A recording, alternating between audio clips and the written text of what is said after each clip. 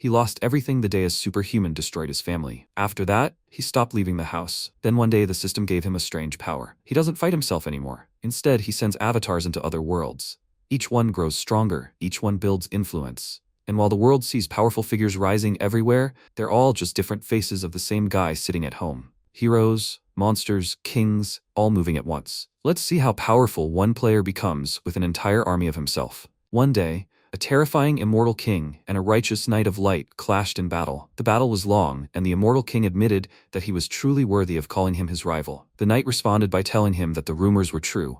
The title, Nightmare of the Continent, suited him perfectly. But as long as the forces of light were with them, they would never surrender. Wings flared behind him. He leaped high into the air and raised his sword above his head, and his brave comrades rushed into battle. The main character, Han Song-yoon, watching everything from his room, wondered if their fight was too much of a show. Okay, it was a performance after all. So how did it come to this? The terrifying immortal king, the righteous knight, they are all Han Song-yoon. Some time ago, the Special Ability Control Bureau, the Relocation and Investigation Department, visited him. An employee asked if he was Han Song-yoon. He confirmed it with a very gloomy and tired expression, and the man said that his identity had been confirmed. If he suddenly awakened, let him immediately report it to the bureau. He left, wishing him a good day, and now the MC was alone again. It was the first time he had spoken to a stranger in 6 months, and their conversation had just ended, which means he won't have to open the front door for the next 6 months. He rummaged through the kitchen cabinet for something to eat, but everything had long since gone bad. It had been 2 years since he last went outside. Some might call him pathetic, others might accuse him of being weak-willed, but he is a victim of this distorted world. Breaking news started on TV. Firefighters are currently battling a fire in a shopping mall. It was reported that the arsonist was an awakened person. He had set the fire before entering another world. Song-yoon froze at the thought of the awakened people. Suddenly, one by one, all the people began to awaken with mysterious skills known as special abilities. After awakening, people are forcibly transported to another world within 24 hours. They can only get back by fulfilling certain conditions, but very few have managed to return alive. Out of desperation, the awakened began to commit senseless crimes before entering another world. 2 years ago, because of the prank of one such idiot,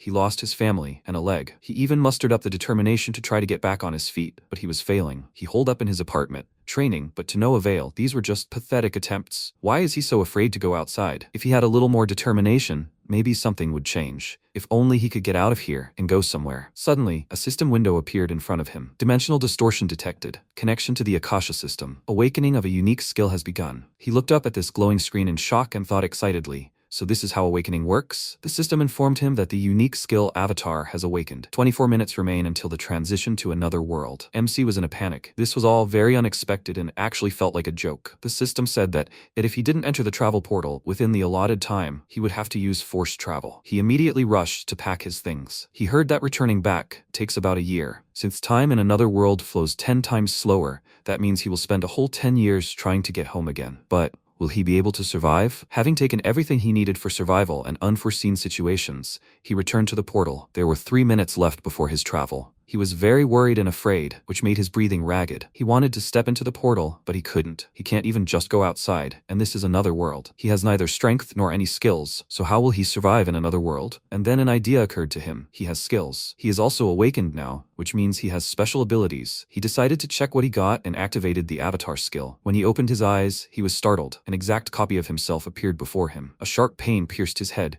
He could now see everything from his avatar's perspective. Since everything in his eyes began to double, he turned away from the avatar and thought that this couldn't be happening. He tried to look around and made sure that the avatar was seeing the same thing as he was. This made him suddenly feel sick. He felt dizzy when he tried to move and control the avatar. Apparently, it was impossible to move at the same time. The system reminded him of the time. 1 minute remained. If he didn't enter the portal, he would be forcibly moved. He sighed heavily and thought that in this situation, he didn't need an avatar. His ability was as useless as he was. If someone could take his place, that would be wonderful. After this thought, he immediately looked up at his avatar and stared at it thoughtfully, and then began to implement his plan. He forced the avatar into the portal, and the system said the awakened one's identity had been confirmed and the transfer had begun. Song-yoon closed his eyes, trying to concentrate, and everything around his avatar sparkled, preparing for the transfer. When the system notification appeared, he opened his eyes and fell to the floor in surprise. He hadn't even expected it to work. The transfer portal accepted the avatar for him. After that, his avatar disappeared,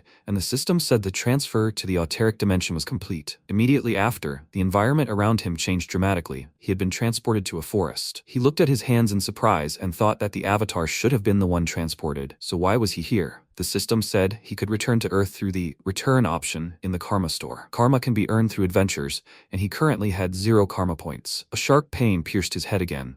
Now he could see both his home and the forest. Realizing that he was simply seeing all this through the avatar's eyes, he felt better. But being in 2 places at once made him feel sick, so much so that he started to vomit. He suddenly found himself back in his real body, nausea immediately rising in his throat, and he, covering his mouth with his hands, rushed to the toilet. Having released all the excess from his mouth into a ceramic bowl, he finally felt better. He wiped away his drool, glad that at least he had survived the transition, and summoned his avatar. It immediately appeared before him, and he sighed heavily, thinking that he was simply hopeless. He approached the avatar and asked what he should do with this useless ability. A firecracker appeared right in front of his face, the system congratulating him on achieving the achievement, returned to Earth without using the karma store. He received the portal to travel between worlds bonus, thanks to which he can travel to his previous location once a day using the portal. He stared in shock at the system window, and when his karma increased, he exclaimed in surprise that this was impossible, and so he became the first awakened one to return in such a short time. For his first return from another world, he received almost 2 million karma points, which was quite surprising. So much for simply returning an avatar to Earth. In one go, he received points for a whole 10 years. Karma is awarded depending on the influence a person has in another world. Good or bad deeds, murder or honest work, it doesn't matter. The accumulated karma can be used to improve abilities or return to Earth. He wondered if this was some kind of mistake. What if he still has to go to another world? He decided not to dwell on it.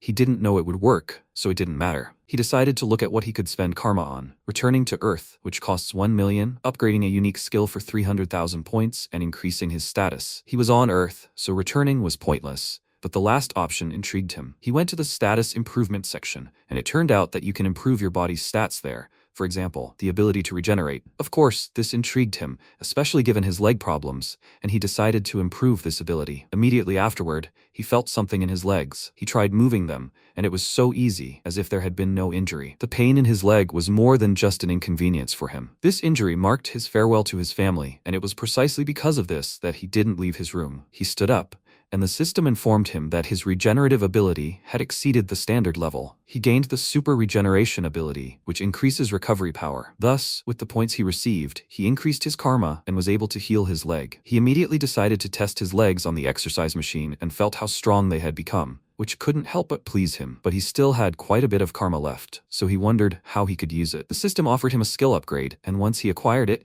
he became curious about what he could do if he upgraded his avatar. When he checked it out, he grinned and said that, as he thought, he was a real man. The avatar said his body was great. He must have been working really hard, right? MC replied that it was all thanks to hard training. After awakening, the avatar's consciousness was split in 2, allowing him to move freely between bodies. He also gained a new ability by upgrading his weapon skills. This skill, the center of the mind, gives him the ability to choose what information will be sent to it.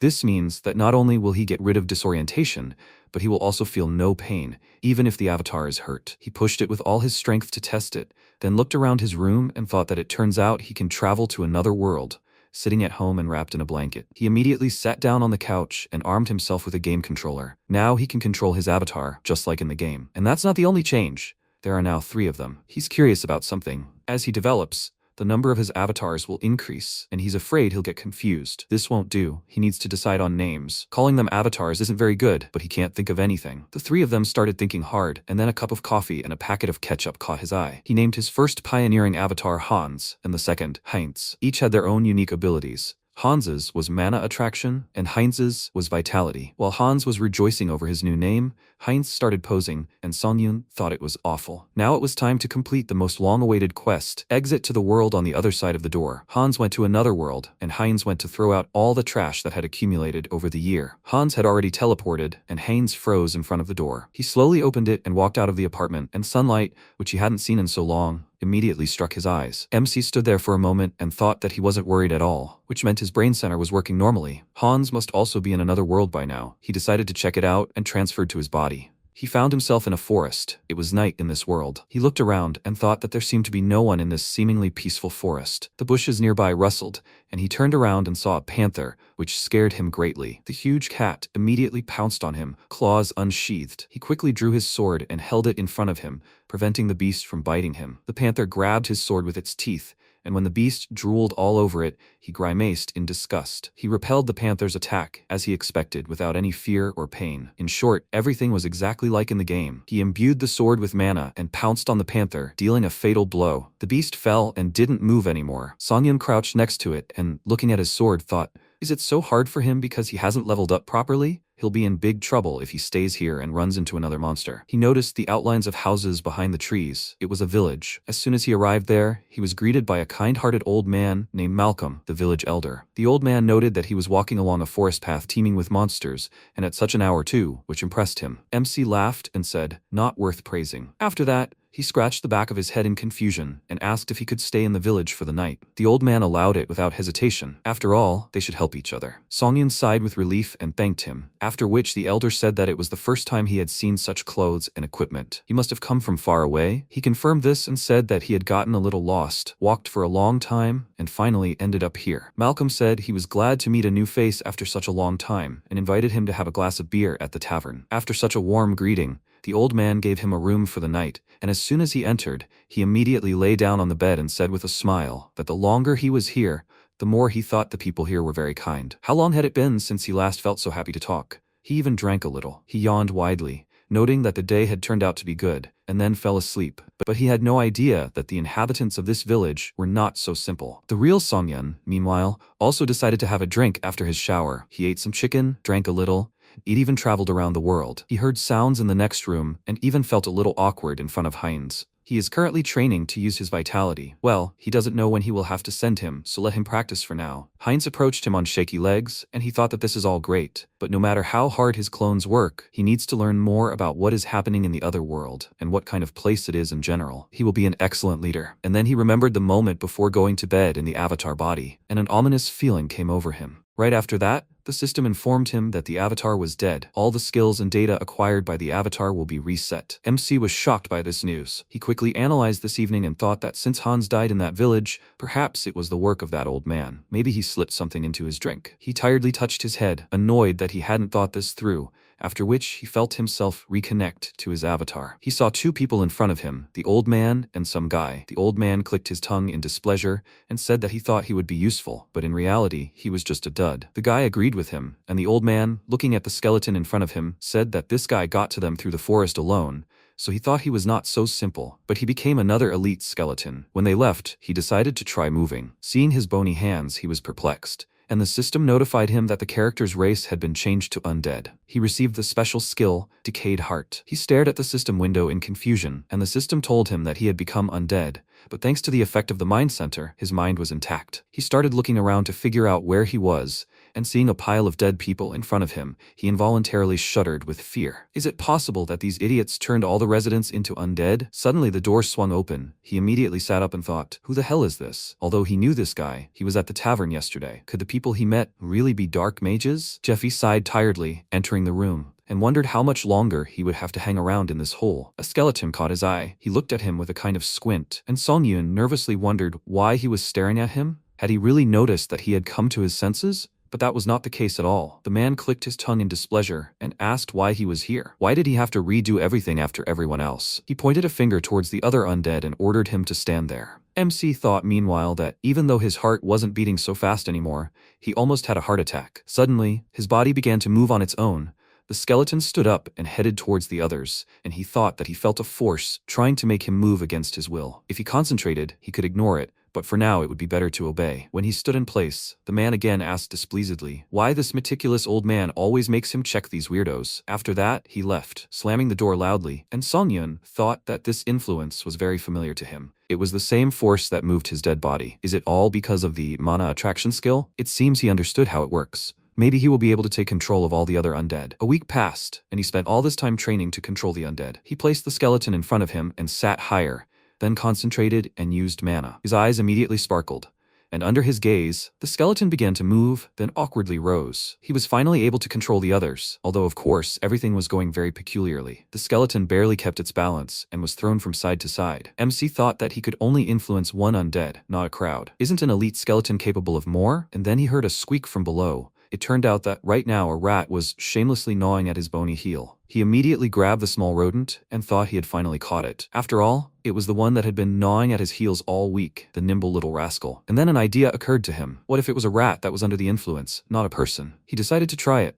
and a blue light appeared at the tip of his fingers, causing the rat to panic, followed by a loud squeak. Songyun mercilessly finished off the little rascal and immediately revived it with skeletal magic. He was overjoyed at his success and named the rat Alfred, after which he sent his little assistant on reconnaissance. That's how Operation Night Watch began. With the help of this rodent, he knows everything he needs. With Alfred, he was able to see everything happening outside through his eyes. He found that guy named Jeffy, who was constantly whining and didn't want to do his job. And seeing him open the doors, he thought, what's in the other warehouse?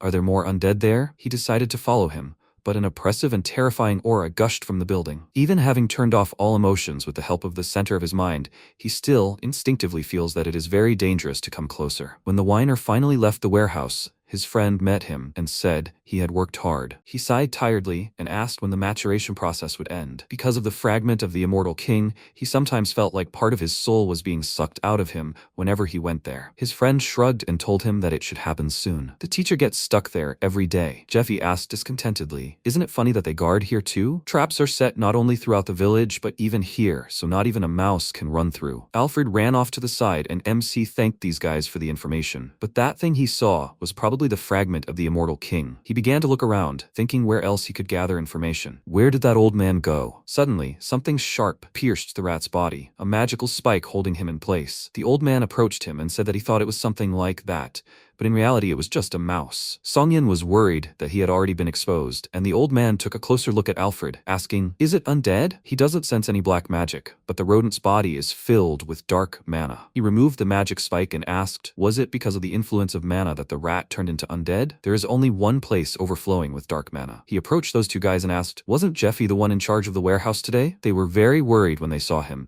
and MC meanwhile apologized to Alfred and swore that he would definitely avenge him, let him watch over him from heaven. After Jeffy found out about the rat, he burst into the basement, kicking the door open, and exclaimed, who could have known that a rat would appear here? Why make such a fuss over a rodent? He decided to take out his anger on the poor undead, and pointing his finger at one of them, exclaimed, why is he not standing properly? He ordered him to straighten up, after which he called him a stupid freak, and hit him in the face with all his strength, exclaiming that he told him to stand properly. Because of his blow, the undead fell. He looked closely at his face and let out a chuckle, then picked him up by the hair and asked, isn't he that arrogant idiot who spoke out against him? He threatened to kill him if he did anything to his family. Let him repeat what he said then, but he can't. He tore out his tongue. He let go of him and sighed heavily, noting that this wasn't so funny anymore. It was fun when they hunted down every idiot in the village. The undead began to move slowly, and he approached the others, saying that he must be happy anyway because his wife was here. And where are his children? Other families have little idiots. At that moment, the undead crept up on him from behind. He bit him in the neck, and he screamed loudly in pain,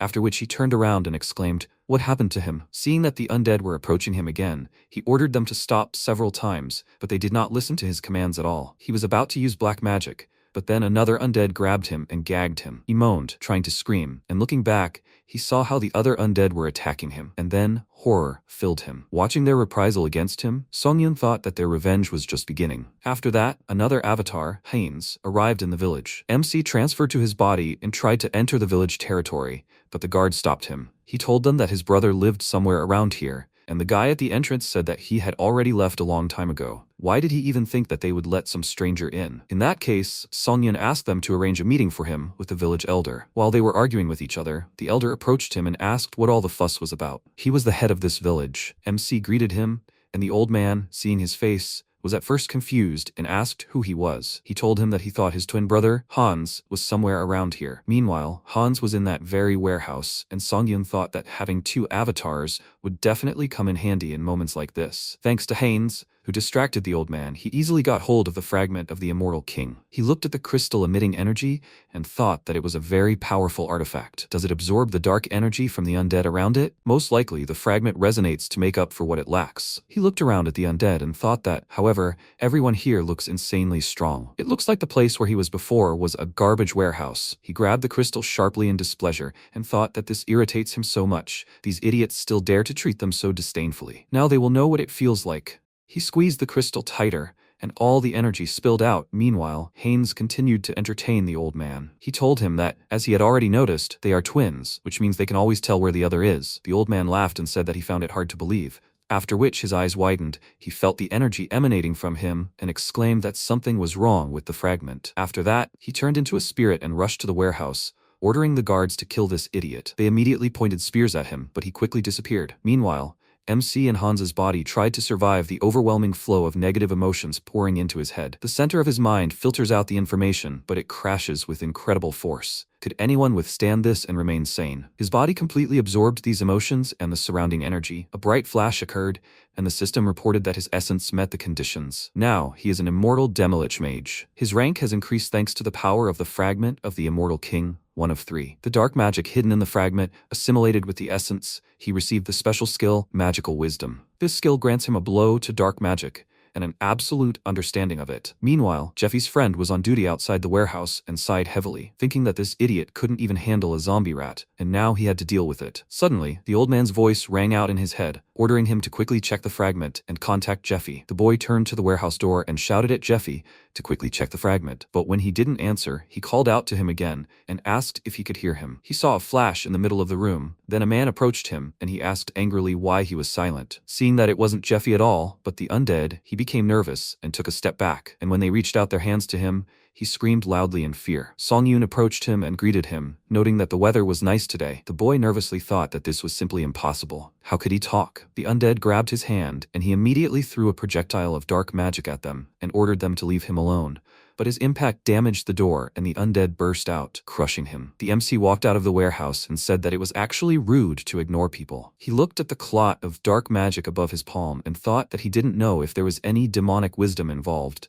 But just by looking at dark magic, he already knew how to use it. After that, an explosion occurred in the warehouse. It made a hole and released all the undead to deal with everyone in this village. The dead scattered, and then Songyun saw flashes of light ahead, and when one of the skeletons flew at his feet, he was a little taken aback. It was the work of Old Man Malcolm, a member of the Oath of Disobedience. He approached him and furiously said that he definitely should have become an elite skeleton. What the hell did he do with the fragment of the immortal king? The MC said that they hadn't seen each other for a long time. Does he even remember him? Thanks to him, he lost his heart, so he found a new one in the warehouse. Seeing this, the old man roared in rage and exclaimed, how could he have the audacity to combine a fragment of an immortal king with such an insignificant body? He cast the Finger of Death spell, and a stream of dark magic shot toward Songyun, slamming into his hand. The bones flew to the side, and the MC asked with displeasure, doesn't he know any manners? Attacking someone while they're speaking is impolite. The old man angrily ordered him to shut up. It had taken him so much effort and resources during the entire year of this maturation. He was so close to gaining a power greater than anything in the world, so it couldn't end with simply turning an elite skeleton into a Demilich. He directed magic at him, and spikes of darkness sprouted from the ground, but none of them hit Songyun because of his shield. He wondered, does he want to defeat a newbie with high-ranking spells? He asked, so what? He was the only one with the power to control the fragment. He wouldn't have succeeded. Malcolm said he didn't know how he managed to cope with the destruction, but he would destroy his body and use it for experiments. He fired another spell at him, and he, reflecting it with a protective barrier, asked him to stop chanting skills before using them. It irritated him. He called him Alfred's killer and wished him a quick death. And the old man asked, who was this Alfred? Did he know anyone from the village? Had he really come here on purpose? At that moment, spikes of dark magic grew behind his back. He noticed this and immediately turned around, reflecting the blow with a protective barrier, and thought that none of this mattered. He had gotten used to dark magic pretty quickly. Was all this because of the fragment? But he couldn't afford to waste time here. He cast the Pact of Annihilation spell, and one of the dark mages, who was repelling an attack of the undead at that time, suddenly felt ill. His soul left the mage, then the others suffered the same thing. The souls of the dark mages began to dissolve. They merged into the crown of the broken, which Malcolm placed on his head. It was a spell to return to the abode of the dead. MC exclaimed in bewilderment. Did he increase his power at the cost of the souls of dark mages? The mages turned undead. They headed towards Songyun, and the old man exclaimed in rage that he would have had a chance to win if he possessed the full power of this fragment, but now he would simply die. He pronounced the name of the spell, but then suddenly a small magical projectile pierced his chest. He immediately fell to his knees, and MC said that he almost fell asleep while he was saying it. He already wanted to end it all as soon as possible, and thanks to it, he immersed himself in dark magic. The old man wondered how he would die so senselessly, and then fell unconscious. Song-Yoon looked at the moon and asked Alfred. He saw everything, right? He made sure to put an end to his vengeance, so that he could finally find peace. Meanwhile, Saint Ristar was praying in the temple, and when she received an answer from her deity, her eyes filled with anxiety. She left the oratory and met with Bishop Martin. Her face immediately became serious, and she asked if she could ask him to contact the others. A sign of the immortal king's resurrection had been detected in the west. This news greatly worried him. He immediately ran to gather the council, and she thought that the resurrection of the one who had plunged the continent into horror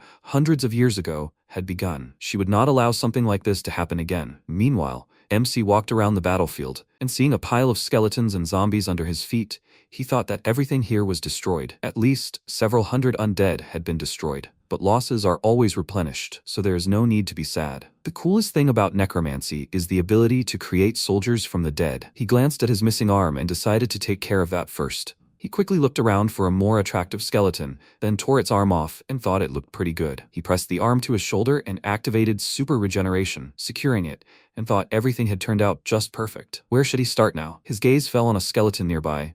He immediately used his magic on it and commanded it to become his subordinate. Evil wisdom whispers the way, and a fragment of the immortal king grants him strength. He needs to eradicate the remaining magical power in his body and cleanse it of the fragments of thoughts. But it didn't work. The skeleton crumbled, and he looked at it in bewilderment, thinking, did he fail? A little time in practice, and a small squad of undead was standing in front of him. After several repetitions, he finally got it right. He looked at the old man and wondered if he should turn him into an undead with a soul in order to extract information from him, but when he tried to do so, he discovered that the old man had no soul. He tore the clothes on his chest and seeing a magic circle carved into the skin, thought that it looked like the soul had somehow been extracted through this circle. Perhaps it was some kind of security measure. Well, not thinking of such a small detail would be strange on their part, given the scale of what was happening. But it didn't matter. He could just use his body. He decided to turn him into a high-level undead, possessing consciousness and good fighting skills, after which he used magic on him and mentally repeated the procedure. He needed to desecrate the remaining magical power in his body,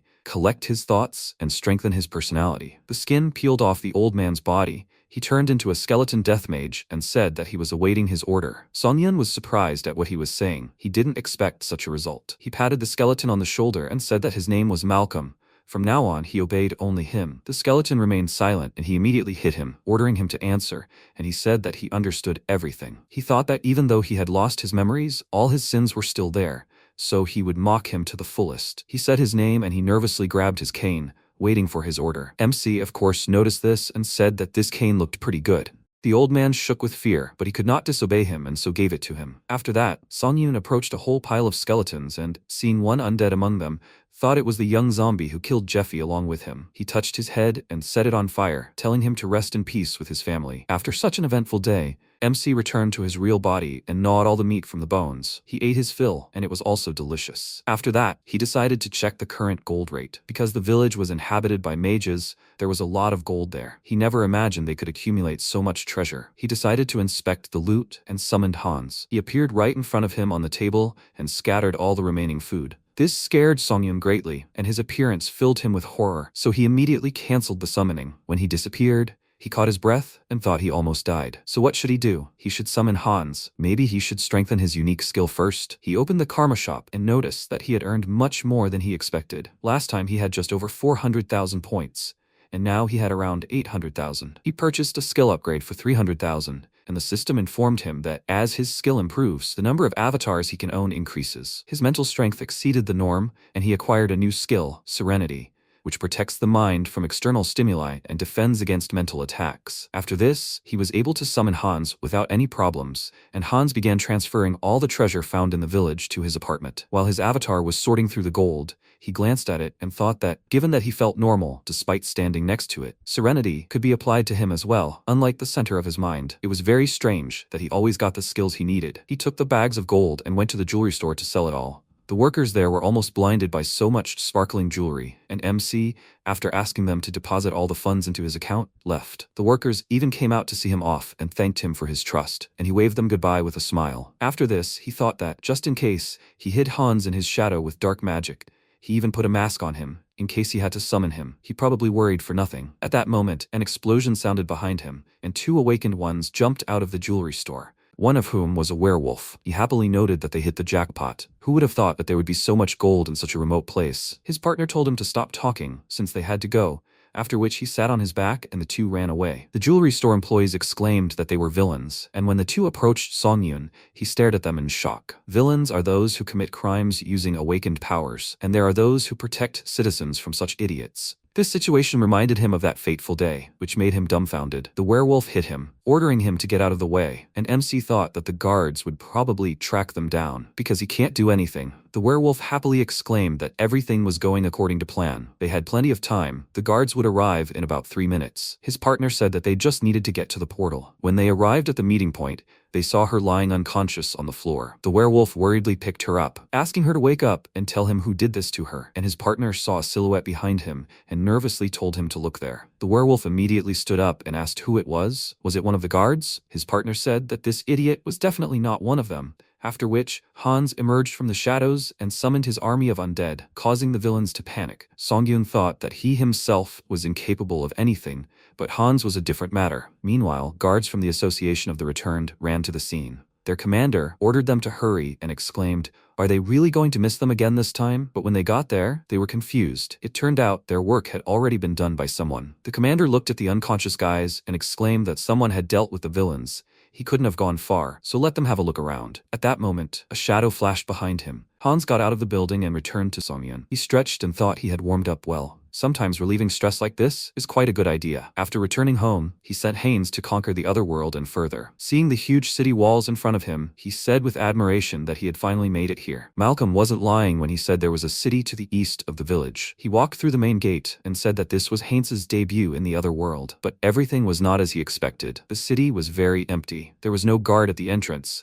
Apparently, they were not at all interested in newcomers. A man's indignant voice came from a nearby alley, pointing his finger at the girl and saying that he had warned her. She apologized to him and asked them to give her a little more time, and then he said that the two of them should pay them 2 silver coins. He was giving her 3 days to do this. If there was no money, they would have no other choice. MC looked at them and thought that local thugs and a young girl being used as they pleased was a boring cliché, so he would move on. At that moment, the girl ran out of the alley and crashed into him, for which she immediately apologized. He asked, "She knows this city well, right?" She looked up at him in surprise and asked who he was. He showed her 2 silver coins and smirked and told her that he was her potential employer. Maybe they could discuss all the terms? Of course, she was interested in the job, after which she gave him a tour of the city. She led him to an inn that would definitely be one of the best places to stay, and he thought that this girl's name was Diane. She was barely surviving, and also taking care of her sick brother after the loss of their parents, and she also had no way to pay the local tax. She agreed to become his guide for 2 silver coins a day. He gave her 2 coins and told her to come to him tomorrow as soon as she woke up. After that, he went into the inn, lay down on a dusty bed, and decided to think that he was doing a good deed,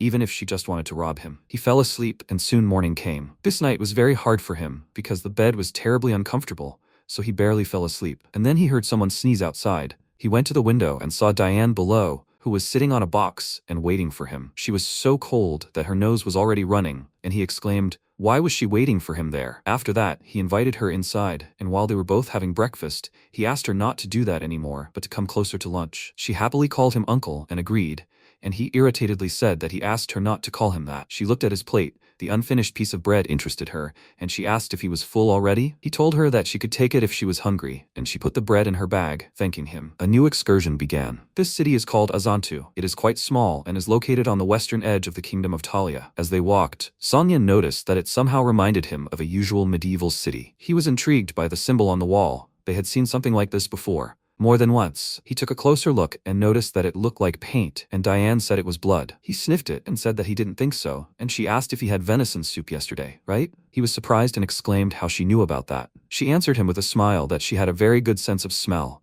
and he thought it was so interesting. She had such a good sense of smell. Maybe it was her special skill? He asked what the symbol meant, and she told him that it was the emblem of the Varkolak Guild, which controlled this place. She wanted to tell him more about the guild, but suddenly stopped abruptly in front of an alley, and he asked if something was wrong. She told him that there was a smell coming from the alley. He asked what she was smelling now, and she sniffed, after which she excitedly told him that it was freshly baked bread. He just had to try it. He asked if she hadn't eaten a minute ago. She told him she was already hungry and happily led him forward, But in fact, the smell coming from that alley was not of freshly baked bread, but of blood. A few days later, MC went out into the alley to wait for Diane, but she still hadn't arrived. He became worried because she had never been late before, and then those two guys approached him, menacingly saying that they needed to talk to him. He became nervous and wondered if the time had really come. He handed them a few silver coins and said that there weren't many here, but he hoped that he could at least somehow help maintain public order. The guys smiled contentedly, saying that they quickly found a common language, and he thought that he had just brought money with him for just such a case. He noticed the same symbol on the neck of the big guy as on the city walls, and immediately remembered the girl's words.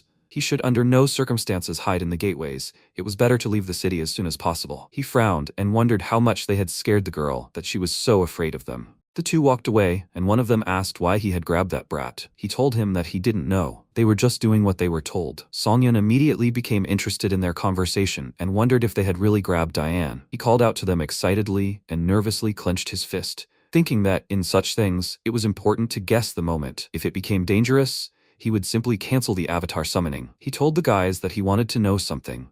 At that moment, Diane's voice was heard behind him. He turned to her in shock, but the two had already gotten angry. They flexed their fists and asked him what he was so interested in, and he nervously told them that he wanted to ask if the silver he had given him was enough. In the end, the guys took everything. When they left, MC threw away the empty money bag in a rage and told Diane that they were supposed to meet a long time ago. Where had she been all this time? Does she even have any idea how much he gave them? They both are without dinner today. But right now she didn't care about food. Her little brother was missing. She wiped away the tears that were coming and said that he had recently gotten better because he was finally able to eat, but now she couldn't find him anywhere. And then Songyun remembered the conversation between the two. Is it possible that they were talking about her brother? He asked. Maybe it was Varkalak? What are the chances that they took her brother? He heard them talking about some little child. As soon as he said this, she became terrified and grabbed her head, which made him a little confused and told her not to worry so much. If they demand ransom, he will help her with the money. But she was already in a panic. She exclaimed that Aaron would die. All they needed was blood. Money wouldn't help. He asked why they needed blood, and she finally told him the truth. This city was a warehouse with living blood packs for vampires. Meanwhile, the vampire lord Virak arrived at the village of dark mages and immediately noticed that the smell of dark mana was very strong here. He looked at the dead and wondered if they had really killed each other because of the fragment of the immortal king. What a pity. He wanted to destroy the fragment as soon as it was fully matured. He had no idea who stole it, but he knew where it was going, so finding the thief wouldn't be difficult. Meanwhile, Diane told Songyun everything, including Varkalak. All organizations are run by vampires. Even if they flee the city, no one will survive. They are doing everything in their power to hold out. They are trying day after day. She burst into tears even more and fell to her knees, saying that her little brother would be eaten anyway. He slapped her cheeks, telling her to come to her senses. If her words were true, they didn't have much time. Did she know where they could have taken her brother? She stared at him in surprise and asked,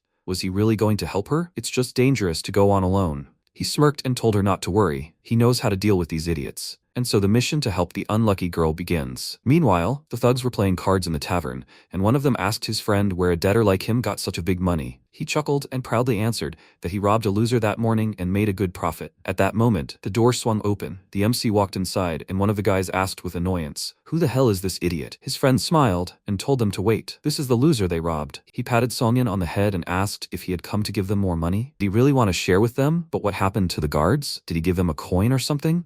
The MC menacingly said that he wouldn't ask a second time. Where did they take the kid? The guy pointed angrily at him and asked, "Are you crazy? Does he even know who he's dealing with?" Songyun lost all patience, pulled a knife from his back, and stabbed him in the neck, saying that he knew exactly what an idiot he was. People who interfere in families to satisfy their selfish greed were just scum. After pulling the knife out of his neck, he thought he had dealt with one, and there were still two left. The guy's friends immediately pounced on him, and he ran towards them, thinking that he had durability and excellent super regeneration skills, so he could handle it. He swung the knife but missed everyone, and then one of the thugs stabbed him in the side, but the blade couldn't penetrate the skin, which made him confused. The MC immediately hit him on the head with the hilt and said with a smirk that it was a Korean-made bulletproof vest. A third guy attacked him from behind. He immediately turned around and blocked his attack with a magical barrier, and he exclaimed in surprise, "Where did he get a magic tool?" Songyun didn't let him finish and stabbed him, then looked at his belt and thought that it was a good thing he brought a bunch of magic tools with him. When the guy fell, he sighed with relief and thought,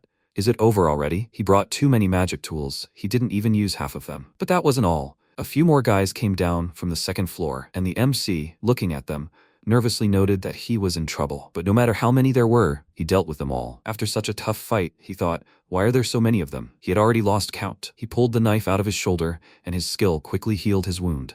After which, he put his foot on the big guy's head and asked where the boy he grabbed today was. He asked in response, does he think he's going to tell him everything so easily? He's an outsider, isn't he? He doesn't know who's behind him, but he'll regret it. His boss will be here soon, and when he sees this, it will be the end for him. Songyun thanked him for the information and said that he better worry about his own life, after which he hit him on the head. He quickly checked the tavern. In one of the rooms he found the boy and asked if he was Aaron. He cowered in fear and started begging him for mercy, and the MC came closer to him and told him not to be afraid. His sister asked him to save him. Aaron asked confusedly, does he know Diane? He confirmed it and said that he would explain everything to him as soon as they left there. At that moment, a bat flew towards the tavern. A vampire flew into the room and, taking human form, exclaimed, who is he, and how dare he touch the food in his restaurant while he's eating? Songyun immediately turned around and the vampire asked, is he from the Oath of Disobedience? Or maybe he's this boy's brother? He knows what happens to those who defy them, right? He covered Aaron with his body and replied that he was just an outsider who was robbed by their rabble,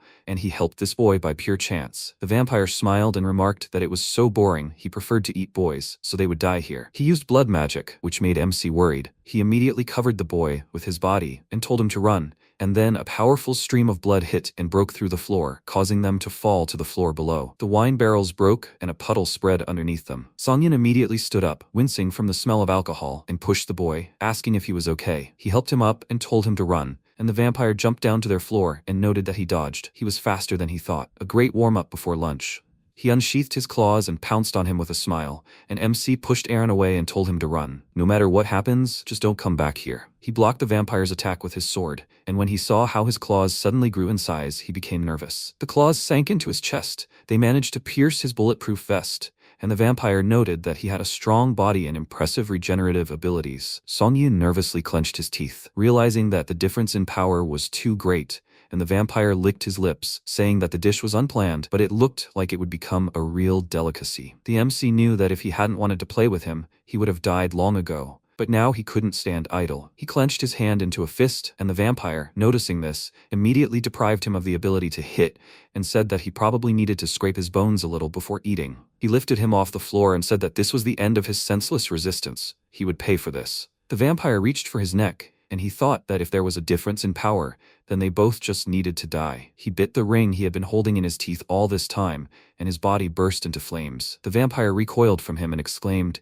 is this a fiery magic tool? And he's been hiding this all this time? In fact, when Songyun was thrown to the floor, he saw the alcohol spilling across the floor and thought of how to take advantage of this situation. He pounced on the vampire, trying to knock him to the floor, and the vampire exclaimed in panic that he was a crazy idiot. He doesn't want to die with him, does he? If the fire touches the floor, he will burn alive. He waved his hand, depriving him of his lower body as well, after which he laughed and said that he was just a fragile piece of flesh. But the MC did not give up. His upper body fell on the vampire and he hit him with his head, knocking him to the floor, and noted that he himself said that he has a strong body and good regeneration ability. Therefore, he is a bit of a tough delicacy. The vampire was very scared. He panicked and asked him to wait, and then the building exploded. Looking at the blazing flames, Songyun remarked that he was even impressed. To think that he survived such an explosion. It turns out that being strong is also hard. He closed his eyes and thought that the Help the Unlucky Girl mission was successful. Meanwhile, Diane, waiting for him outside with her brother, called out to him worriedly. The system reported that the avatar named Haynes had died and would be reborn in 7 days. Time passed, and after that incident, Diane returned to her usual work and began polishing shoes for all sorts of gentlemen. When she finished, the man gave her the money and left, and she thanked him with a smile. After that, she tiredly wiped the sweat from her forehead, and someone approached her, asking if he could use her services. She turned to him with a smile and asked him to sit down, and when she saw his face, she was very happy. She immediately rushed to hug MC and exclaimed that she was so glad that he was okay. He patted her head and answered her that of course he was okay. Does he look like someone who would die so easily? But all this is not true. This time he really died. Since Haynes will be reborn only in a week, he thought that Diane would be nervous, so he decided to create a new avatar, Haynes II,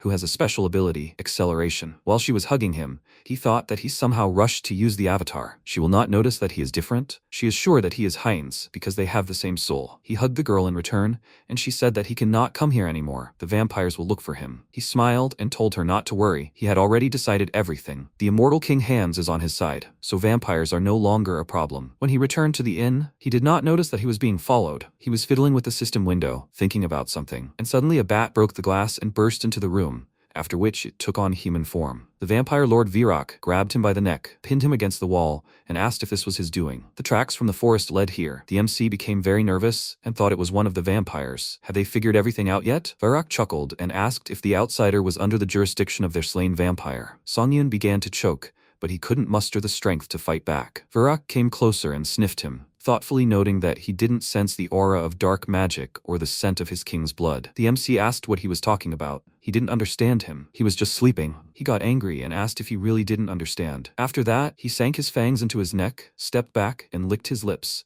saying that he would ask again then, but slowly, as he would no longer be able to lie. Because of his bite, the infection began to spread rapidly throughout his body. Even his mind center couldn't save him from the pain. His fangs became sharper, his claws grew, and while he was undergoing the transformation, he wondered why this was happening to him again. The system informed him that the entity's appearance had changed to a vampire, and he had received the special skill, Legacy, Lesser Blood. The super regeneration skill had changed to regeneration. Virak decided to ask the question again. Does he really have anything to do with the Oath of Disobedience? MC immediately felt the pressure descending on him. His blood screamed that he must submit to the higher vampire. Because he was forced to submit to him, he replied that he was just a simple traveler. In fact, he can ignore his power. His mind center acts as a kind of filter, blocking the instinct of submission in his blood. Thinking he was telling the truth, Virak clicked his tongue in displeasure and said that he must have been mistaken. Let him follow him. They needed to do something. Songyun was only glad, because that way he could find new information. The Lord led him to the Varkolak clan, the head office of the Azantu branch. They entered the building where all the vampires had gathered, and they began to greet the Lord. And when they saw MC, they winced in disgust. What was he thinking? Accepting such scum? But not everyone avoided him. A girl named Rosilika grabbed MC by the hand and greeted him with a smile, saying that she was so glad to have a little blood after so long. What is his name? He looked at her flushed face and thought, what kind of drunkard is this? He told her his name and she, handing him a glass, told him not to be so rude. They were of the same low blood. Here is freshly squeezed blood. Let him try. He thought he probably needed to drink it to avoid suspicion. He sniffed the red liquid in the glass. Even through the filter of his mind, he felt a strong thirst. Since simply drinking was dangerous, he decided to block out the tastes and smell first, then drank it all down. He wiped his mouth and told the girl it was delicious, and she touched his chin with a smile, saying he was her type. If he were human, she would have sucked every last drop of his blood. He laughed nervously and noted that she called him a low blood. What did that mean? She stared at him, confused, and asked if he knew anything about vampire ranks. A low blood is like a knight among humans, and a pure blood is an aristocracy. For example, Lord Virak. The clan of leaders, known as the True Blood, are kings. There is also the Sacred Blood, which is something like a god. It is their prophet, and the one they must completely obey. At that moment, a ringing sound came from the second floor. Lord Virak tapped his glass with a spoon to get everyone's attention and said that since everyone was gathered, they could get down to business. Two more purebred vampires, Parita and Teopol, were with him. The Lord said that the fragments of the immortal king had gone missing. It was confirmed that they were last transported to the city, but at some point they vanished without a trace. There was a possibility that they had already entered the city. Songyun asked in surprise, "Are these really fragments of the immortal king?" Rosalika asked, "So he knows about this?" Dark mages in a nearby village were cultivating fragments of the immortal king. He looked at her in shock, wondering if she was talking about those mages from the Oath of Disobedience. Virak continued, saying that from today on, each of them would thoroughly investigate their assigned areas and report immediately if they found anything suspicious. After that, MC went on patrol with Rosilika. She took shelter under an umbrella and sighed heavily, saying that if she walked during the day, her skin would burn. MC pulled his hood up and said that exposure to sunlight weakens him too. The vampire said that even the pure-blood lady Pirita went searching, so they can't just sit around doing nothing. It's surprising that the fragments disappeared at all. Moving their fragments here was a waste of effort. He asked what this means. Do they have fragments of the immortal king? She confirmed it. The dark mages said that they once cultivated the fragments. She thinks they will combine them with their fragments. MC clenched his fist and thought, what kind of lucky streak is this? Now it looks like one of the purebloods is guarding the fragments. He grabbed her by the shoulders and turned her sharply towards him, excitedly asking if she knows the location of the fragments. She laughed in response and asked if someone like her could know about this. When he came to meet Diane and told her about this, she calmly declared that she knew where the fragments were. He stared at her in shock, not expecting everything to be so simple, and she said that she was not sure. A lot of time had passed, but about a year ago, she kept the tomb clean. Every Friday, members of the Varkolak Guild came there. They visited the stone chamber, but every time there was a foul odor inside the chamber. Songyun decided to investigate, and Aaron said that now he understood why she told him not to go there. After thanking them for the information, he got up from the table and said that he would handle the investigation himself, and that they should keep a low profile for now. Before he left, Diane grabbed his sleeve and worriedly said that he seemed to smell different. He showed her his fangs and said that her nose was not deceiving her. It just so happened that he had become a vampire. This won't affect her, so she shouldn't worry. She was shocked by this news and hesitated a little, then said that if it becomes more difficult for him, he can drink some of her blood. Although she was afraid, she still extended her hand to him and nervously said that he could drink the blood, but only a very little, just a little. He immediately lightly hit her on the head, telling her to calm down and stop. Let her just tell him where that place is. Night fell. Tiapol was just now in that place. He ordered the man to stand still and asked if he wanted to die. He gives him one more try. If he attacks him even once, he will gently send him back. The guy nervously gripped the sword tighter, then with a scream he pounced on the vampire, and he, using blood magic, said with a smirk that it was so cruel. He released bloody threads at him, which wrapped around him like a web, and pulled him closer to the vampire. The boy was terrified. He knew what was about to happen. The threads penetrated his skin, draining his body, and he let out his last scream. Having sucked all the juices out of him, the vampire said with displeasure that it was terribly boring. He told his slave to remove all the trash and bring someone stronger for the next sacrifice, after which the lesser vampire removed the body from the web and, seeing something in the darkness, exclaimed in fear, "Who is that here?" Several skeletons emerged from the darkness. They pounced on the vampire, and Tiapol exclaimed, "How did this filthy undead get here?" He pointed his finger at them in fury, ordering his servants to get rid of them, and they immediately rushed into battle. A shadow slipped under the skeleton's feet. Huge spikes of darkness grew from under the floor, but Tiapol was able to defend himself from the attack. He asked with displeasure, "Who is he? Are they from the Oath of Disobedience? How does he know about this place?" Hans remained silent, and the vampire noted that it seemed like he didn't want to tell him anything nicely, but he didn't care. As for questions, he would ask his severed head. He clenched his fist tightly, squeezing out blood, then waved his arms, throwing the skeletons away and shattering them into bones. MC, meanwhile, wondered if he would only leave his head. He used dark magic to sharpen some of the skeleton's bones, then waved his hand, directing them at him, and mentally told him to try it. While sharp bone spikes were flying at him, skeletons emerged from the ground and grabbed his legs, holding him in place. The vampire became nervous. The spell was too fast, impossible to dodge. And then Haynes stepped in.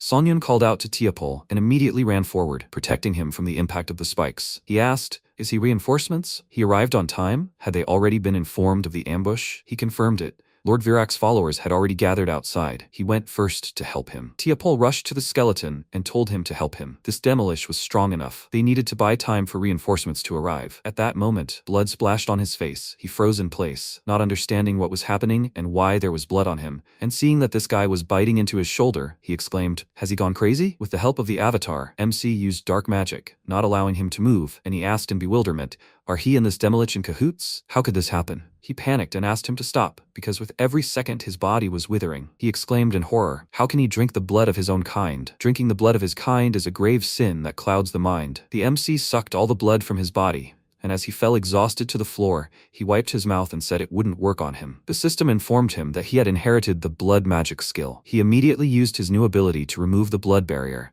but since time was running out, he decided to break it. With a flick of his finger, he unleashed blood magic on the sarcophagus, causing an explosion and the ceiling to collapse. They both peered into the broken sarcophagus. Inside lay the second fragment of the immortal king. Hans reached out to it, but the fragment suddenly released energy, pushing them both back. Songyun tried to stay on his feet and thought that even if he filtered out negative thoughts with his mind center, there were too many of them in this fragment. He used the mental power of all the clones to focus on Hans, causing sparks of dark magic and fog to shoot into the sky from a hole in the ceiling. Virak, looking on in shock, wondered if he was too late. Then Hans burst out of the tomb. The vampire lord immediately ordered the others to shoot at him, and they used blood magic, but it did not harm him. He waved his hand, throwing a bolt of magic at them, knocking several vampires down at once. Lord Virak looked at the skeleton more closely and became nervous. The system reported that the regeneration skill had evolved into the special skill Immortality. He inherited the special skill Forbidden Knowledge, making Hans no longer a demi-lich, but an archlich. The paladin looked ahead and said in surprise,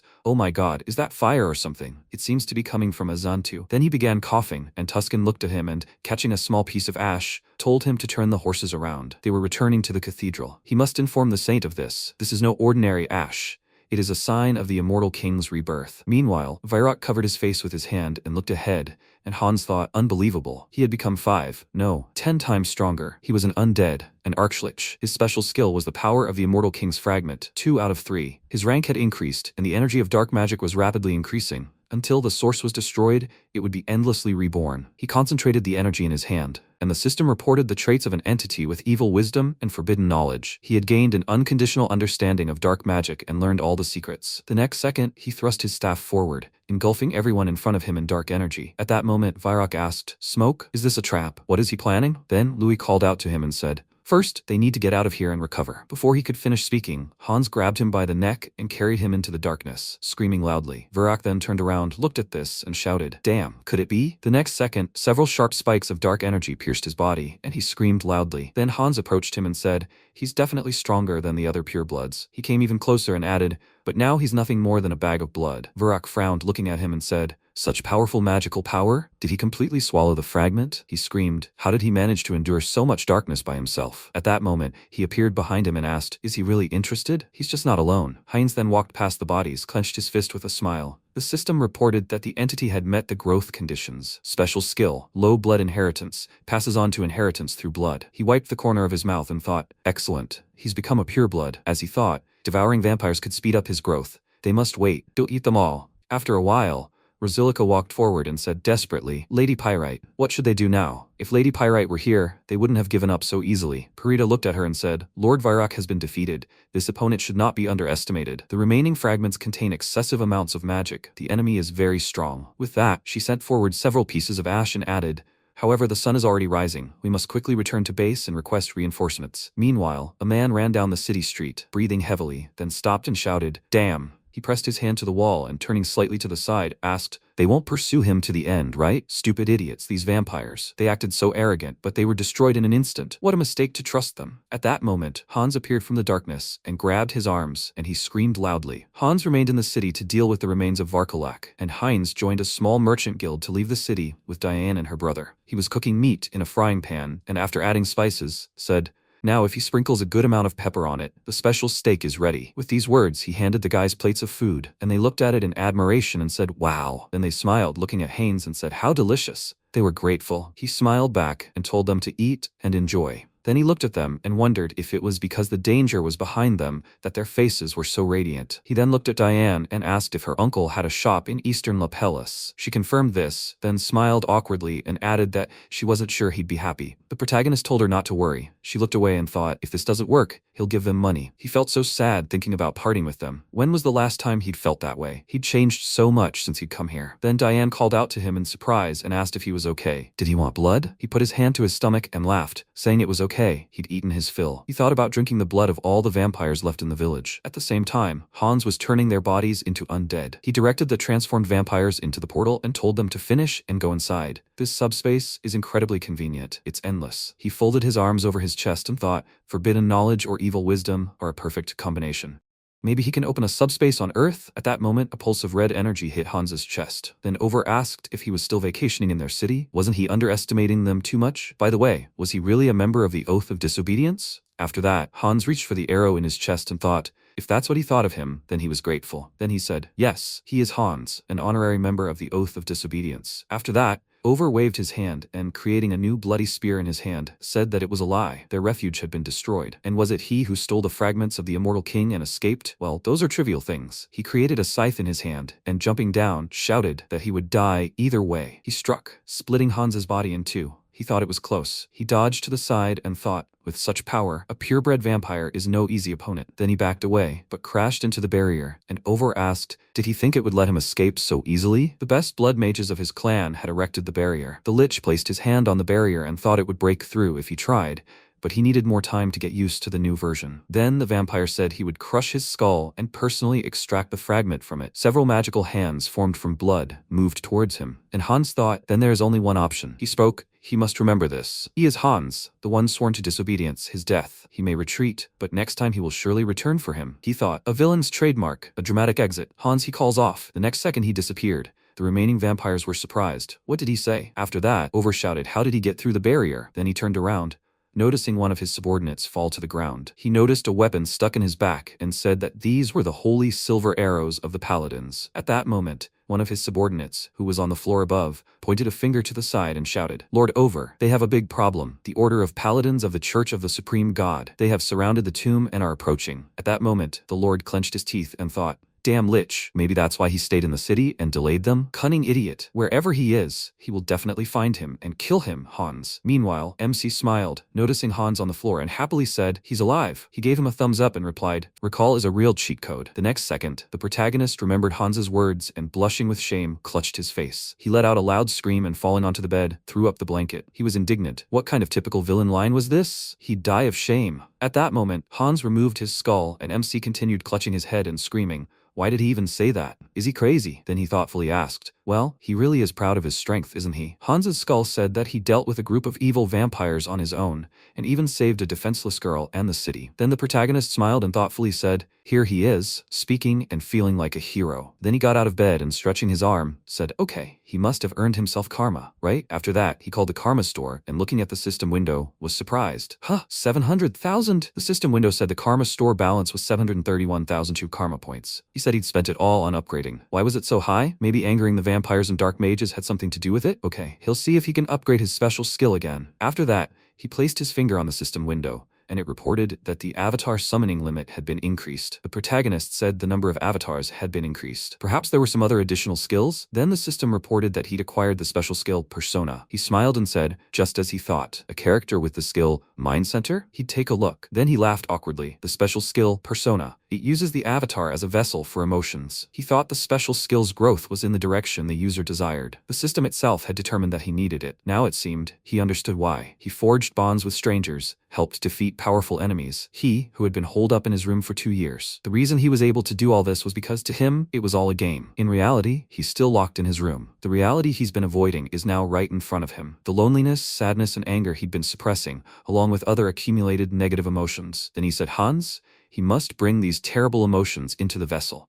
Then, dark energy erupted from his body. He sighed and thought, refreshing? But he didn't feel the emotions disappear. It felt like they'd just been neatly folded into a box. Then he turned around and thought, I wonder how Hans feels, having absorbed this. He told him not to worry. Pain and despair were his eternal companions. They didn't bother him. After that, the protagonist looked at him in surprise and thought, huh? That's exactly what he said. But now he'd changed. After that, Hans put his hand to his skull and said he understood. The avatar, filled with emotions, now possessed his personality, he said in surprise. Then he suddenly looked to the side and asked, an explosion? What's going on? He suddenly looked out the window and asked, another villain? Also in the city? It's getting worse every day. Then he grabbed his head and shook it, saying he didn't care. Let the Guardians deal with it. It's not like this is happening right in front of him, like last time. It doesn't concern him. After that, Hans asked if there needs to be a reason to eradicate evil. They looked at each other, and MC thought, after he transferred his negative emotions to Hans, everything became clear. Avoidance is his habit. And he wants to defeat evil more than anything, but he always comes up with an excuse because he lacks the courage. Then Hans took out a mask and said,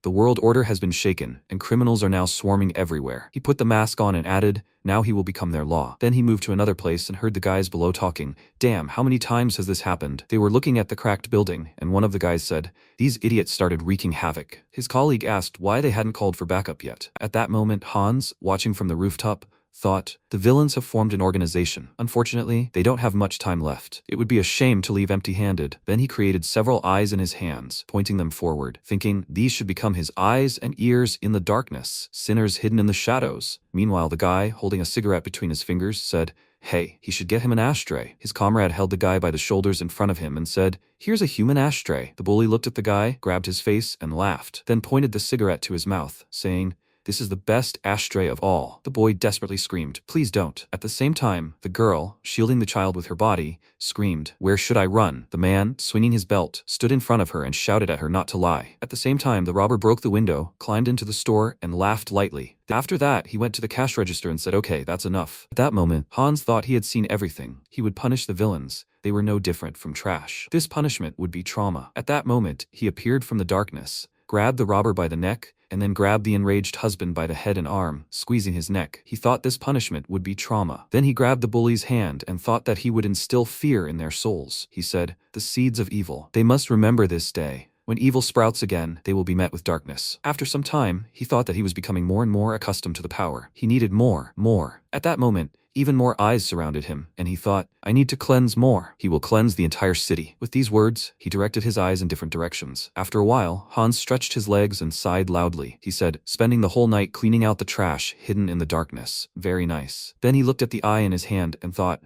the eye of darkness was quite useful, but its limitations were obvious. When exposed to light, its power was knocked out and disappeared. He needed a more effective way to detect enemies. He couldn't let the undead loose in the city. What should he do? At that moment, feces landed on his head, and he, noticing the pigeons flying away, shouted, little idiots. He needs to kill him and make him his minion. Then he looked at their wings and asked, huh? An invisible eye that can move freely. Ah, it's enslavement magic, used by dark mages to control animals. After a while, he stood surrounded by pigeons and asked, but why isn't it working for me? He looked at the cat in the cage and said, it would be great if it looked normal, but it was contagious. However, if he reduced the amount of magical power to simplify the appearance, its ability to infect would suffer. He channeled dark energy into the cage and thought that now he understood why the programmers were gritting their teeth debugging.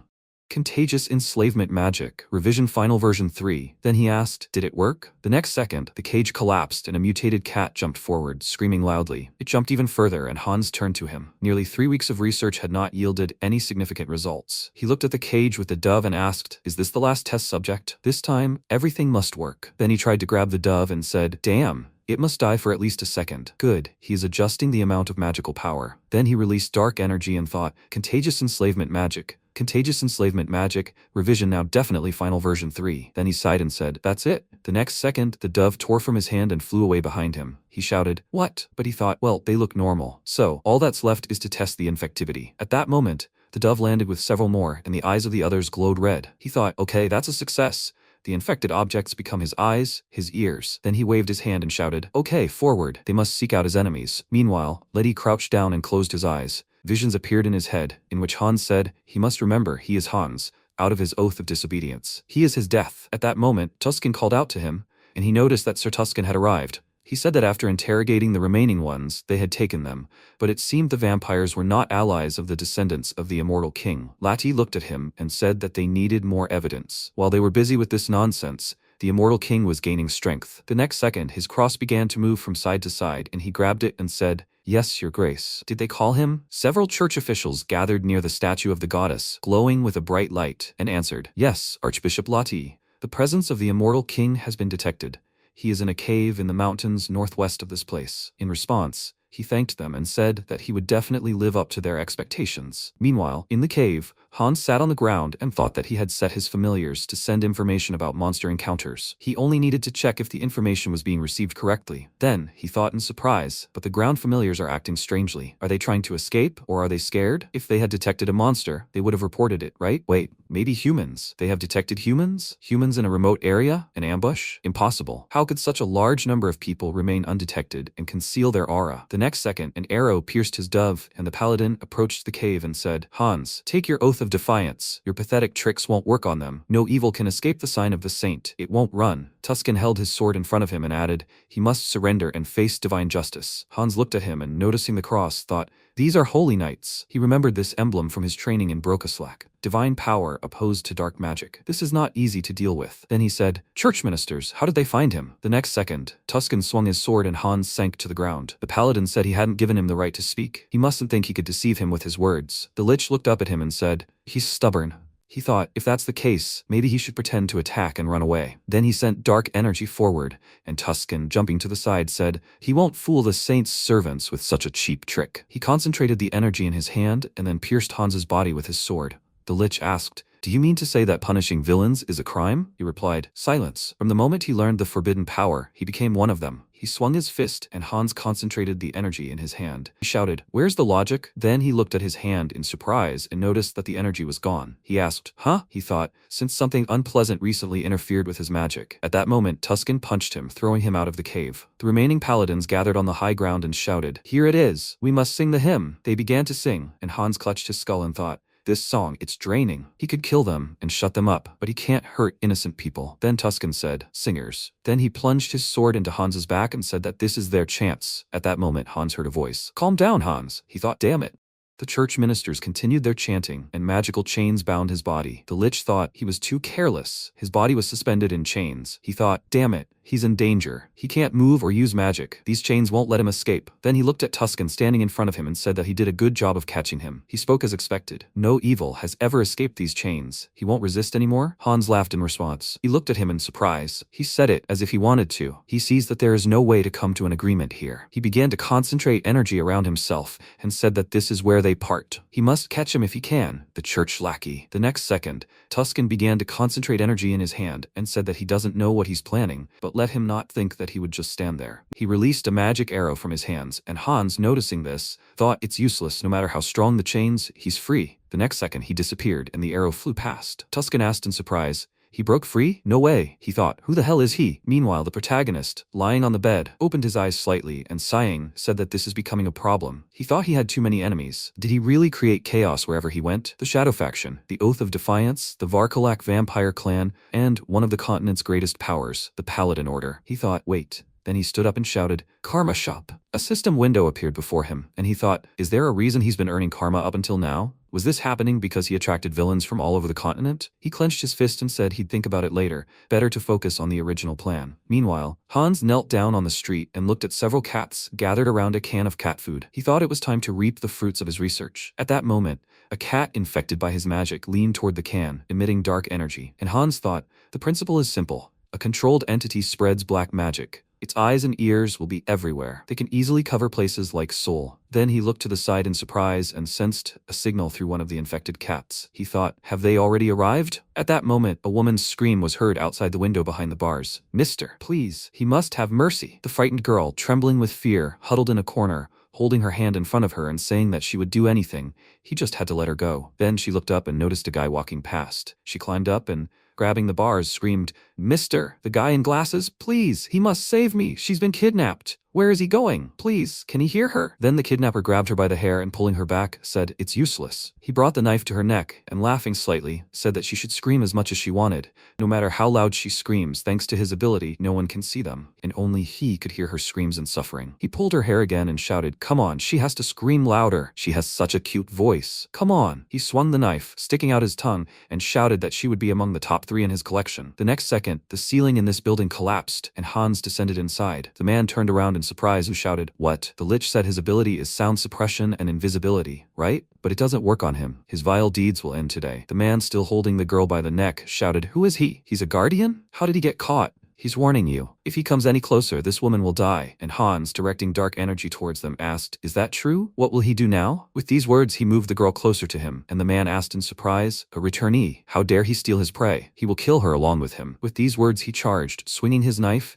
and Hans grabbed his hand with dark energy and said, judging by his speech, this is not his first victim. Well, will they check? Then he put a finger to his head and used necromancy, the cry of the dead. He heard a voice, "Mister, she is begging. They must save her." He realized, he's a serial killer. There's no need to watch further. He plunged his finger deeper into his forehead and said that he was sentenced to death. Then the man screamed loudly, and dark energy pierced his body. Hans said, even death is merciful to him. In any case, he needs undead to command on Earth, ideally. Will they transform him? He began concentrating dark energy around him and said, a brutal method that involves sucking blood from the body. He didn't expect to create it so soon. A powerful undead, aghast. The creature before him stuck out its long tongue, and the lich snapped its fingers, creating a portal, telling him to enter. He'd be useful. Then he looked at the girl who had fallen to the floor and asked, as for her, should he clean up before leaving? After some time, law enforcement officials gathered near the crime scene, and Park Hanschel, the Special Capabilities Bureau, the Criminal Investigation Department's leader, was in the basement. His subordinate, holding a camera, said, "Leader, they confirmed the footage from the scene. It looks like this is the serial killer they couldn't catch." He said, "And whoever killed the serial killer was a returnee." He answered, "That's right. They can't find the body, but a massive amount of dark magic was used, and there are traces of blood. At the very least, a moron worthy of death has been killed. This case is a complete nightmare." Then the group leader pointed to the mark on the wall and said, "Playing the hero. That's what it really looks like. People like that are dangerous. Carrying out executions, this bastard lunatic, who is he? He wants to see his face at least once." Meanwhile, Hans, holding a cat in his arms, watched what was happening from the roof. Sometime later, the Association for the Return of Citizens of South Korea, South Branch Seoul, a subordinate said, the branch manager, She opened the door slightly and, apologizing, said she would be just a minute. Then she came closer to Yoon Ji-yoon and, adjusting her glasses, said, "She must wake up, Ji-yoon." She patted her hand and added, "It's important, she needs to pull herself together." She looked at her and asked what time it was. "What happened?" She replied, "The Special Capabilities Bureau sent them a request for cooperation." Ji-yoon looked at the documents provided to her and asked, "The case about the arrest of those jewelry thieves? Is this case related to the recent murder?" She thought the dark magician was wearing a long coat and a mask. Then she put the documents on her head and, leaning back in her chair, said, "The public security situation is difficult. They are not sending them reinforcements." She almost handed this matter over to that guy. Her subordinate was surprised. "What? That idiot killer? What a great person to hand it over to." In response, she shouted indignantly, "That's what she says. He's capable, so if they tame him, he will become an excellent dog." Then she threw her hands behind her head and added, "Can't he join them as a guardian?" Her subordinate said that she knows she is busy with work, but still, she should stop spouting nonsense and get back to work. Ji-yoon raised her fists, scattering documents everywhere, and shouted that she wants to tear the damn villains to pieces. Meanwhile, MC flexed his arms, looking out the window, and said, "Destruction brings him pleasure." He thought, if they weren't serial killers, he'd settle for saturating them with the curse of terror and punishing them accordingly. He then said, "It looks like he'll have to take a look at these guys soon. The villain organization is wreaking havoc. So now that he's more or less figured things out here, maybe he should turn his attention to the other world." Meanwhile, the man, with tears in his eyes, shouted, "Diane, Aaron." He hugged the children and added, "They've been through so much. They worked so hard." Diane said, "They're fine, Uncle." At that moment, Haynes, watching them, thought he was glad. He seemed like a good person. If he'd acted suspiciously, he might have had to resort to threats. Then the man took his hand and, bowing, said he was very grateful for him bringing the children. He replied, "It's nothing. He just did what he had to." Diane then stepped forward and said, "Mister, it's always been true." She hugged him sharply and shouted, "Thank you very much." The protagonist stroked her head and, smiling, said, "Well, they're not parting forever. He'll visit them often. Now they have to behave well and be healthy, okay?" Diane, with tears in her eyes, looked up at him and said, "Mister, she's a little worried because she feels like he's changing a lot, but she's reassured by the fact that she knows he's a good person." Then Haynes pointed at himself and asked if she thought he'd changed. He wondered if it was the influence of his personality. Negative emotions, he wants recognition. In other words, he's trying to attract attention. Heinz Sek is focused on intrigue and lies. He seems to have inherited a calm and stable personality. Then she asked, "So, where will he go now?" He replied that he'll go on a pilgrimage. Sometime later, they arrive at the capital of the kingdom of Talia, Talaria. That's the only reason he came here. Talaria heads the Church of the Goddess and is home to the largest temple in the world. He stopped on the street, raised his head, and said, "Well, this way no one will keep an eye on him." He concentrated his energy before himself and said, "His fourth avatar, summon avatar, Heinrich." Heinrich appeared before him, and the system reported, general mental traits, persona, super regeneration, calm. Unique trait, warrior spirit, receives additional bonuses to skills and experience acquired through training in combat. Then Haynes handed him a bag and said, "It's not right to wander around the holy city in the body of a vampire. Here, he should take it. And now go into the light." After a while, an employee said, "Next believer please." He must pass. Then he raised his hands in surprise, noticing coins falling out of the bag thrown on the table. He looked at Heinrich and asked, "What? How many are here?" He replied that it was all his luck. He placed his hand on his chest and added that he wanted to dedicate everything to the goddess and become a paladin to fulfill her will. He thought that until now, his avatars had been undead, a dark mage and a vampire, children of vile darkness. However, this time his avatar would be a paladin, respected by all, a light paladin. Then Marco slammed his fist on the counter and said, "Good." He extended his hand forward and, smiling, shouted out what a warm-hearted young man. He was an instructor, and he would make an excellent paladin out of him. Then his colleague looked at him and told him to wait, Sir Marco. No matter how much he sacrificed, they couldn't just enroll an unknown person as a paladin. He laughed and told him not to worry. Villains inevitably reveal their true nature during training. What do you think, recruit? Will he have the courage to show them his true nature? Heinrich smiled and shouted, "Of course." After some time, his face was covered in sweat. He was breathing heavily and asking for water. A huge metal ball was flying towards him, and he thought, "What the hell? This is insane." He grabbed the ball and, trying to lift it with shaking hands, thought, exactly a month has passed since he started this damn training. At first, he thought that the image of a paladin was noble and cool, but it turned out that it was just a group of perverted musclemen. Everyone was training and shouting, "Brother, another one, more." At that moment, one of the guys approached the guy training and shouted, "Number 12, he's losing concentration. Did he forget the rule? He should never stop praying during training? Good. He must concentrate and recite the prayer again." The guy, holding the metal ball, shouted, "Yes, goddess!" The man shouted, more concentration. He must recite prayers and restore his weak body." He lifted the metal ball and shouted, "Goddess." The man smiled and shouted, "That's good, more." Watching this, Heinrich thought, in an emergency, repeated prayers strengthened faith and increased divine power. He admitted it was effective. Then he noticed a guy being beaten from behind with a sharp weapon, and he shouted, "My back feels great today. More. They must be stronger than him." They shouted, "Goddess, his faith is growing stronger." Heinrich, passing by, thought, "Is it really necessary to train in such a perverted manner?" Then the man noticed Marco and asked, "The recruit he brought back is no simpleton, right?" And Marco folded his arms and asked, "Is he?" He replied, "Even before baptism, he lifts such enormous weights. His shoulders and lower body have become unrecognizably strong. He can't wait to see what baptism will do to him." And Heinrich, cringing from their gaze, wondered why they were drooling over his body. He felt uncomfortable. He didn't want to attract attention in this perverted group. After some time, the protagonist was breathing heavily and, pushing the spiked ball aside, thought that 3 months had passed since he began training. If he didn't have the warrior's spirit and the super regeneration skill, he would have been knocked out long ago. Then he wiped the sweat with the bottom of his t-shirt and thought that his body and endurance had improved. But the main problem was this. The next second, Marco put a hand on his shoulder and said, "Heinrich, since you've finished your lower body training, how about we do some chest exercises together?" He looked at him in surprise. Marco stood up, showing off his muscles, and added, "Oh no, on such a beautiful day, they should do a good back workout." He didn't agree. Heinrich looked at him in surprise and shouted, "Pee!" He thought, muscular perverts. After a while he sat down on a bench, put his hand on his shoulder, and said desperately that he was seriously losing his mind. Not a day had passed without them inviting him to train with him. Max Veroen sat next to him, took a small bite of bread, smiled, and said that he guessed it was because his elders had high expectations of him. Then they heard a voice. "They're coming!" And indeed, the servants and paladins gathered together and said, "Great Archbishop Laddie and Sir Tuscan." Max said in surprise, "They said they went on an expedition with the paladins and crusaders. When did they manage to return?" At that moment, Heinrich said, "That guy." He thought, "Isn't this the paladin who jabbed Hans with his sword?" They went on an expedition and returned. Could it be that they've been looking for Hans all this time? After some time, the high priest of the church looked at those present and said, "New recruits, today you have gathered here so that the best among you can undergo the baptism ceremony." He then opened a scroll and added, "The ceremony is taking place earlier than usual. They had to reschedule it due to special circumstances. They hope for your understanding. So, new recruits, after hearing your names called, please step forward." At that moment, Max looked at Heinrich and asked why they were holding an event that usually happens every 6 months now. He thought, well, he could only guess. Right now, the paladins desperately need reinforcements to pursue the heir to the immortal king. He smiled and clenched his fist, thinking, in any case, this is the perfect opportunity to save time. Should he take this chance to test it out? A new use of persona skills and the center of the mind. Then the priest extended his hand and said, "New recruit Max." He knelt before him, and the priest asked if he was ready to dedicate his entire life to the god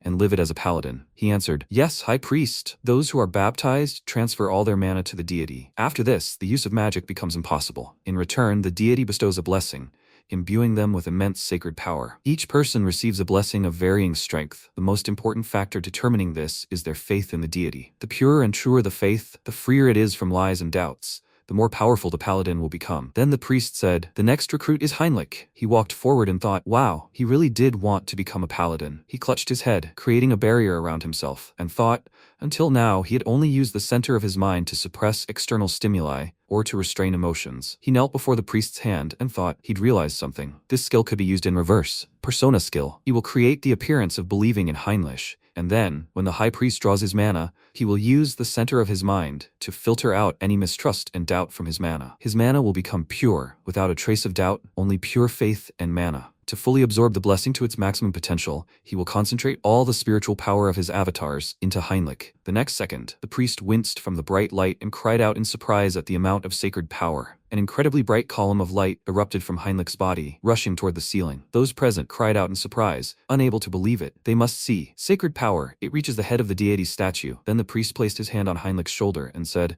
"Heinrich, no, Lord Heinrich, he just crossed himself. Just think, he's already at such a level, his rank practically equal to that of a priest. Such deep faith is impressive." He smiled and added that he must train hard. In response, Heinrich smiled, looked at him, and thanked him. The system informed him that he had acquired the skill Holy Baptism. Holy Baptism allows for more efficient distribution of spiritual power between avatars. Then he looked at the glowing hand and wondered, is this the limit of his sacred power? Well, what a relief. He doubted that false faith built on illusions would have worked, although it seemed the skill hadn't reached its full potential. The deity of the church is closer to the system than a personal god is to the individual. But when he opened his mind earlier, If he needed to express the confusion he felt about human emotions, it would have been something akin to curiosity. He looked at the statue and thought, so it's watching? Such power should only be used for good. After some time, Lati looked at the map and said it was frustrating. For a month, they hadn't found a single trace of the immortal king's heir. He had nothing to show the deity. Tuscan looked at him, placing his hands on the map, and said, furthermore, it seems further support from the kingdom of Talia is becoming difficult. A vampire organization hidden within the kingdom is likely involved. Lati then moved a figure onto the map and said, during their pursuit of Hans, the misunderstanding between the vampire clan and the Oath of Disobedience was too great. He then picked up the figure and added, since the assassination squad had achieved no results, political pressure from Talia continues to mount. They are using this as leverage. He then placed his hand to his head and said, the assassination squad will be disbanded, Sir Tuscan. He replied, okay, he understands.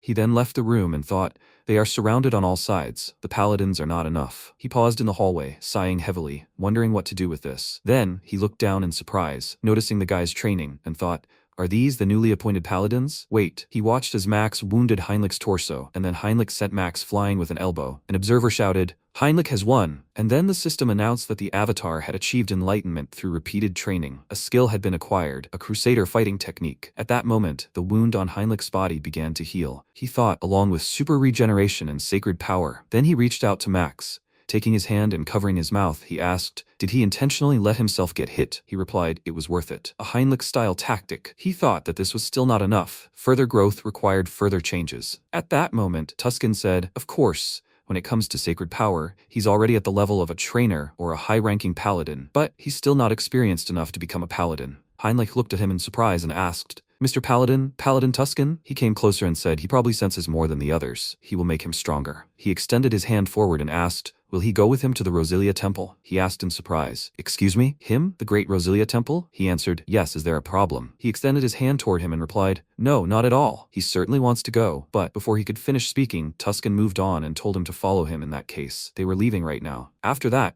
they approached the magic circle, and Heinlich, trying to keep up with him, asked if he could give him a little time to pack his things. He replied that he should entrust this to someone else. After that, they stood in the center of the magic circle, and Tuscan, placing his hand on his shoulder, said that he understood that this was unexpected, and that he would explain everything in detail on the spot. He replied that he understood. After some time, they found themselves near the temple, and Heinlich, looking ahead, thought, this is the famous Great Temple of Rosilia, the largest sanctuary of the church, located in the very center of the continent. After that, they knelt before the statue. He thought, the very place where both the Pope and the goddess reside, the heart of the church itself. At that moment, Riestar, smiling, said, welcome, Mr. Tuscan and Mr. Heinlich. They have come a long way and are probably tired. Tuscan closed his eyes and thanked her. Heinlich thought that he was entering the Great Temple of Rosilia, where the goddess herself resides. This is the ideal place for rapid development. He smiled and thought that here he will become a recognized paladin. He must develop Heinlich. At that moment, Hans, sitting on the top floor of the construction site, thought he could handle the dirty work in the shadows. After a while, he looked at the news, which said, Hahu Mask, Devil Hunters, a human trafficking organization, has been destroyed. The modern Dark Knight, Hahu Mask. He said that he inadvertently became a celebrity. The remnants of the human trafficking organization have been destroyed. But he looked at the screen of his phone and thought there was something strange there. What was this Divine Retribution Society that the villains kept mentioning? He remembered the voices that said,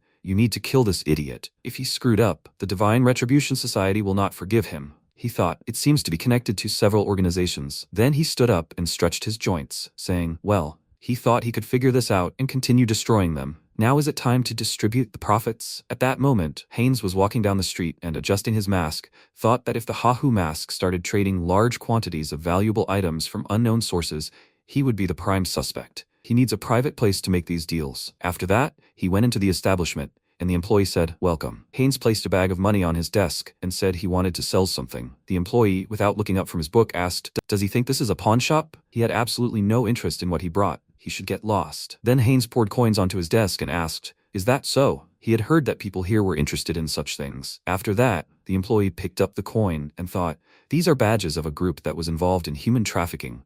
A trading syndicate group. He heard that some madman in a mask destroyed them. Then Heinz asked, well, is he interested? He smiled, looking at him, and told him to go through the back door and not try to leave.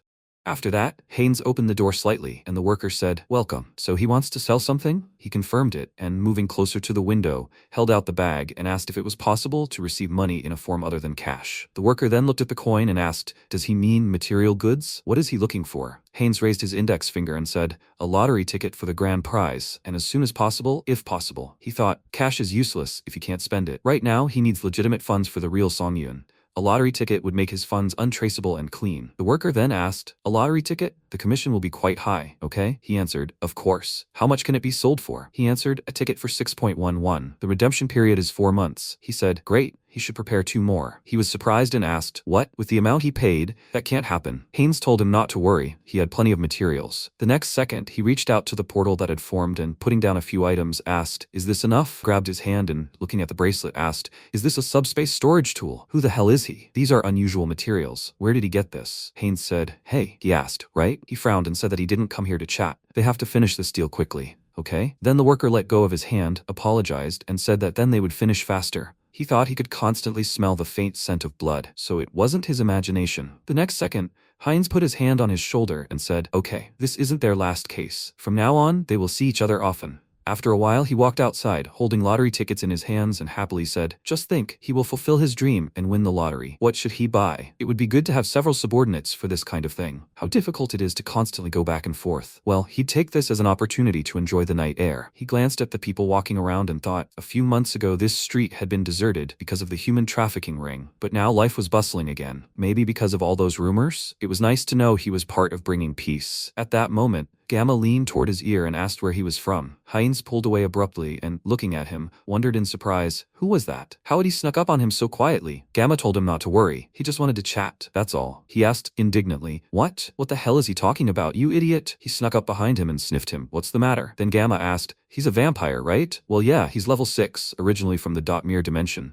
"What's his name? When did he return to Earth?" Haynes frowned and thought, another dimension-traveling vampire. He needs to come up with some nonsense and get out of here. The next second, energy spread around and he said his name was Haynes. He hadn't been on Earth for a long time. He gritted his teeth and wondered in surprise, why was he answering him so easily? Because of his mind control ability. Then Gamma waved his hand and said, "Of course. He's a newbie who just returned to Earth. He should let him introduce himself properly." He handed over his business card and said that he was Gamma from the Blood Pack organization, which includes all the vampires on Earth. His job is to collect vampires who have recently returned to Earth. Haynes took the business card and, looking at it, asked if such an organization existed. He responded by spreading his arms and sighing, saying, well, if he wanted to survive, he'd better stick together. Right? There was no choice. Then he asked, by the way, what did the level he'd mentioned earlier mean? He asked. It seemed like he was starting to get interested. Then, instead of chatting here, why don't they visit the organization? With that, he took out his car keys, and then Haynes noticed a foreign car parked nearby with an open door. He said, okay, let's go. At that moment, Jin Soran was watching them and, placing her finger to the device in her ear, said, headquarters. The target was moving according to plan. She was following him. Then they drove up to the building, and Gamma told him to come in. He opened the door, and Haynes, following him, asked what this place was. He said that every vampire had a vampire factor, which determines their power level. They measure this and categorize it by level, and with this magic circle, he'll be able to measure the level of the vampiric factor. At that moment, he beckoned him to the magic circle on the floor and several vampires standing at the ends of the star. Haynes thought in surprise, a magic circle? This is too suspicious. Then Gamma extended his hand forward and asked, what is he doing? He should quickly enter this circle, he thought, but if it's dangerous, he can just cancel the summoning. Then he looked to the side and thought, wait, Skull, he senses traces of dark magic. He looked around and thought, this isn't just dark magic. Shamanism, curses, alchemy, this is a collection of different types of it. How is this possible? It's been about 20 years since the returnees began appearing. The reason magical tools are still rare and magical technology undeveloped is because the energy laws of ability vary across dimensions. Combining such disparate abilities into a single unit, the Blood Pack was a far more impressive organization than he'd thought. Then the vampire approached him and asked him to hold out his hand. It would sting a bit. With that, he made a small cut on his palm,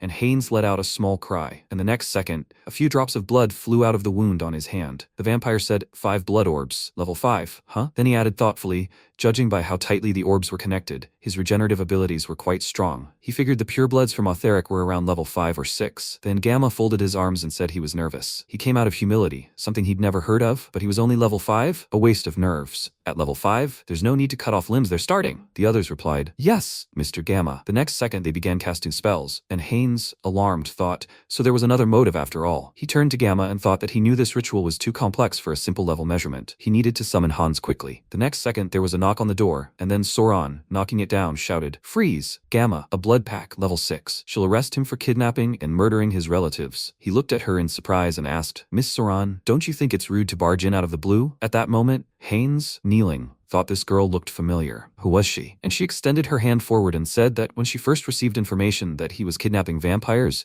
she didn't know whether to believe it or not, but it turned out to be true. He must release the vampire and surrender. In response, Gamma said what was expected of a loyal and naive slave from the blood pack, but they would never question why they had to be slaves at all. He spread his arms and said that they were much stronger than humans. Why did they have to follow the rules of the blood pack, tiptoe around people, and secretly live underground? She screamed, what nonsense! It was because of them, the warlike ones who came up with such nonsense, that they were forced to hide underground. Gamma smiled and said, so that's what they think. And do her comrades think the same? She was surprised. What? And the next second, Minhyun hit her partner in the head with his elbow. She turned and screamed, Minhyun, what the hell is he doing? Why did he betray them? At that moment, he pointed his claws at her and, looking down at her, asked why he betrayed her. The reason is simple. In his dimension, he was a powerful lord. In this reality, he was stuck in a basement, working as a bouncer at some club. Now, did she understand, Mistress Soran? Not every vampire was as comfortable as she was. Then Gamma leaned towards Soran and she asked, so what was his plan? Kidnapping vampires? What was he trying to achieve with this? Was he planning on starting a rebellion against the blood pack? With stupid lesser vampires, he asked. How many centuries did she think it would take? In this dimension, they couldn't accumulate more karma points, meaning they couldn't get stronger. He began concentrating energy in his hand and added, but after careful research, they found a foolproof way to get stronger faster. The next second, his unconscious partner rose into the air, and Soran asked,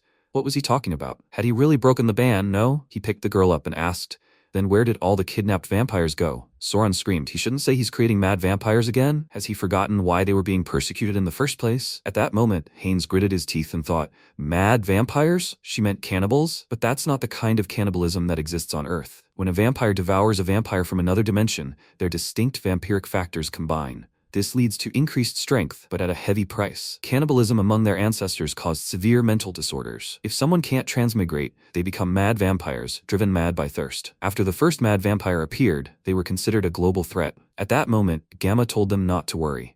After countless studies, they had discovered a way to remove the residual desire for blood. He placed his hand on the vampire and, releasing energy, shouted that they would create excellent materials for their research. At that moment, Heinz thought, a magic circle. This isn't just designed to isolate vampiric factors, it's meant to transform vampires into a pill with no side effects. Then Minhyun extended his hand to him and told him to keep his promise. He took a risk by secretly following him. He said, of course. After that, he tossed a pill into his hand and said, here it is, just as I promised. Minhyun then popped it into his mouth, his pupils glowing and his body beginning to mutate. He smiled and said, so that's what it is. He's gotten bigger. He can't believe this is actually possible. Then he grabbed Soran by the neck and shouted, more. He said he'd give them more pills, right? He mustn't hesitate, but Gamma held his hands out in front of him and told him to stop. He understood that he was happy with his new power, but it would take time. The guest who arrived before him was still waiting. Did he see? He approached Soran with a smile and told her to wait a little longer, okay? She desperately begged him to stop. And then Heinz said, 2 purebreds and 4 half-breds. Cannibalism is really effective. He can't wait to see how strong he becomes after devouring them all. At that moment, he created a portal in front of him,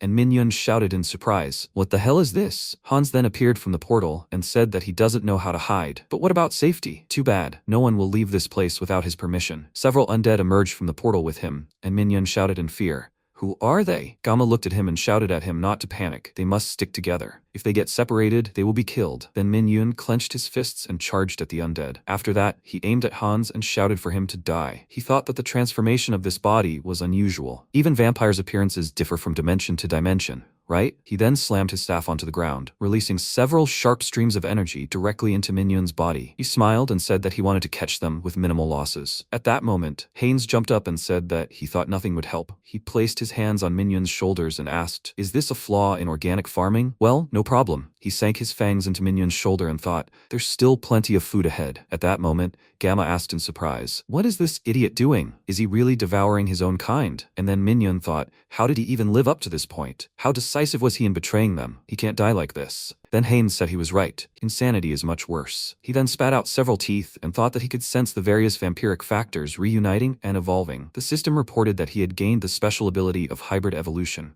Hybrid evolution is a sharp increase in physical ability each time a new vampiric factor is absorbed. The user steals the abilities of the target's bloodline. He smiled and remarked that this was not bad. With such power, if he were driven mad by blood, he would be very dangerous. With these words, he extended spikes from his body, then looked at Gamma and said that he needed an organization to carry out his orders. What about the blood packet? If anyone dared to oppose him, they would become his next meal or part of his undead army. After that, he drank the blood of the next vampire, and the system reported that he had gained a new vampire trait. Under the influence of hybrid evolution, he had gained the trait of insight. Insight allows one to measure the physical condition and stats of an opponent. Haynes licked his lips and said, "Insight is a useless skill." He thought that vampires possessed a special supernatural ability called heritage, which was based on their origin. With this skill, he'd mastered hybrid evolution. He could steal all their powers. At that moment, Gamma, hanging on a bloody cross, asked, "What the hell? How could anyone devour their own kind and remain sane?" Haynes approached him and, lifting his chin with his fingers, asked, "Curious?" He wanted him to tell him how to prevent the corruption of minds. The whispers he heard while eating, he simply couldn't listen to them. He shouted, "What kind of nonsense is he talking about?" The next second, Haynes attacked him, and the system reported that, under the influence of hybrid evolution, he'd gained the skill camouflage. Camouflage allows him to conceal his presence. He said, "Camouflage? Huh? Not bad. There are many ways to use it." Then he placed his hand on Gamma's head and said, "Now, maybe he should look into this idiot's head."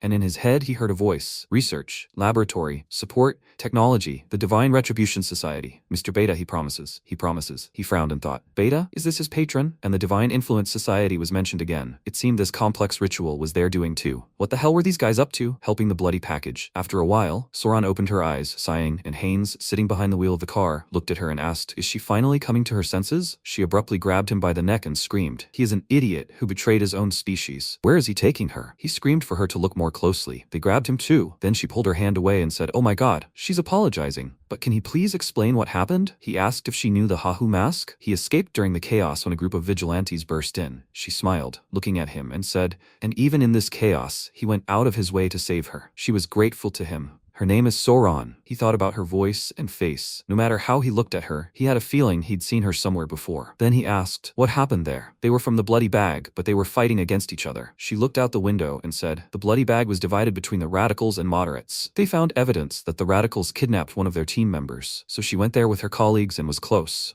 But she was still glad they got out of there in one piece. They even figured out what those idiots were up to. They needed to inform the higher-ups and put an end to this." At that moment, Haynes thought, did she really think this would be resolved that easily? It was pretty obvious that even the highest ranks of the radicals were involved. Then she asked, "By the way, who is he connected with?" "The Savior." He looked at her and asked, "The Savior? Huh?" She could call him whatever she liked. She said, "Then can she call him Oppa?" He said he had only recently returned to Earth, so he hadn't connected with anyone yet. He followed Gamma because he was curious about the blood pack. She asked if he could join the blood pack. Most vampires are part of it. Moderates don't do such things, and they have a steady supply of blood packs thanks to their partnerships with blood banks. He asked, "Yes, can I see?"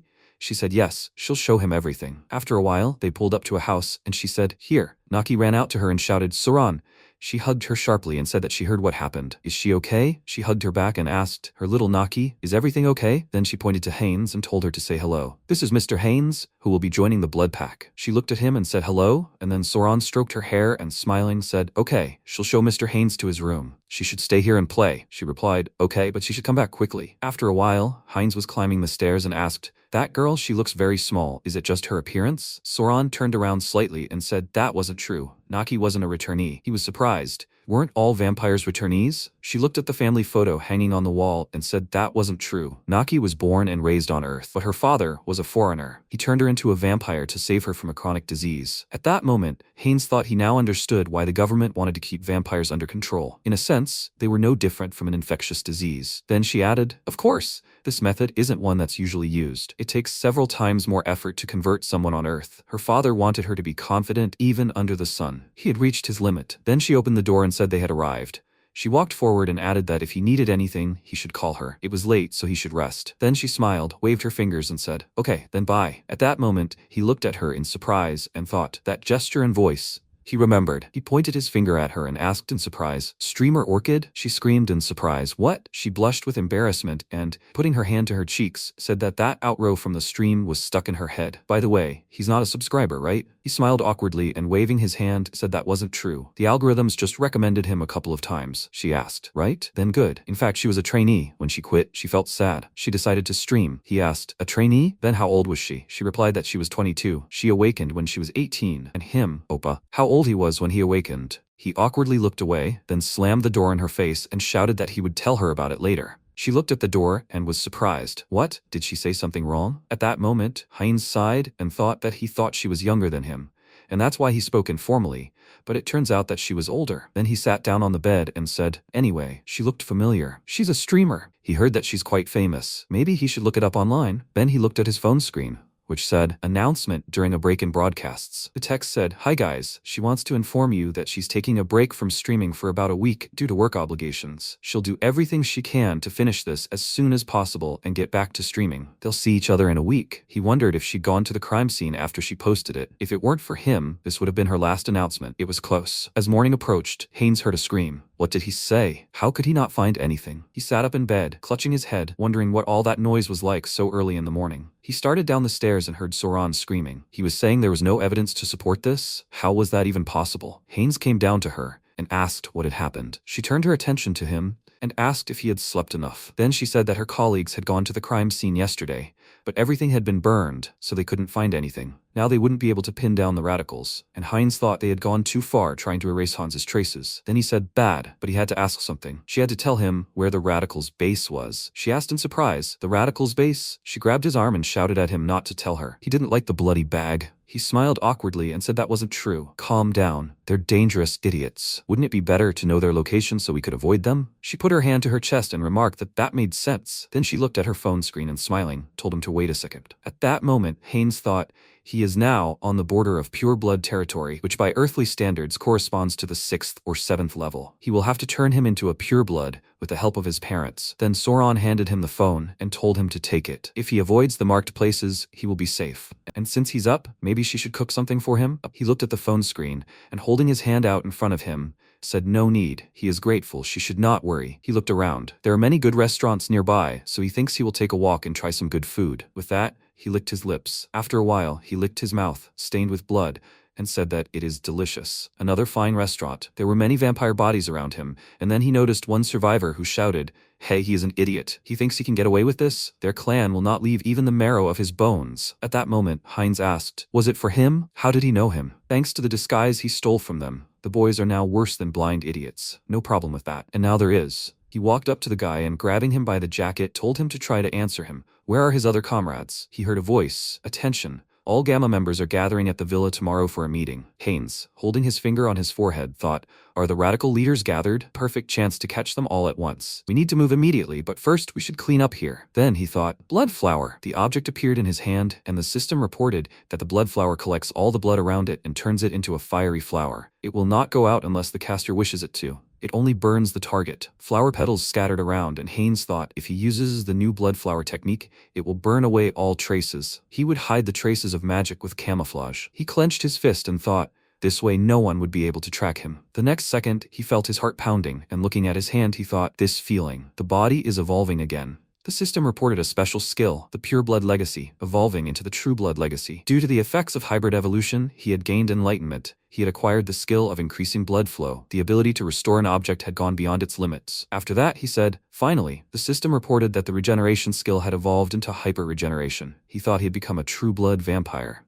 And he had also acquired new skills. He would see what skills he had acquired. With these thoughts, he made an incision on his wrist, and blood gushed out. The next second, the wound began to shrink, and he thought that the arterial wound had healed in a second. The synergy of blood control and hyper-regeneration in True Bloods is amazing. If he can draw blood from the surrounding world during a fight to regenerate, then he's practically invincible. If True Bloods are so strong, how incredible must Sacred Blood vampires be? After a while, a viewer donated 1 million cheese and attached a message. He saw the announcement of Orchid's return and came running like a dog. Then Soran smiled at the camera and said, "Oh my god, she's grateful. A fan donated 1 million cheese. eyes. A million points in her heart. She thought, okay, this should be enough for a month's supply of blood bags. At that moment, Heinz opened the door and looked at her in surprise. He said that he knew that making money from people was always difficult. He apologized. She shouldn't be distracted by him. The next second, her face turned red with embarrassment. She screamed that he should knock before entering. A few seconds later, she sighed and asked, "So what happened?" He knelt before her, then handed her a letter and said that a letter had arrived addressed to her. She wondered if this wasn't proof of the radicals' crimes. Someone had sent such detailed information anonymously. She had no idea who it could be,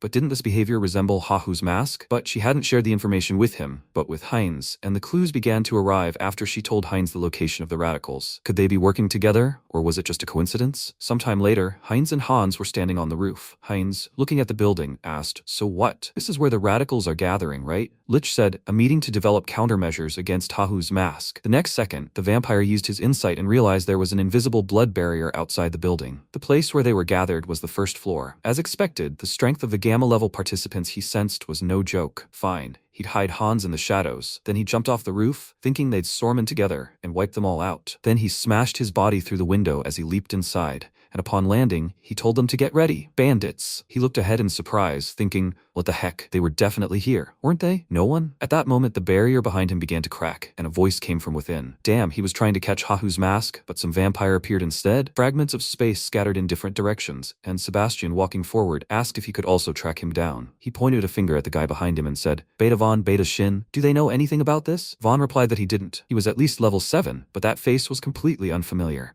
Shin added, "It seems this guy came from a hitherto unknown place." At that moment, Heinz gritted his teeth and thought, this matches the memories of the radicals. The leader is the Alpha, raised 2 betas and 13 gammas under him, so both betas are here. The main problem is the masked group. It seems they are from the Divine Retribution Society. He can't sense their energy, and he can't figure out what trick they are using. Then Sebastian said to drag that idiot to him now, and of course, along with that shadow. With that, he pointed his finger at the shadow behind Haynes, and he thought they already figured it out. Then he said that he doesn't even give a signal before doing something. If he wants it so badly, he will deal with it quickly. He used enhanced blood flow and ran forward, attacking several vampires in his path. He also used acceleration, at which point one terrified vampire pointed a finger at him and shouted, "Is he devouring members of his own kind? Unbelievable." He began to turn around, and at that moment, Hans appeared from the shadows and said, "There's no time to be surprised. The real show is about to begin." At that moment, the terrified vampire rushed toward the door, scattering everyone in his path, and shouted, "Get out of my way! He needs to survive!" He touched the door handle, and then a huge amount of dark energy erupted at him. Hans, standing behind the door, said, "They probably didn't think they were the only ones who set up the barrier, and now," finishing his sentence for him, "this is a fight to the death." The Lich said they won't escape from here.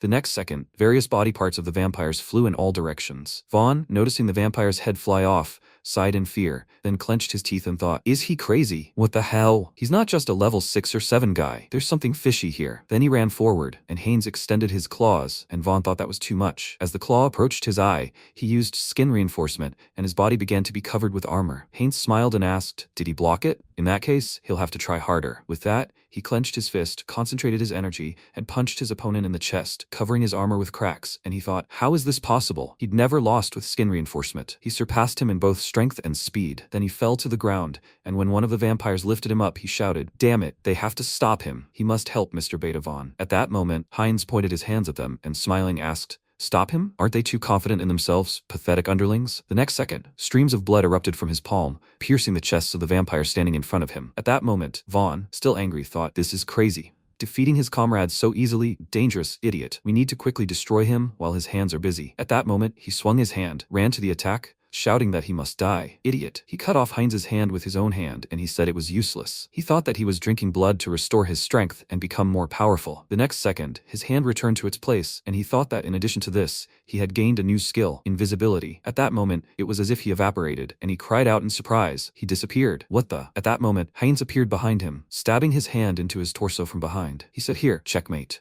He lifted Vaughn's body above him, and the system reported that a new vampirism factor had been acquired. The blood magic skill had evolved into the special blood mystery skill. Blood mystery absorbs the subordinate skills blood flower and blood flow enhancement. He thought he felt his abilities being controlled by his desire. Now he could control them more freely and quickly. At that moment, Shin clenched her fist and looking at him, shouted, idiot. Devouring his own kind, he's a bloodthirsty vampire.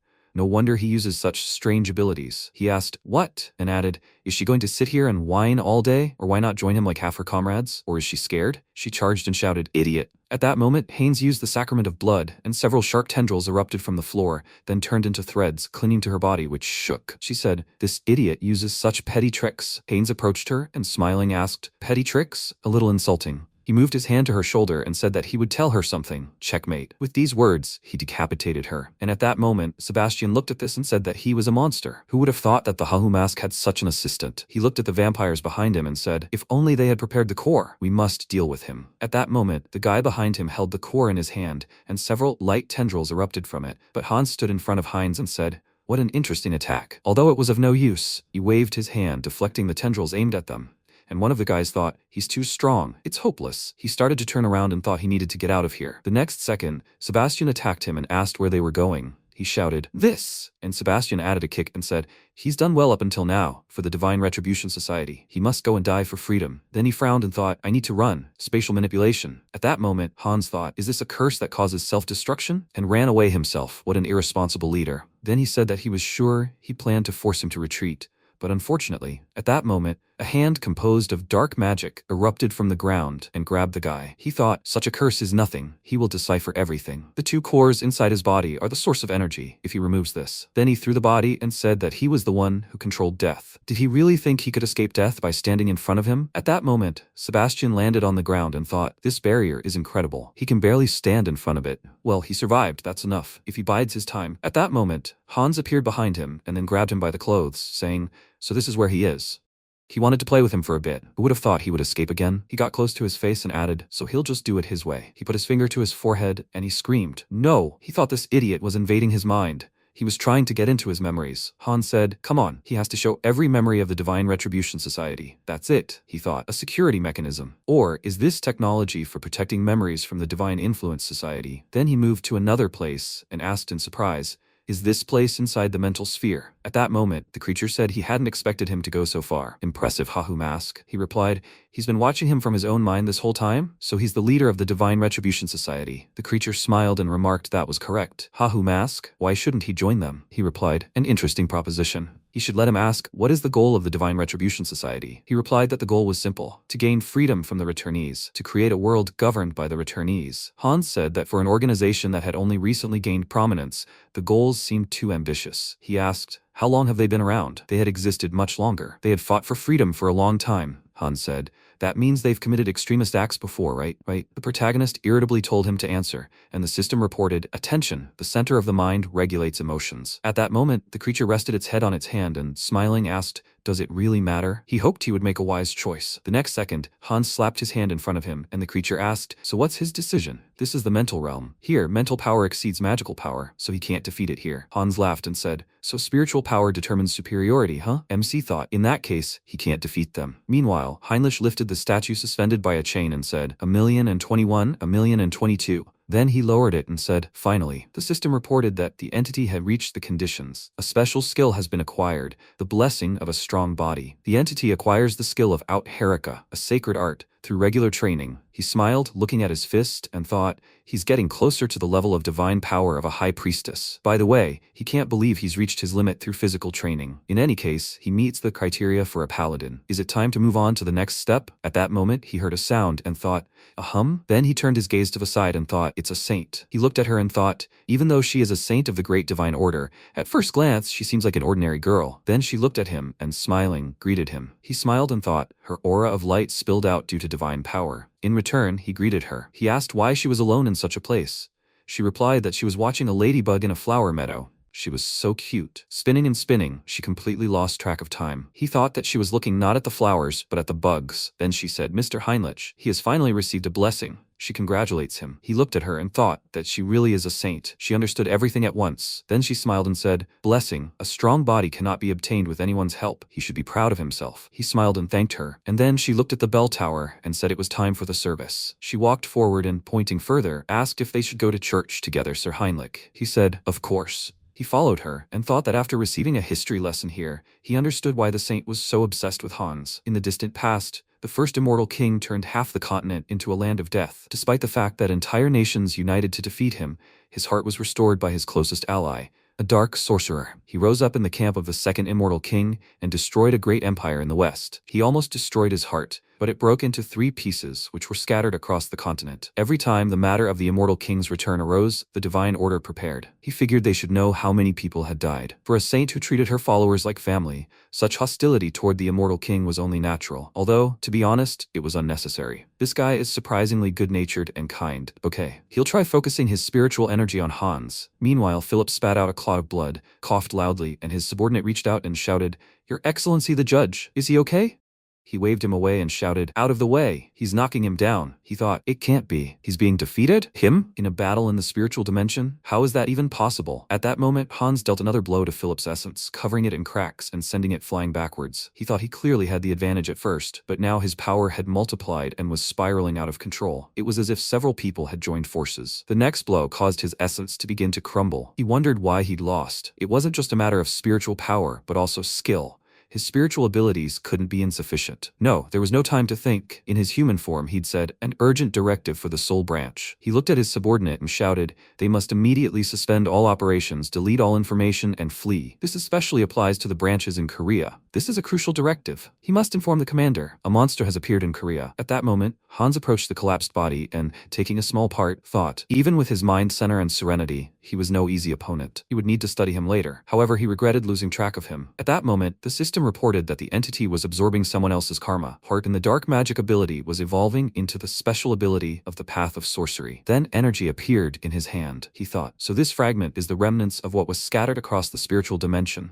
And does absorbing his karma mean that his power has increased at the expense of his? Okay. Seeing the memories from this fragment, he will find the Divine Retribution Society. Then he looked at the clot of energy in his hand and, seeing a vision of the building, thought, so this is it. The Korean branch of the Divine Retribution Society, hidden deep in the forest. He won't give them a chance to escape and will reveal all their secrets. At that moment, a worker fell to the ground and, gritting his teeth, shouted, "What the hell is this?" He was told to evacuate, but there was no mention of such a monster approaching. At that moment, Hans stood in front of him and asked, "Has the evacuation order been given yet?" "Well, at least it's a start." With these initial words, he clenched his fist, forcing the man to his feet, and added, "It seemed he had already gotten rid of all the important materials. What now?" He snatched the documents from his hand and added, trying to salvage at least a fragment of data. He handed it all over to him. Now he would see. In the past, they did everything they could. What? That incident he would never forgive. At that moment, he attacked the worker with a mental attack and said, "Idiots from the Divine Retribution Society. They stole his life. He will kill every one of them.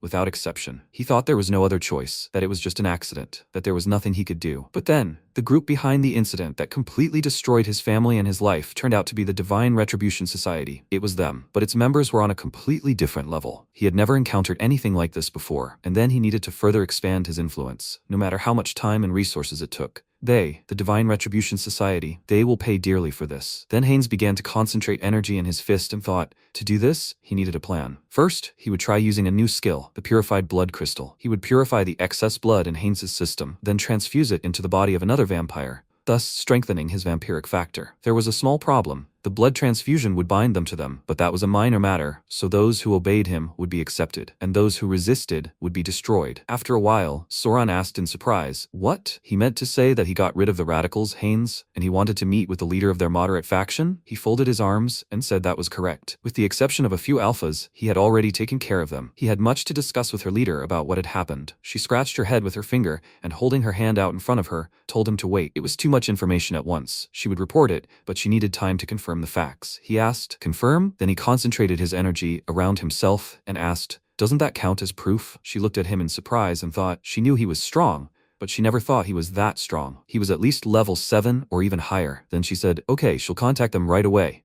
Sometime later, in the office, Lenora sat at the table and said, "To think he single-handedly destroyed all the radicals and now plans to absorb their remains? That's an unexpected proposition." Her subordinate poured a drink into a glass, and she added that it might make one uneasy. Haynes sat across from her and, holding out his hand, said that he had no intention of giving absurd orders. His goal was to establish peace and order, and also to eradicate everyone associated with the Divine Retribution Society. Lenora smiled and asked if he thought those two goals might be in conflict. He replied that it depended on what you set as your standard. He thought she seemed less than easily persuaded. If she refused, she might even be forced. He concentrated his energy in his hand, and then she said, "Okay." He asked what she believed so much that she agreed. She clarified, what did she believe so much? Of course, herself. She would help him root out the radicals, Haynes. Then she pointed at Soren and told him to take her with him. She pointed at herself in surprise and shouted, "What?" She said she would link them to him. Then Heinz folded his hands in front of him and said, "Okay," as he wanted. He thought he didn't think it was any of their business. Then Lenora looked at her subordinate and said,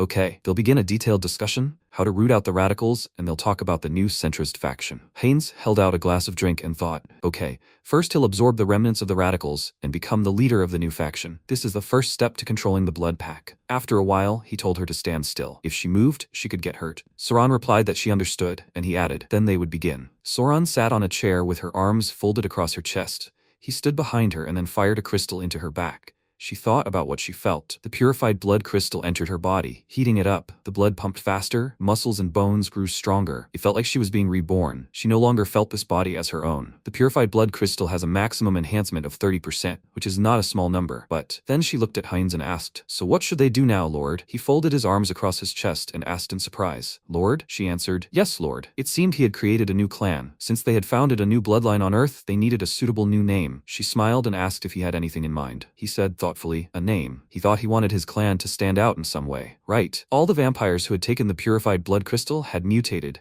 adopting the dominant factors of his blood. Right? To think they could be influenced by a hybrid like him. Then he said, "Heterosis." From now on, they would call themselves a hybrid force. Heterosis. He smiled and thought that they should prepare and wait. The remnants of the radicals, he would grow the strongest. Then he said, "They will do it." The protagonist stretched in his chair and thought that now the Heinz affair was settled. He looked at the monitor screen and thought, but this still wasn't enough to destroy the Divine Influence Society. They might have disappeared from Korea, but it seemed they were a global organization. He needed to be better prepared to destroy them in one swift move when they reappeared. To do this, he needed to increase his influence in another world and accumulate karma, perhaps through war. Wait, he stood up from his seat and gritted his teeth, wondering what he was even thinking. If he did this, innocent people would suffer. A way to create an incident without involving anyone else? Was such a thing even possible? Then he looked at the book on the table and wondered if he should clean up. That was the solution. He opened the book and thought, the sinister demon king Hans, threatening humanity, and the right hero Heinrich, who opposes him. Hans gathers corrupt nobles to expand his evil forces, while Heinrich defeats these forces and becomes a hero, a perfect cycle. He smiled, flipping through the pages of the book, and said, getting rid of villains and earning karma at the same time, a complete victory. He thought, okay, he will take it step by step, and then he turned and said, Harley, his turn? Behind him, another avatar sat, lifting dumbbells. The system reported, Harley, note, Songyun's fifth avatar, essence trait, adaptation. Quickly and effectively adapts even in extreme conditions. He approached him and thought that he intended to pump it up properly after expanding the limits,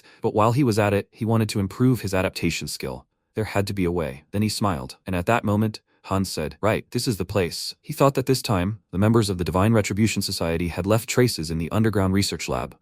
He passed through flasks filled with creatures and thought that they were conducting experiments here, transplanting demons into people, similar to chimeras, and the samples he was looking for were right here, something that constantly absorbs only the strongest traits and evolves. Dragon's blood. He took a test tube and thought that if Harley adapts to this procedure and he applies the knowledge he gained, he will become an amazing biological weapon. After some time, it began to rain, and the saint went outside looking at it. She sighed desperately, and at that moment Heinrich approached her and asked, what's troubling you, Saint? She turned to him, and he held out an umbrella to her and asked why she was standing in the rain. She replied that nothing was troubling her. It was all because of the weather. It was so gloomy. She felt depressed. It felt like a tightness in her chest. He said she might catch a cold. Please? She should go back inside. She replied, okay. Meanwhile, Hans said, as expected of a saint, impressive. Even in the remote mountains, despite the area surrounded by double barriers, she was able to sense this secret refuge. Heinz stood nearby and said, fortunately, she hadn't fully grasped her sensation. Then Hans looked again at the test tube in his hand and said, so, he'll be able to conduct a full experiment. Dragon blood develops gradually, acquiring the traits of the prey consumed. Research information from the Divine Influence Society and its forbidden knowledge. And finally, with these words, he approached Harley, who was lying on the couch. He had numerous devices attached to him, and he declared,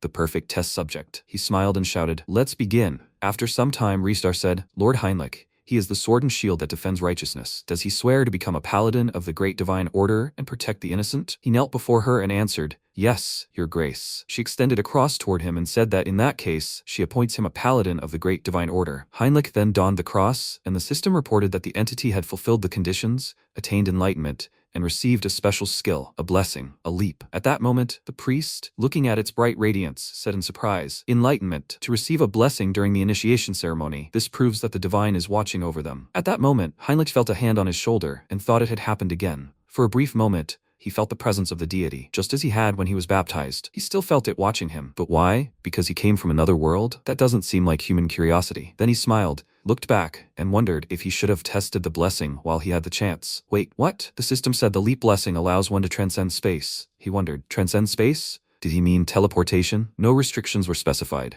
It was one of the best abilities. The gods are so generous. They so freely grant such powerful abilities.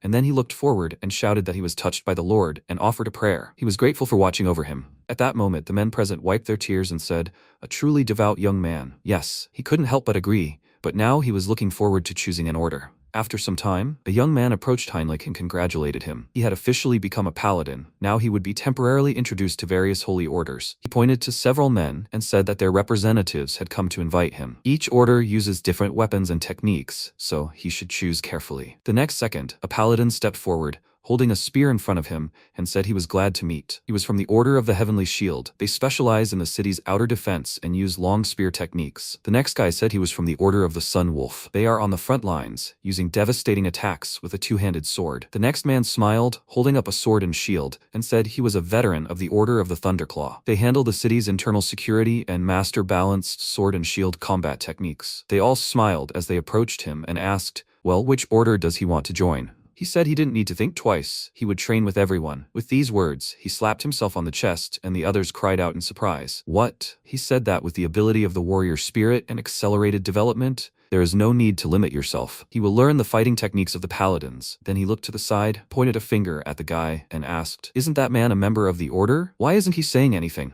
The guy in front of him smiled and said, "Well, that's obvious." At that moment, the representative of the order said, "Because their order selects only the best of the best." He folded his arms across his chest and, stepping closer, said, "But he thinks he's not bad. With such a level of divine power, he might be able to pass the test." Heinrich looked at him and thought, his divine power must be higher than that of the high priests. What are the criteria for joining this order? Then the guy told him to follow him. They walked down the corridor, and he added that their order guards the most important fortress of the Great Temple. Heinrich asked, "The most important fortress? Why is that necessary?" He opened the door in front of him and said that he would tell him if he passed the test. At that moment, Heinrich looked at the masked man sitting at the table and thought, this is the cape and mask of an inquisitor. The representative of the order said that he needed to read the text written on the board. He must speak clearly so that God himself could hear him. Heinrich began to get nervous and thought, no, is this some kind of device for filtering out spies? Bad. His essence could be discovered. He clenched his teeth and asked, what is this? He is offended that they are testing his faith. The guy looked at him and said that this is normal procedure. Or is he for some reason unable to read the text? He thought irritably, damn.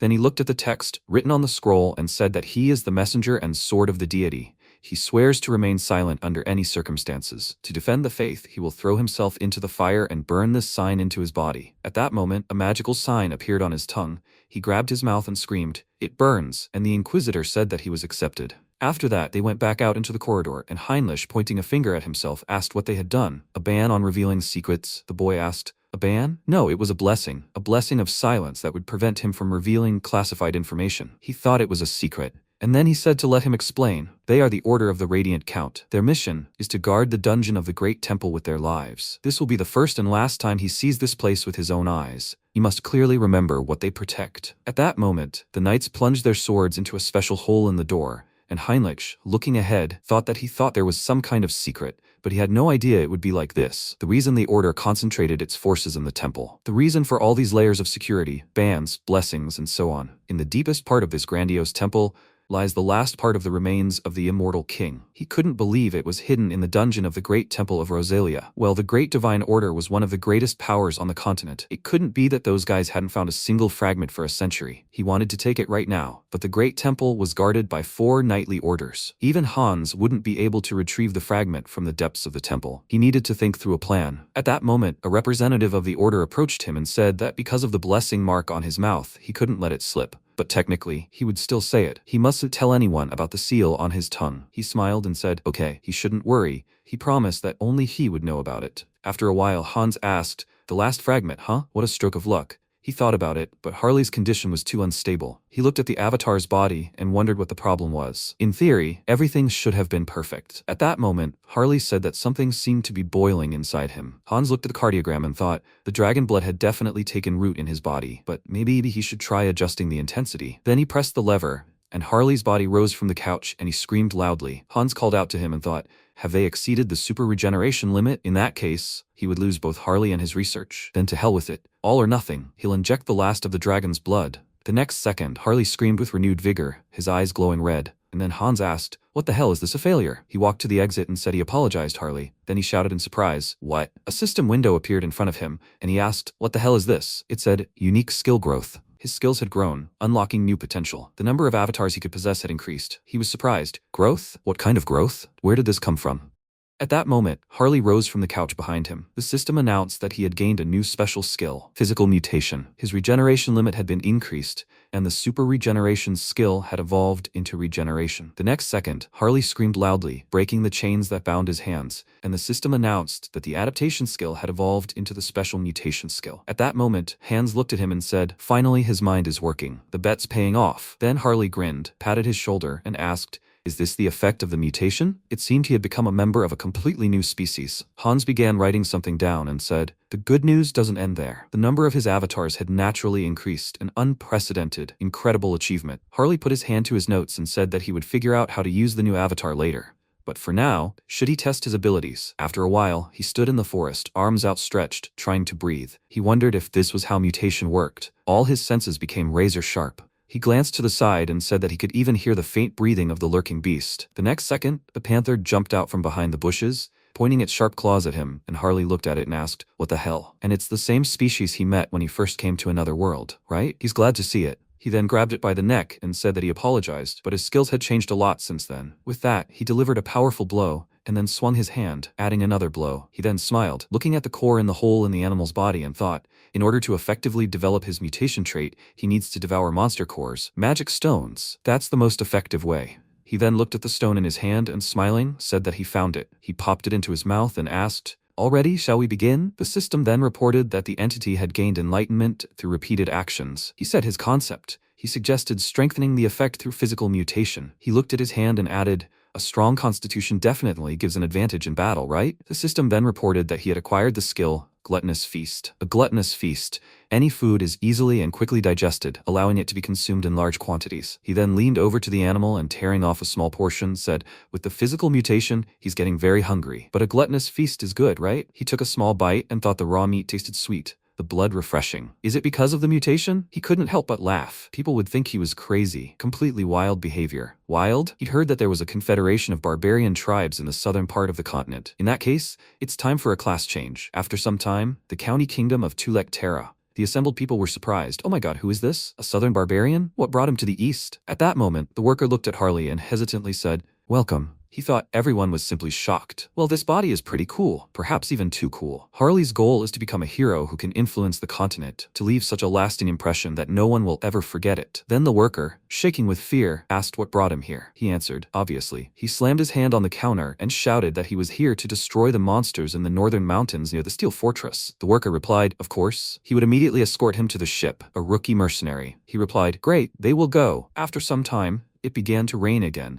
and the order representative's spear flew off to the side. The judge declared the winner to be Mr. Heinrich. The man extended his hand to him and said, this stubborn idiot. He actually managed to master all the weapon techniques of the knightly order. At that moment, the system reported that the entity had achieved enlightenment through training. He acquired the skill of complex weapon mastery. After some time, he went outside and thought, done. Now his fencing is even more perfect. This experience greatly helps his other avatars. Then he looked to the side in surprise and thought, a saint? Why is she dressed in full ceremonial attire? What is she up to? And then he approached her and greeting her, asked what she was doing. She smiled, turned her attention to him, and noticed that they had met again. Then she pointed her finger forward and asked if he saw that when it rains, worms always come out. She shared some of her holy power with him to encourage them. He thought, the worms are blessed with the power of the saint. They won't become gigantic, like in some science fiction movie, right? Then he said, she is dressed in full ceremonial attire. Will there be some kind of event? She smiled and confirmed it. And soon an extraordinary guest will arrive. He will be able to track down the immortal king. Heinrich scratched his cheek and asked, an immortal king? What incredible guest? He wondered if he could track down Hans, who had hidden behind layers of barriers. Then Restar added that she wasn't sure she could explain it well. Well, if you're interested. He wants to receive the event as an honorary guardian knight? Heinrich looked at her and said, yes, please. After a while, the cleric said, Lord Rafori Granwood enters. Heinrich stood among the other paladins and thought, he'd never seen such a group before. Someone powerful enough to track down Hans? He'd believe it when he saw it with his own eyes. At that moment, Rafori and a few other elves walked forward, and he greeted the saint. Heinrich looked at him in surprise and thought, those ears. Then Rafori placed his hand on his chest and said he was a high elf from the kingdom of Elwyn. Heinrich thought, the distinguished guest they've been waiting for. He said, Rafori? He thought, elf? No. High elf? After a while, the worker looked at Hubert and he said, it's made of bronze. He asked, sir? Inspecting is fine, but it's already been 2 hours. Will he buy it or not? Hubert, holding the item in his hand, said, I apologize, shopkeeper. His knowledge was insufficient. He was Sonyan's 6th avatar. He thought, Hubert, the 6th avatar was obtained thanks to Harley's growth. His initial skill was analysis, the ability to see information about an object. The system reported the material as ruby and the weight as 12 grams. The material was bronze and the weight was 480 grams. He thought, since his skill level was low, he could only see basic information, but if he continued to improve, he could become the continent's best merchant. Of course, but first, he needed to deal with the opposition in the form of existing merchants. For that to happen, Harley's heroic influence would have to become even stronger. After a while, Harley slung the axe over his shoulder and, looking forward, asked, is that him? The biggest problem these mountains have? With these words, he looked at the enormous bear standing before him. And then the bear turned and swung its sharp claws. Harley grinned, looking at him, blocking the attack with his weapon. He then delivered several blows and shouted, let's go. He jumped off the ground and swung his axe, striking from above, but his weapon broke on the enormous bear's head. He said, damn. The bear struck him with its paw, knocking him back, and Harley grabbed his head and said, the axe isn't working. He looked at the enraged bear approaching him and said, in that case, he used mutation, and his hand became covered in scales. He punched the animal's head, sending it flying backwards. He thought, better to fight with his hands than with weapons. With such monstrous strength, he wouldn't be hailed as a hero. He wondered if he could harness the monster's life force without transforming his body. Yes, he'd try. Then he clenched his fist, frowning, thinking he'd focus on drawing on its power, not transforming. The system then reported that the entity had fulfilled the conditions and achieved enlightenment. A special skill had been acquired, Bio-Aura. He said happily, it worked. After all, this skill feels more human. Then he turned around, noticing the creature, and a huge foot was heading straight for him. He said, oh, these northern mountains. First a bear, now an ogre? His eyes lit up with excitement. He concentrated his energy in his fist and said he'd take a look.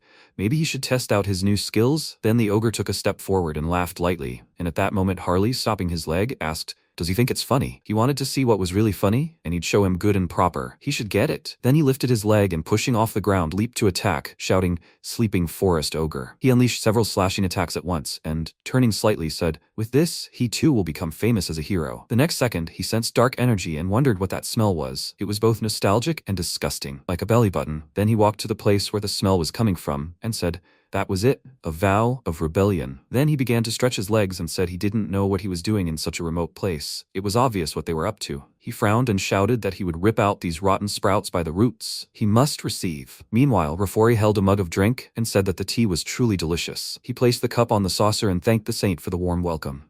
She sat at the table opposite him and said she was glad it was to his taste, and most importantly, the divine church sincerely appreciated his presence. At that moment, Heinrich stood next to her and thought, the church has a new ally, the elves. And not just ordinary ones but the highest, the kingdom of Elwyn on the continent of Animal. There the elves worship the world tree. Although they serve different gods, the divine church and the elven kingdom have recognized each other and conduct constant exchanges. Recognition of existence and the choice of an object of worship are completely different matters. High elves are the upper class of the elven kingdom. If he came here, does that mean they plan to find Hans using the power of the world tree? In any case, it's interesting. His pupils really do resemble stars. At that moment, Rafori said, it seemed his eyes had caught his attention. Heinrich sheepishly wondered if he'd been staring for that long. Then Ristar bowed and, apologizing, said she hadn't noticed she'd been staring. Heinrich thought, right? And then Rafori pointed to his pupil and said, nothing. Actually, this is a relevant topic for discussion. Eyes are the hallmark of a high elf. Elves born with such eyes serve as priests, connecting the world tree and the people. Very few elves are born with this ability. Only 2 or 3 per generation. Most of the priests are already old. That's why the birth of a new high elf is so desperately awaited. Then Ristar asked, in that case, is the urgent request for help related to this situation? He answered, yes. A revelation had recently been received. A special child was born on the Ion continent, but she was captured by slave hunters and sold as a sacrifice to a dark sorcerer. They wanted to ask the main divine church for help in finding this child. The saint said in fear,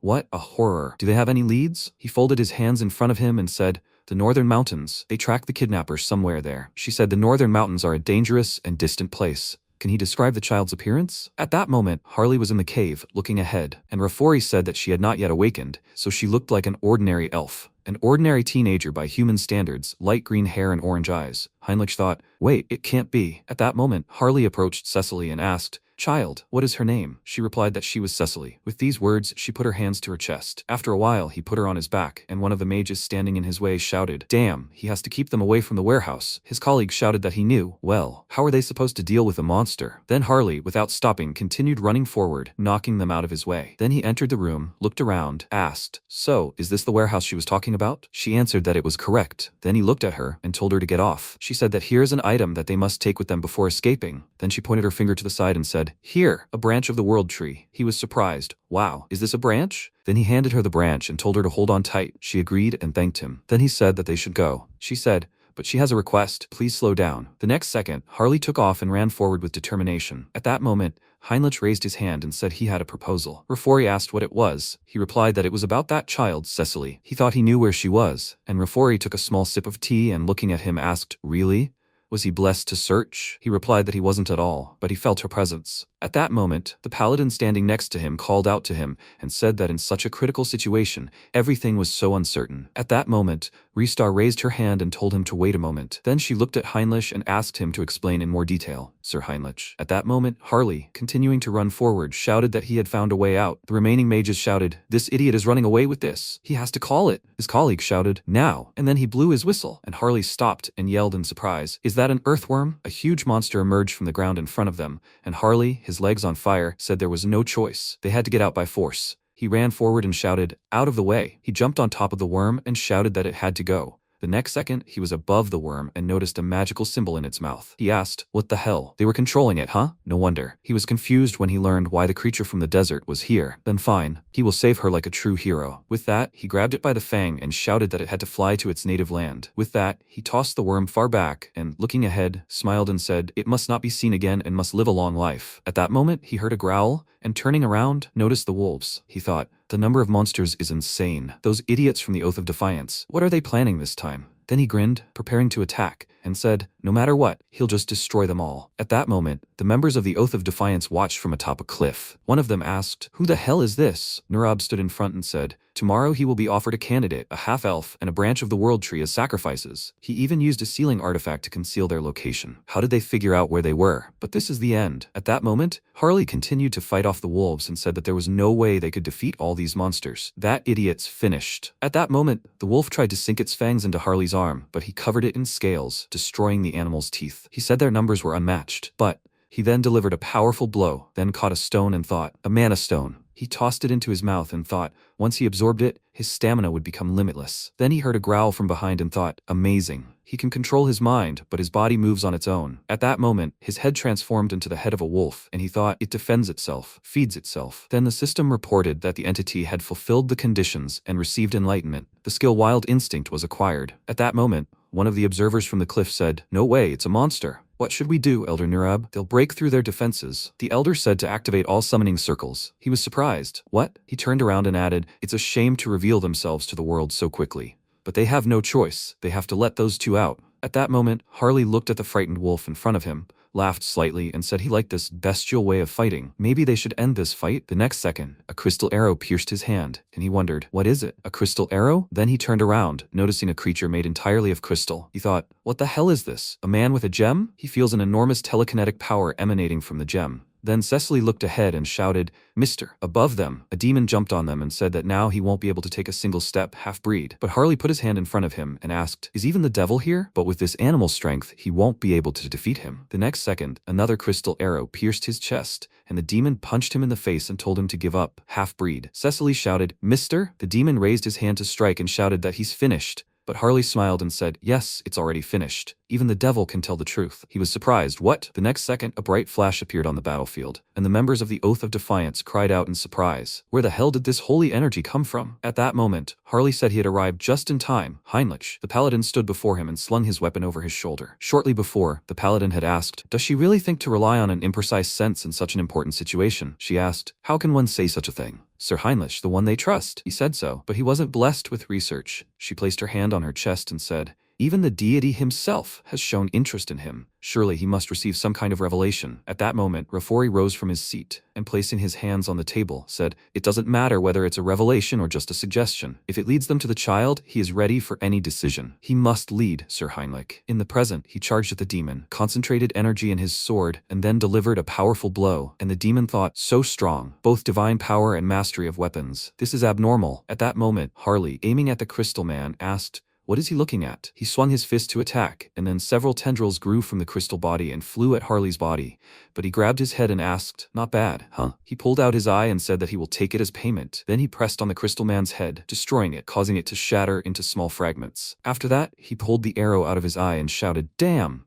He looked at the crystal in his hand and said, "Since he took away his eye, he will replace it with his eye." The next second, he placed the crystal in the eye socket. Then, the system reported, a new body part was transplanted. Skill acquired. Diamond Eye, Pyrokinesis. He chuckled and said that he could now attack from a distance. At that moment, the elder, swearing his oath of disobedience, said, "It can't be. Even those two were killed?" The guy behind him asked, "Who is this holy knight?" And the elder said to take their time. "There's one guy and a child there. No one else. They need to release the remaining monsters and prepare to retreat." At that moment, one of the guys looked at him in surprise and asked, "Elder?" The next second, a morning star flew at his head, and a paladin, riding a horse, shouted that he would smash their skulls. "You heretic idiots." They shouted, "Order of the Paladins." They stood back to back, and the man said, "Damn it, Elder Nurab. What should they do? Should they prepare to teleport?" At that moment, the elder grabbed his hand and said, "Damn it, they're not coming back now." He was surprised. What? He began draining the energy from their bodies and said he must sacrifice their souls to summon the archdevil. He created a magical symbol above himself and shouted, he must descend upon them, the embodiment of greed. He must reduce them all to ashes. Then he looked forward in surprise and shouted, "This light! Such astounding divine power." At that moment, a beam of bright light emerged from the magical symbol above the devil and pierced him. Laddie then said that he apologized, but the only one who would burn today was he, the heretic. Nurab looked at him in fear, and then a powerful explosion occurred at the top of the cliff. Heinrich, looking at this, said, "It looks like we're done here." At that moment, Harley, looking at Cecily hiding behind a tree, said, "Hey, child, she can come out." Her body was shaking with fear. She held the branch in her hand and said that she was so scared, stuffy and cramped. She felt like she was going to be torn apart. Harley laughed, looking at her, and said that this meant she was okay. At that moment, Tuscan called Heinrich and said that it looks like they made it just in time, all thanks to him. Heinrich noticed him, and Tuscan, putting his hand on his arm, said that he was absolutely right. But how did he know? He replied that it just occurred to him. At that moment, Rafori, noticing the light, shouted, "Lady Cecily." He knelt before her and, placing his hand on his chest, said that he was glad to meet her, Lady Cecily. He was Rafori from the Elven Kingdom. Harley, looking at him, thought, "Oh my god, so this is the look on a high elf's face." Then he laughed loudly and shouted that he was glad that she was able to reunite safely with her family. "It's an honor to help her, Lady Cecily." Rafori looked at him and thanked him.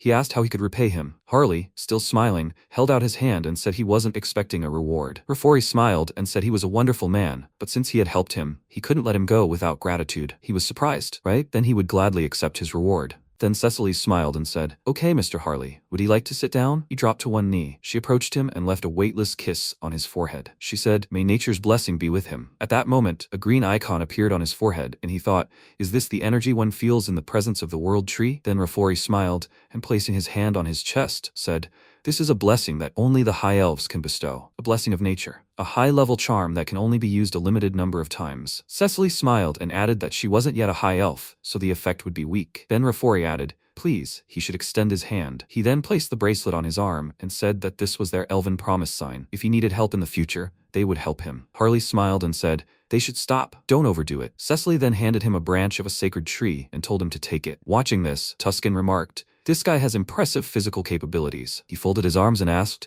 "He's the same as him, isn't he?" They knew each other. Heinrich replied that they didn't. This was their first meeting, but he thought they would get along well. Tuscan added thoughtfully, "If his intuition tells him so, then it's trustworthy." The order should also express gratitude. Heinrich thought, well, they've benefited from both the Elven Kingdom and the Great Divine Order. If Harley supports Hubert, he could become an unrivaled merchant. And then the elf spoke, Lord Tuscan. He approached him and thanked him for quickly resolving the problem. Now it was their turn to help them.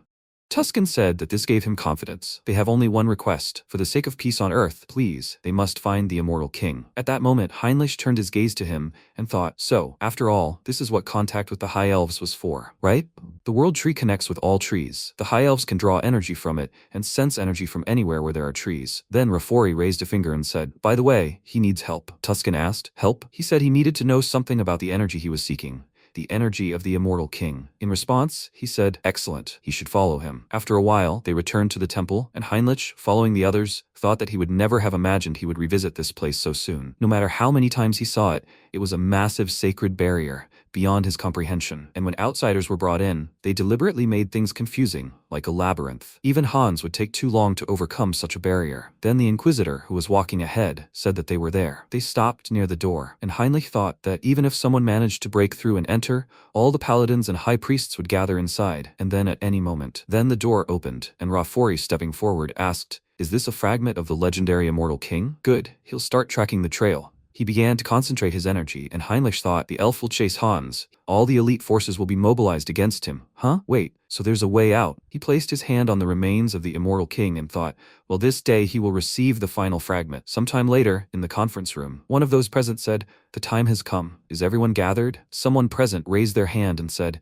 the Empire's representative is here. The Eastern representative too. Finally, regarding Nurab, he's dead. The Eastern representative said that surely everyone had already heard about it. They still don't know how the Order and the High Elves managed to track him down. First, they killed Marcos, who cultivated the fragment, and now Nurab, who's in hiding. Are they becoming too careless? The Eastern representative said the Order's revival should mark the arrival of the immortal king's heir. His colleagues said, hey, this new immortal king's heir, can't they use him to their advantage? He asked, are they proposing to join forces with the fake who cornered them? He smiled and said, interesting. Meanwhile, Riastar thought, no matter how many layers of barrier they erected, no matter how deep in the mountains she hid, they still managed to track her. At that moment, Hans, holding the fragment of the immortal king, thought, it seems the saint sensed his fragment. In that case, he needs to hide it. He summoned a subspace and sent the fragment there. Then, he noticed the fragment fall out of the other side of the portal. He thought, damn, a failure? It seems this fragment doesn't enter normal subspace. But after awakening, he was able to return to Earth with it. What if he created a subspace within his body and transferred the fragment that way? Yes, he would become one with it.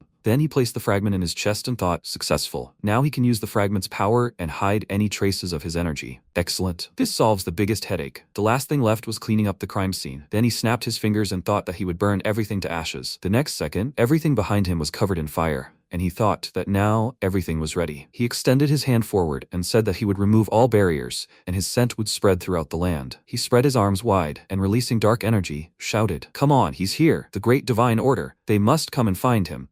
He will take the last fragment of the immortal king himself. At that moment, Rafori, using the ability of the world tree, thought he had found it. He held his hand to his forehead and said that he had found traces. The immortal king is in the monster forest, in the west of the continent. Then the paladin shouted, they must summon the paladins immediately and bring the archbishops. At that moment, Cardinal Pyre, standing with the knights, said, well, he must say he's a little offended. Didn't he think to call him for such an important matter? He stepped forward and added that he got the gist. He, the paladin cardinal from the Great Jiran Temple, was joining them. Laddie thought, Cardinal, the most revered figure in the Great Jiran Temple. That's encouraging. They've gathered all the best. Then Ristar approached him and said, Archbishop. This time she's with them too. He said, that won't do, Saint. She said, well, even the cardinal is coming. He said, Saint, she's a pillar of the great divine order. She must stay here. Then Lati called out to Heinrich, and he answered, yes, Archbishop. He said that this time he would stay and guard the great temple with the saint. He said he understood. Lati came even closer and said that if anything happened while they were away, he must protect the saint. After that, he walked on, and Heinrich looked after him, smiled, and thought that he needn't worry. The saint, and only the saint, would be safe and sound. Then everyone went outside to the magic circle, and Lady, raising his sword, said, soon they will face the nightmare of the continent again. However, this nightmare will be nothing more than a dream, because the deity is watching over them, for the peace and salvation of all, peace and salvation. At that moment, the saint prayed, looking to the sky, and Heinrich looked at her and told her not to worry so. He was sure everyone would return safe and sound. She looked at him and asked, was that true? Had the deity given him a revelation? He replied that it wasn't so, but for some reason he had a feeling that it would be so. At that moment, Hans approached the church, thinking that the dark mana was at the ready. Although he couldn't see it, he could feel the holy barriers. Then he concentrated the energy in his hand and thought, even if he slipped through the walls, the inner barriers would remain in place. In that case, he would get rid of them and buy them some time. He sent several magical flares forward, creating explosions, and thought of them as midnight fireworks. At that moment, the knights were screaming, what the hell is this? They have to wait and look down. They're under attack. A huge number of undead were heading towards them. They were shouting that everyone needed to be called. Meanwhile, Tuscan and the High Elf were walking along a stone rise, and Tuscan said, there's a problem. They carefully surveyed the area where his presence was detected, but nothing. Then they peered into the cave, and Rafori said, it can't be. He was sure they were in the right place. If he had moved, the world tree would have told him. Then the archbishop spoke, but he thought, stop. Maybe he realized he was being watched and cast some kind of spell? The next second, he turned around, pointed his hand forward, and shouted, "Everyone, we must slowly return to the great temple." He deceived them. This is all a deception. Meanwhile, the temple was already engulfed in flames, and Hans, walking forward, said, "Finally they met the last fragment." His ribs opened up and he added, "It's time for the immortal king's resurrection." The bell rang loudly, and people around him shouted,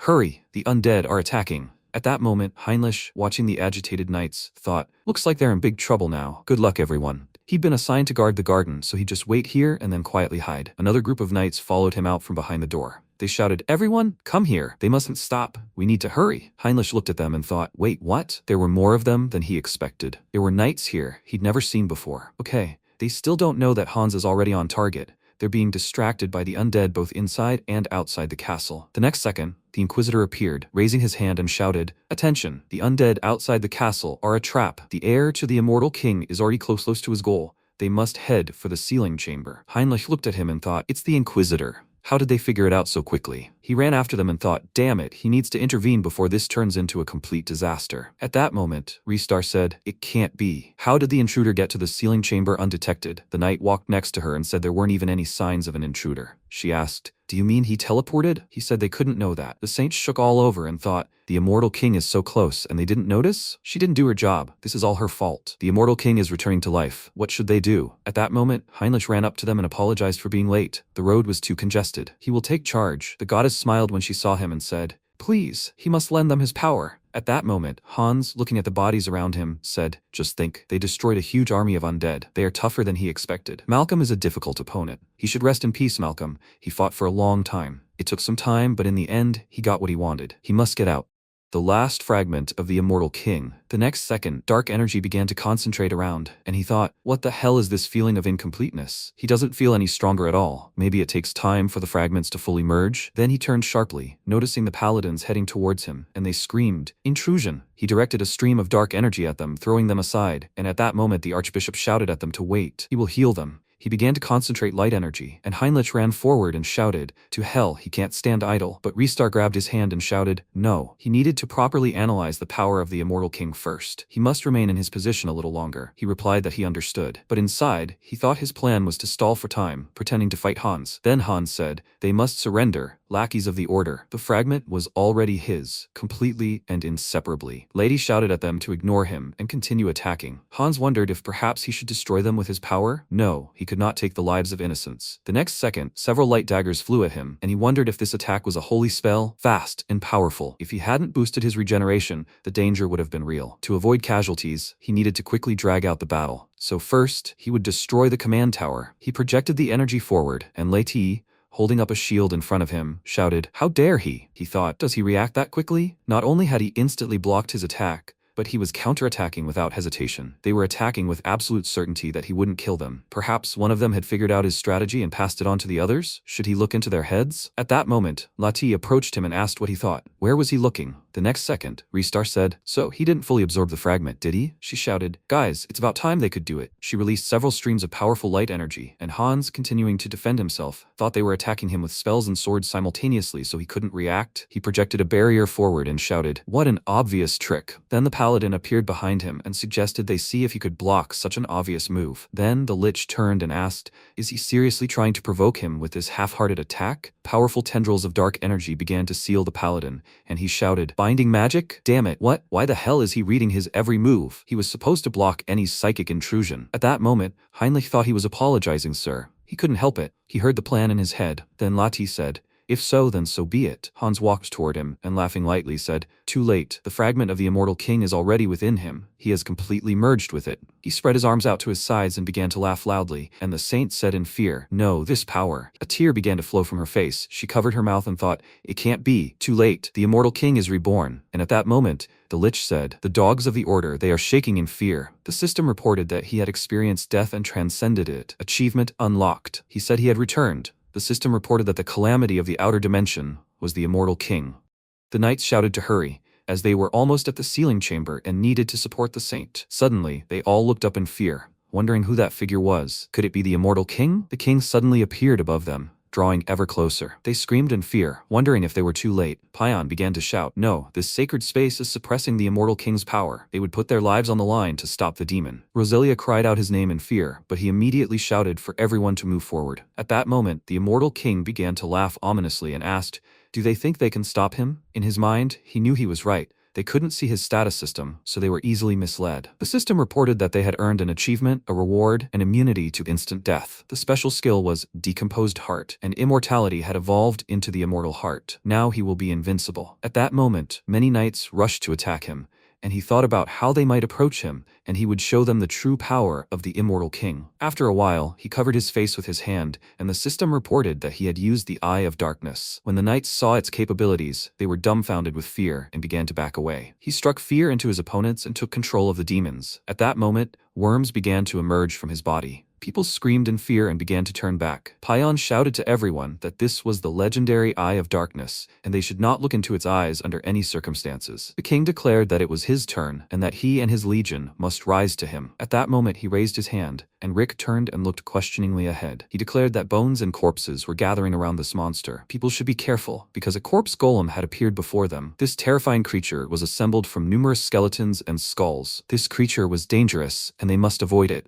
Suddenly, the monster struck the nearby knights, sending them flying and screaming in pain. The king chuckled and said he was very sorry and suggested they end it there. Roselia placed her hand on her chest and looked up hopefully. She tried to mentally pull herself together, because if she hesitated, not only the church but the entire continent would be in danger. At that moment, she turned to Songyun, and he asked again, "What does his lady want?" Roselia said that she entrusted him with her cross, and that he should please take it and retreat from here. She handed the cross over to him and asked him to please become stronger and stop the immortal king. Songyun looked at her in bewilderment, unable to speak, when Roselia suddenly turned to the rest of the audience and shouted that they must clear a path for Heinrich, so please protect him with their lives, so he must escape safely. She spoke with a confident expression, and the surrounding knights shouted that they understood her order and would stop the immortal king immediately. After these words, they rushed to the attack again, but the immortal king dismissed them as buzzing flies, declaring that he would destroy them with a single swing. Rick tried to attack the immortal king from behind, who noticed something was wrong and paused. He turned sharply and smirked at his own stupid mistake. At that moment, he struck Rick with his weapon, and he found himself enveloped in the king's magic. Rick gritted his teeth in anger and declared that their goal had been achieved after all. At that moment, the king, stunned, asked him again what he had just said. Rick replied that if they could save Heinrich, their hope, he would gladly throw this worn-out sack of bones at him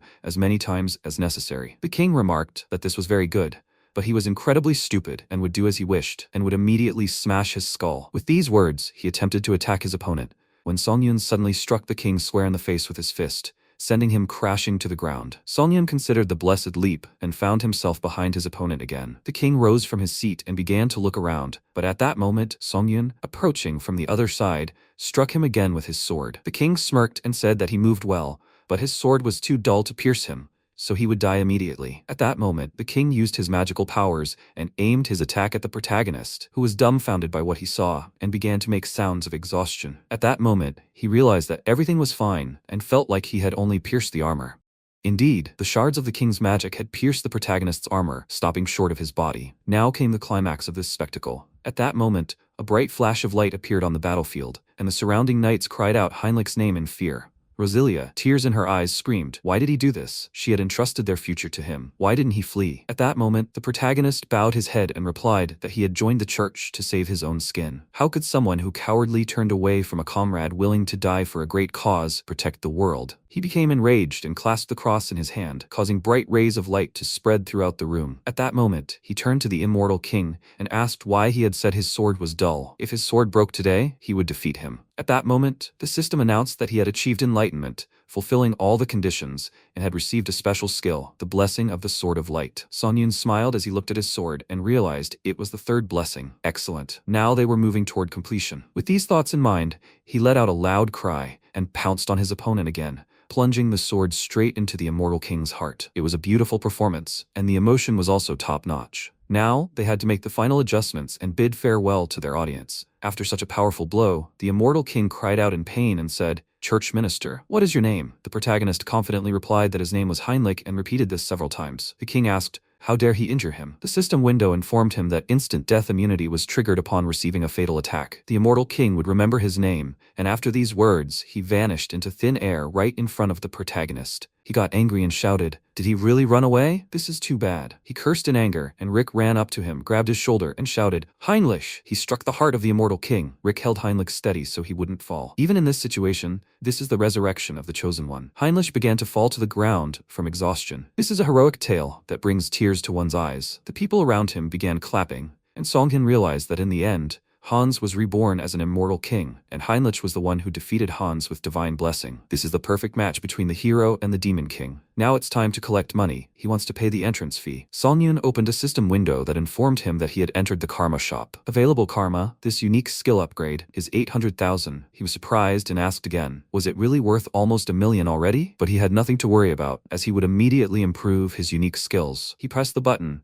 and the system informed him that his unique skill was growing and he had gained the special skill, customization. Songyun asked again, customization? The immortal king appeared on the screen before him and he realized, so that's what this game was about. His newly acquired customization skill opened up two possibilities: avatar creation and avatar modification. First, he'll explain avatar modification. This allows you to change the appearance, stats, and other attributes of existing avatars. As for avatar creation, this feature only allows you to set your appearance and skills once, at the very beginning. But most importantly, gender selection has been added. He can be either male or female. This surprised him greatly, and he was delighted, thinking that he didn't mean to imply he had any strange intentions, but rather that he was simply curious. He'd clicked on the female gender and decided to see what differences there were between them. Suddenly, the system reported that this option was unavailable, and he asked again, what's going on? Could it really be that he couldn't choose this? But why? The system reported that this was a breeding process. With the help of a special item, he could create his own race. Songyun was surprised and asked, a special item? What did it mean to create a race? Would the branch of the world tree Cecily had given him work? He liked it because it worked like an eco-friendly air purifier, but now he had no choice. He picked up the potted plant and realized that if he wanted to create an elf, this was a must. A magic circle formed in his hands, and the system reported that a branch of the world tree had been detected. He began creating the elf race, and a small flower began to grow in space, suddenly enveloping his body. He realized it had worked, and an elf clone was created right there. And since he now had access to customization, he would make his face stunningly beautiful. He wanted arms longer than Slenderman's, and since alphas are usually spiritual gods, the most important thing in stat distribution is the contribution to affinity with nature. He would name him Kairos, elf race, and the individual trait of a child of the world tree. Special notes: he was born an elf using the full spectrum of the world tree. Thanks to the effect of a child of the world tree, his growth rate, traits, and affinity with nature are significantly increased. This perfect body and a cute face, that's what he got, an elf. Suddenly, Carrie said something extremely unpleasant, and the protagonist wondered what was going on. It felt as if Karis's entire body was being shaped by dark magic. Songyun grew angry and realized that this simply couldn't be happening. He wanted to cancel the summoning of the immortal king, and wondered if even his mind center had malfunctioned. Perhaps it was because of his closeness to nature? He almost lost the avatar he'd just created. And turning around, he noticed a shelf of books. He pulled out one and wondered if maybe this time he should try writing the legend of the mercenary king. After a while, he placed a wolf's skin on his head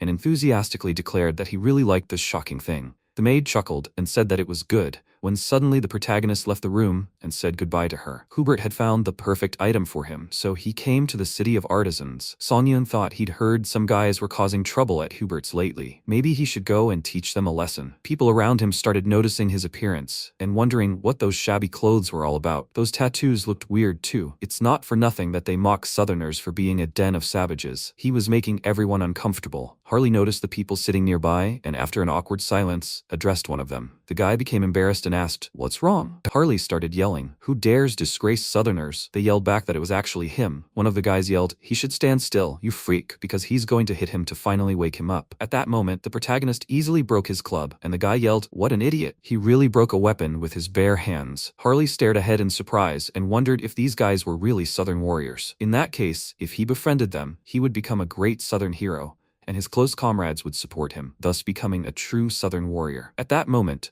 one of the guys approached him, patted him on the shoulder, and told him to hurry up and put on normal clothes. He should only wear them on traditional holidays. Harley asked, "What? Do people really not wear that anymore?" One of the guys got really angry and yelled at him, "I can't take it anymore. I'm challenging him to a traditional Southern duel." Harley remembered that it was bare-knuckle fighting, apparently their tradition. He replied that that was great, but he had one condition: they would all fight.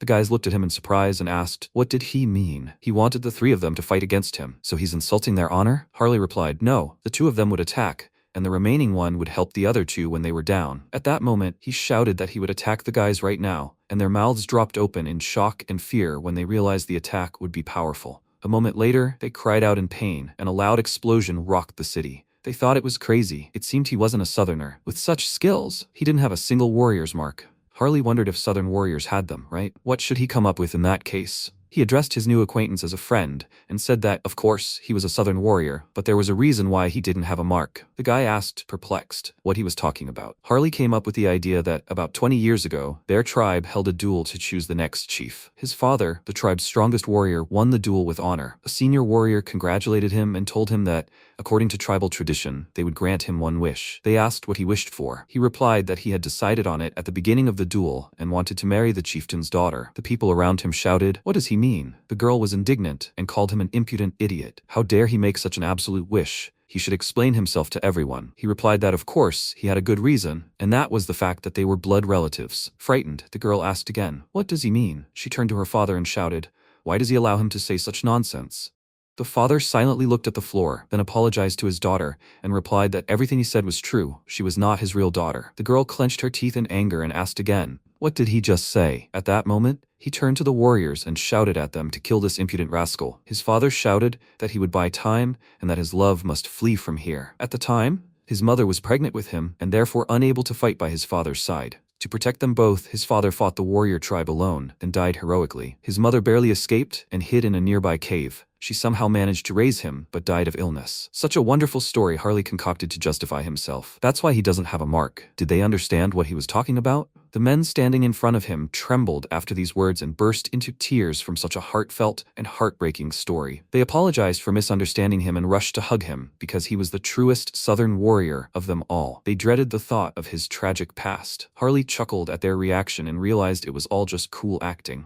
After a while, they gathered around the table and drank in honor of Harley. One of his new acquaintances turned to him and asked, "Isn't this place very far from the south? How did he get here?" He replied that he had a story about that too. After his mother passed away, all he had left was his body. He was lost and didn't know what to do or how to live on. And then the only person who didn't pass by but spoke to him was a young merchant named Hubert, who is now one of his closest friends. He asked if he needed any help. He had done everything he could to help him get settled in life. He was his benefactor and a true friend. But then he heard that he was in serious trouble and seemed to be threatened by some bandits. He couldn't just ignore the problems of the man who once saved him, so he came here to help him. One of the guys slammed his fist on the table and shouted that this was very bad. Their friend's enemy was their enemy. The guys he knew rallied around him and became his friends. They shouted that they would do everything in their power to lend a helping hand to their friend's friend. Harley, with tears in his eyes, thanked his new friends, and they all hugged. At that moment, Harley realized that once he used these jerks to silence the idiots threatening Hubert, it would be time to start a real project in the creative economy. He would import a ton of pepper from the land,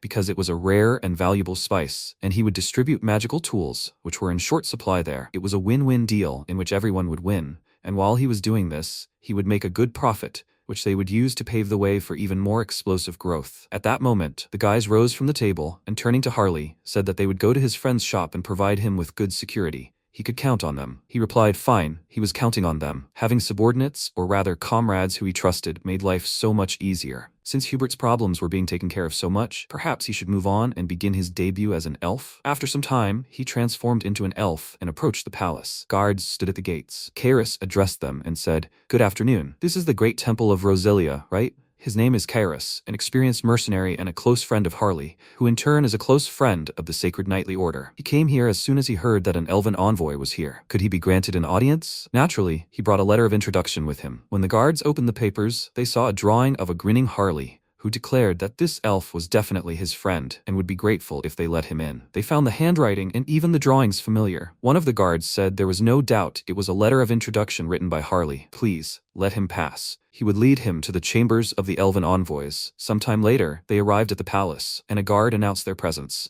He reported to Lord Refori so he could pass. Kairos thanked him for his assistance, and a moment later entered the room with an apology. Refori replied that he was pleased to meet him. He was Refori Granwood, a high elf of the kingdom. Please, let him sit down. Is he Harley the mercenary? Kairos replied yes, his name was Kairos, and he thanked Refori for taking the time to meet him. He arrived, sat down, and reflected on how difficult it was to pretend he didn't recognize familiar faces every time. But more than that, to be honest, he found it interesting.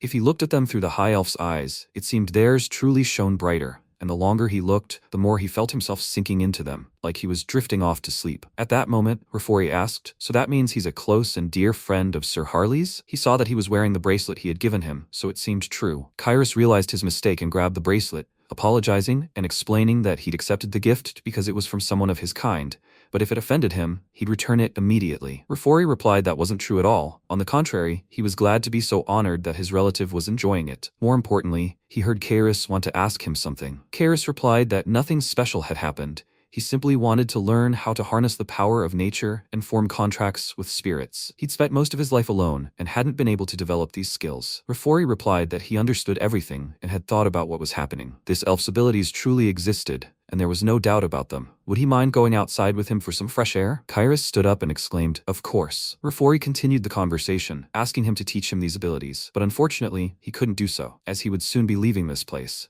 "But how about visiting the Elven Kingdom with him?" Kairos asked. What did he mean? He was delighted by the thought and realized it was the land of the elves, located on the continent of Enamel. It was the home of the High Elven University. He replied that it was certainly a great honor for him, but didn't it require special skills? Refori replied that only the children of High Elves could enter. But there was one exception. He approached him closer and looked him straight in the eyes, causing Kairos to feel a strong pressure and ask, "What is this exception?" He replied that the exception included elves who possessed high elven skills. Perhaps he had sensed something when he looked into his eyes, hadn't he? Kairos backed away slightly in fright and realized it was happening again.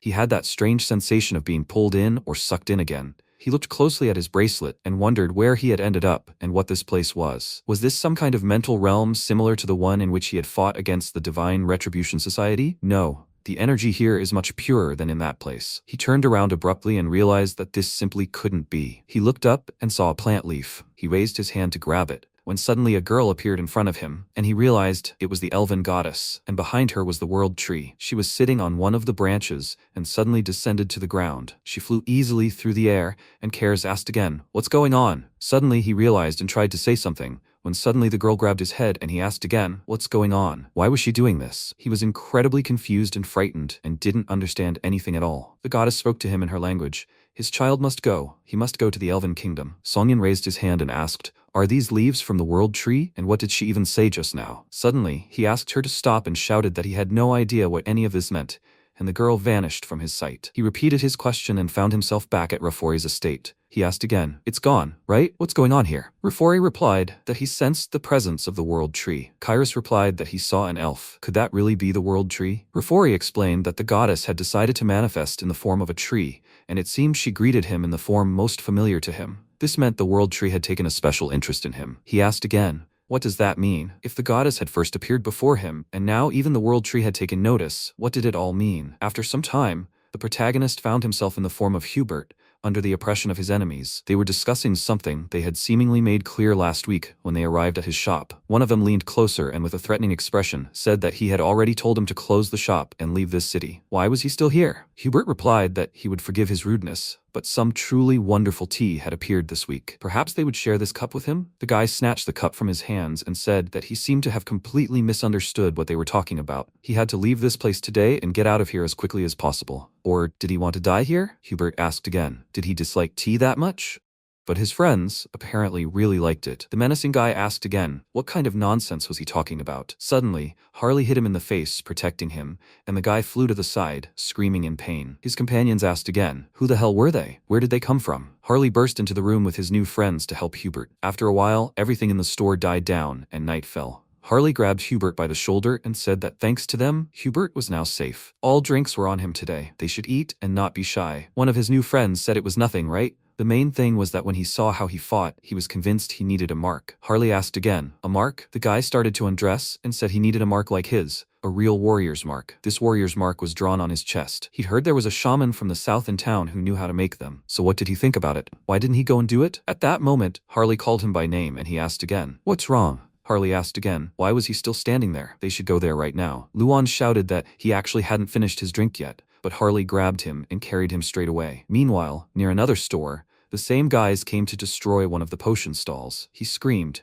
has the clerk's hearing really gotten worse with age? He's absolutely certain he told her to prepare the money for today. The woman replied, didn't she tell them the amount was too large? Where could she get such a huge amount of money? The guy grabbed the woman by the shirt, pulled her toward him, and asked again, Doesn't she really understand what's going on? Let her look at his face, where the big wound is. He's had a bad day after all. So now she's saying she doesn't have any money? Then let her go look for it anywhere. He doesn't care how she finds it. He swears to God he really needs it today. Suddenly, the main character, Harley, appeared before him again, and the guy was terrified when he noticed him. It was the same jerk. Harley charged at the guy again and told the woman he congratulated her, saying he was here to carve a mark. Luan, who was in his arms, was shocked by such speed and felt dizzy. The woman asked, "What will he do with these idiots?" He repeated, "With them. They'll decide for themselves once they wake up." The saleswoman chuckled. "What a mess. Fine, let him move on." When they entered the store, she asked if he'd said he'd come for the warrior's mark, right? Harley replied, yes, she could do that for him. The woman replied that he knew the crest bestowed immense power, but also drained a huge amount of life energy. He replied that of course he knew that, since the guy had already explained everything to him. She replied that she hadn't seen anyone with a monster's level of life energy in a long time. She was very jealous, because with his stamina, he could be given the ultimate mark of a martial lord. He shouted in surprise, "A martial lord? Let her do it quickly." Suddenly, the woman replied that she couldn't, because she didn't know how. It was a technique no one had mastered in hundreds of years, and her ears would soon wither from his screams. Harley replied that his mood had soured, after which he suggested that if that wasn't possible,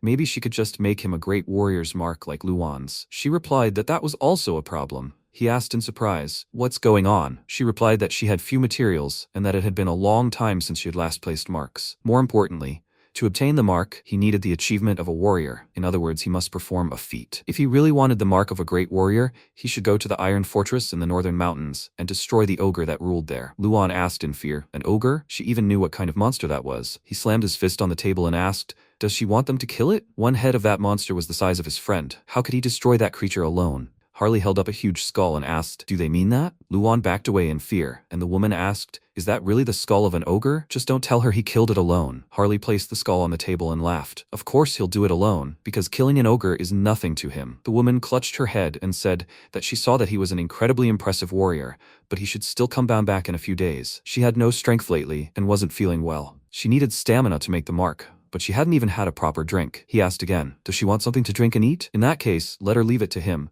Restoring vital energy is his specialty. The woman turned around and asked again, what was he talking about? Suddenly she turned around and realized that he had already left and hoped that he would not get into any trouble. After a while, screams were heard in the street. Harley met his opponent again and hit him again. He smiled and said, "They meet very often these days, don't they?" The guy grabbed his head and shook with pain. He asked again who he was and why he was treating them like this. Who sent him here? Harley replied that they had messed with the wrong people and touched their shaman. The guy asked fearfully, "Does he mean the shaman? This old woman is a southern shaman? Let him forgive them, because they didn't know about it. They thought she was some kind of healer from the village or something like that." The guy yelled, "Okay, they won't touch her again, he'll stop." Harley continued beating the guys one by one, saying that they better keep their promise. At that moment, Luan turned to him and said that he was done. So what were they going to do now? Harley replied that he knew there were a lot of bandits here and expected situations like this, and that Luan should come here and help carry these boxes. They were having a barbecue today. After a while, the woman began sweeping around her store. The protagonist arrived and announced that they were already here. She was dumbfounded and asked again, "What is this?" Harley replied that it was booze and meat, meaning he brought her something to drink and eat. How could she handle that? Wouldn't that be enough to recover and be healthy? She remembered her son's appearance and realized that if he were alive, he would be his age. At that moment, she asked again, "A person her age eats meat. Is he serious?" She could barely live with this. Harley asked again, "Wouldn't she eat it?" She replied that she might try a little,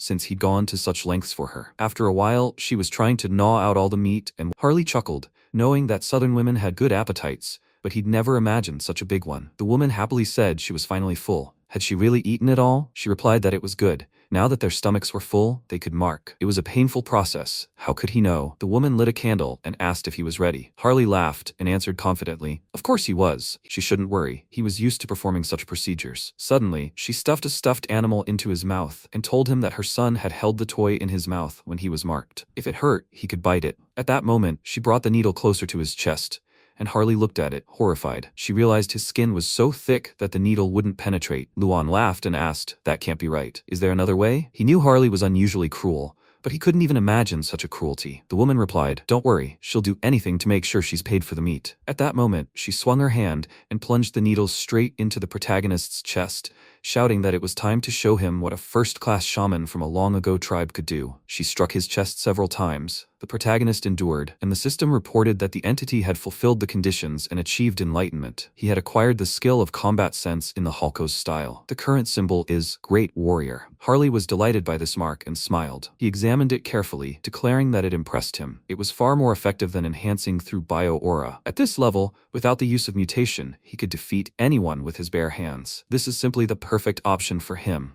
At that moment, the woman clutched her head and began to fall to the floor, losing consciousness. The protagonist turned to her and asked fearfully, "What's going on? Is she okay?" She asked him not to worry about her, as she hadn't exerted this much energy in a long time and was simply exhausted. She'd just get some rest, and everything would be fine. At that moment, Harley turned to his friend and mentioned that they had work to do, and he asked, what did he mean? He shouted that they needed more meat, as this woman couldn't bear the pain if they wanted to complete the mark. The woman became angry and thought that this thick-skinned freak wasn't letting her rest. Meanwhile, in another dimension, a saint stood near the protagonist, trying to help him and reciting prayers. Payan approached her and asked if she was still praying for him. She was surprised by his arrival, and Payan continued the conversation, saying that if she continued, it would affect her body. Please, she shouldn't overdo it. Riastar replied that she knew about it, but her heart wouldn't let her rest. She still couldn't forget that incident. He went out to fight the immortal king and didn't retreat until the very end. Payan remarked that it was as if she were witnessing the birth of a new hero. Suddenly, she covered her mouth with her hands and realized that Sir Heinrich was their new hero. Payan murmured that he flattered him, his grace, when Heinrich actually rose from his seat,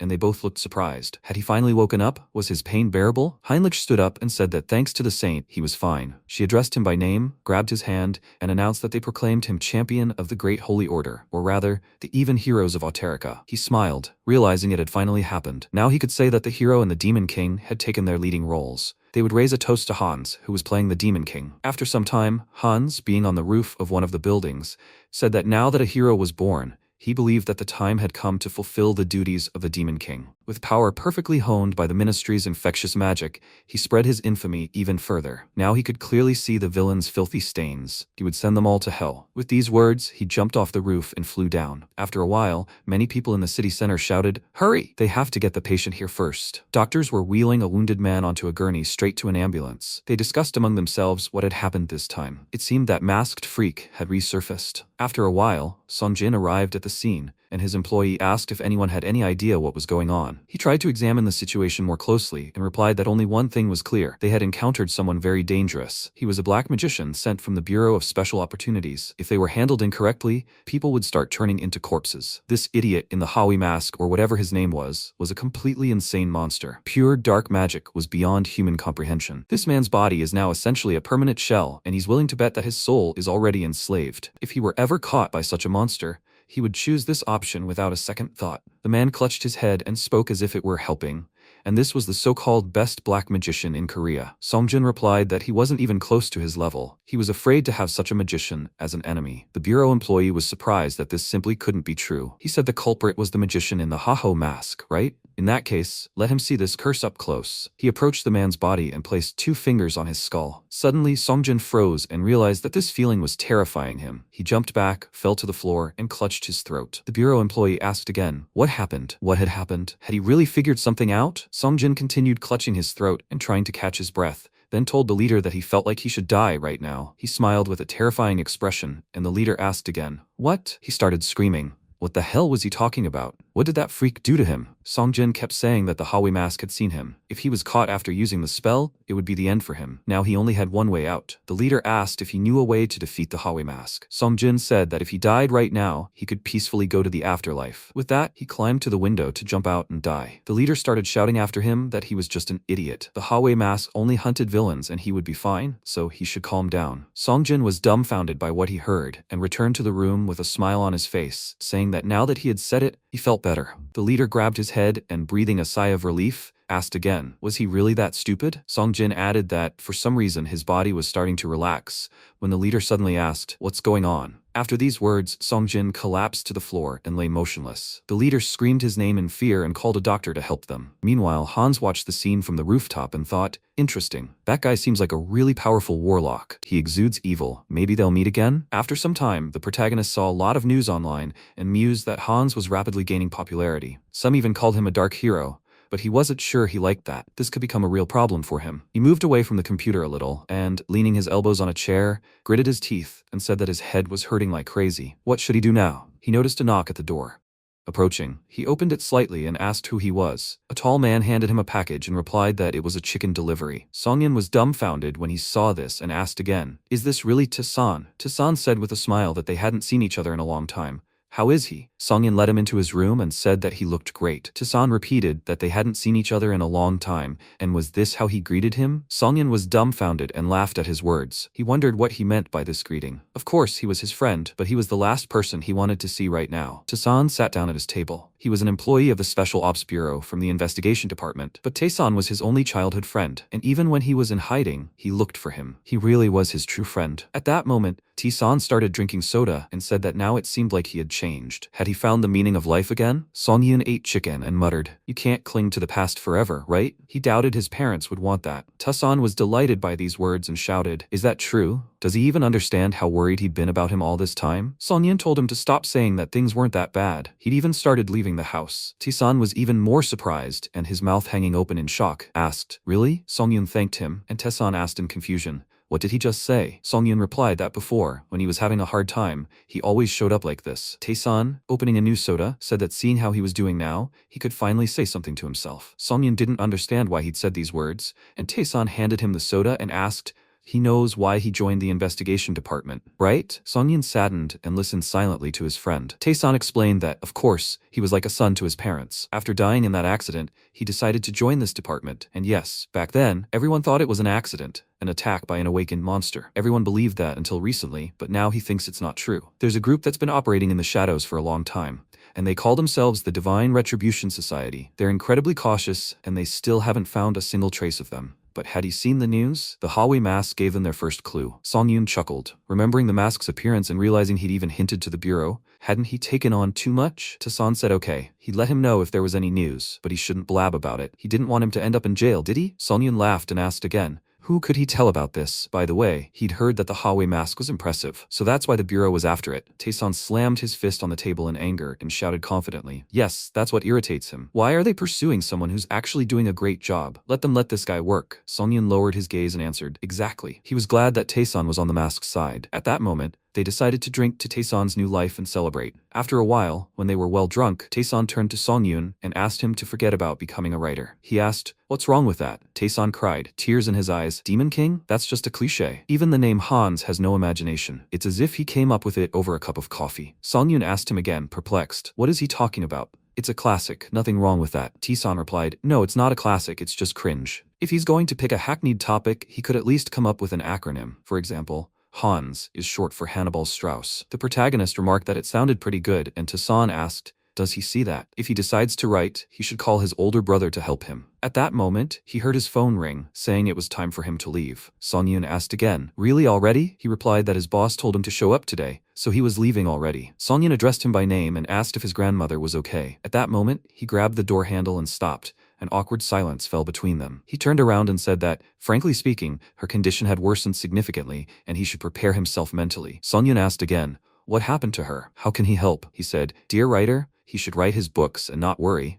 because he'll figure it out on his own somehow." At that moment, memories of their grandmother appeared before them. Songyun held Taesan's grandmother's hand, ate a bun, and happily muttered, "Yes." Grandma told him that if he wanted something tasty, he should just tell her, okay? Taesan's friend was like a grandson to her. Did he understand that? Songyun replied that he understood everything. Taesan's grandmother, when they played together as children, always looked after him and took care of him. It was one of the few warm memories he had, and now that he learned she was seriously ill, his friend, who had always been there, was going through such a difficult time, and he couldn't help at all. But then an idea occurred to him. He mentally turned to Taesan and thought about apologizing for ridiculing his ability to come up with names, because these strange characters were helping him. The system reported that Heinrich had the general ability of reason, his individual ability of holy baptism, and important information. He possessed a special skill. To heal a person, a healer like a priest was needed, but he had one, didn't he? He was familiar with the faith, recognized by the archbishops, and possessing divine power. Heinrich can cure Taesan's grandmother. How could he summon him? If he disappeared immediately after becoming an official hero, it would cause misunderstanding. Then he would wait for the right moment. Sometime later, Aaron was walking through the city with a smile on his face, thinking about something. Diana asked him if he was okay. Was he having trouble holding the bag? He replied that everything was fine, when suddenly apples began spilling out of his bag. He asked them to stop, and Diana asked him not to hurt him. An apple fell right on the foot of a gentleman, who said that he should hold the bag tighter. The man grabbed the apple, and Diana looked at him admiringly. It was Mr. Haynes, who asked them how they were doing. Aaron replied, "Is he really Mr. Haynes? He looks completely different now." Haynes replied that his face had changed a little, hadn't it? Diana asked again why he had only come to them now. He chuckled and replied that it had been almost 7 months. He had been a bit busy, if they understood him. She said that since he was here, he must have business here. She knew that for sure. Haynes was surprised by such a reaction and replied, "No, he just came to see them." Diana replied that nothing bad would happen if he confessed, and Aaron said that he needed to come see them more often. Haynes replied that, frankly, he couldn't beat them, and then he turned to Diana and asked if he could become her employer again. He needed her information gathering skills. At that moment, he handed her 2 gold coins, and she smiled and answered, "Of course." Sometime later, Haynes turned to Sauron and asked her to look into the places where these magical instruments were sold. She looked around the table in surprise and asked where he'd gotten so many excellent items. He replied that he always had a way. Thanks to Diana, he'd not only acquired high-quality magical tools in the city, but also gathered information from Brokoslak, which had been dormant for some time. The pepper he'd asked for was in the warehouse, and Heinz replied that was great, since his friend would sell it. Their purge was complete. Sauron asked again, "A purge?" He replied that he'd identified and executed all the people who had either pretended to surrender or were hiding. Sauron was delighted and replied that it had finally happened. Their clan was now safe. Haynes declared that was correct. From now on, they simply needed to periodically exchange magical tools and pepper. Then he would count on her. From now on, she would be in charge of managing the heterosis. Sauron was surprised by these words and asked again, "What?" But she'd never done anything like this before. Could she handle an entire clan? Haynes addressed her by name and said she was competent, and he trusted her. He was confident she could handle everything. Sauron sensed the Lord's trust and told him he could rely on her. After this conversation, Haynes closed the door from the other side and reflected on how he was never without drama. He considered that they were no different from a small or medium-sized enterprise. In that case, could they really get serious about conquering the clan? Based on the information Diana had provided, he realized this was the source of his blood and was convinced it was the Brokoslak clan's base. He approached the building, which was guarded by 2 men. Suddenly, a fiery flame appeared in front of them, and Heinz calmly entered the building. He wondered if it had fallen on its own. Was it a draft or something similar? As he entered, Rosalicia appeared before him, drinking drinks and saying that everything went well. How much longer would she have to live like this? She felt incredibly sad, drinking alone. With these words, she sank onto the table and let out a sad sigh. Haynes entered her room, addressed her by name, and informed her that she was still drinking. She glanced toward the door in surprise, and Haynes informed her that he had seen many familiar faces today. Thanks to his disguise, he had easily snuck into her room. Rosalicia apologized and asked who he was. He introduced himself, and Rosalicia replied that she had a bad memory. Could he repeat his name again? With these words, she continued pouring blood into her glass, announcing that since a guest had arrived, she should test her hospitality. She poured him a drink and also told him that it was freshly squeezed blood. Haynes looked at her in bewilderment and replied that he didn't need it, thanking her for her hospitality. He realized it was high-level blood-binding magic that Rosalicia had sprayed directly at him from her wine glass. She screamed, "How dare he intrude on the Brokoslak sanctuary?" She didn't know who he was, but she wouldn't let it go that way. At that moment, Haynes smiled and used his powers, causing Rosalicia to gasp in fear. How could her own blood be aimed at her? This guy can freely manipulate someone else's blood. This is the realm of true blood. This is the Brokoslak territory. Invading it by an outsider is a breach of contract. Haynes thought to himself that this girl genuinely didn't recognize him. Perhaps he shouldn't explain himself, but rather use this to his advantage. At that moment, Haynes blurted out, "What breach of contract? He belongs to the Brokoslak indirect line." Rosalicia asked him to stop lying, as it was impossible. Suddenly, she looked surprised and said she'd been thinking and realized she'd heard something about a certain clan. Maybe it was true? He replied that he was from that clan, and that she should cooperate with him, and he would give her his power. Rosalicia smirked and said that even if he was from a branch family,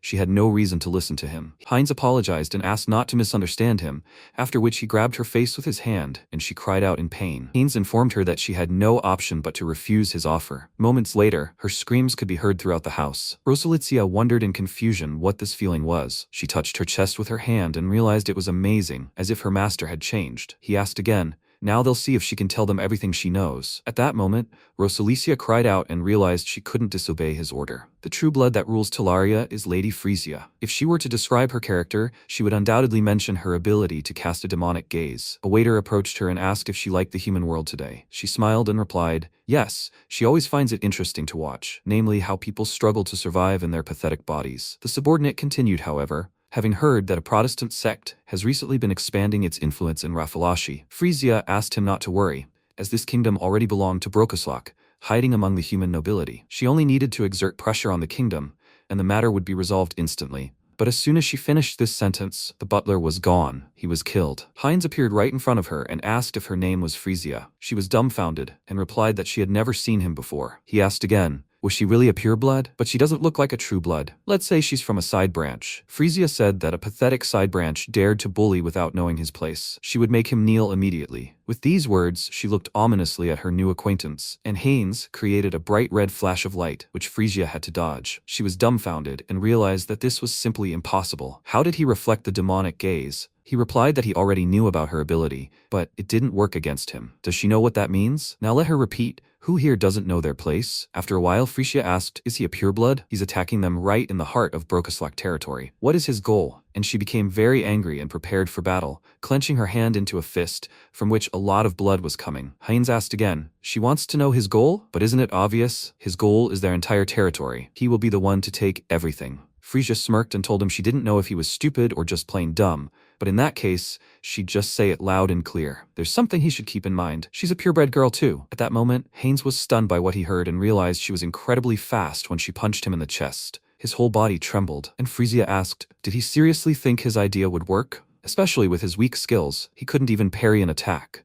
He realized this girl was an expert in martial arts. She was using a demonic gaze, and he thought she'd use magic, but that wasn't what he expected. At that moment, she swung her umbrella at him again and hit him with such force that he was sent flying. Haynes wondered if she was attacking him physically, right? Frisia turned to him and said she was impressed that he could still stand. Now they'll see if he can block this attack. Haynes tried to avoid her attack, but he knew she was a flawless fighter, and that umbrella wasn't just for show, right? She dealt a serious cut to his cheek, causing him to gasp. Frisia said he couldn't fend off her attacks forever, and that he had nowhere to run from her now. Suddenly, a huge cloud of blood appeared in front of his face, leaving him dumbfounded and wondering if this was some kind of special skill. If so, he'd cut it. At that moment, he straightened his arms and with a confident expression, began to defend himself when suddenly the bloody cloud evaporated and she was gone. He didn't understand where she had gone, when suddenly he felt something was wrong, and Frisia struck him with her elbow from behind, right in the face. He flew to the side again and somersaulted several times. Frisia looked after him and said that she was very bored and that this was the end. He lay in a pool of his own blood,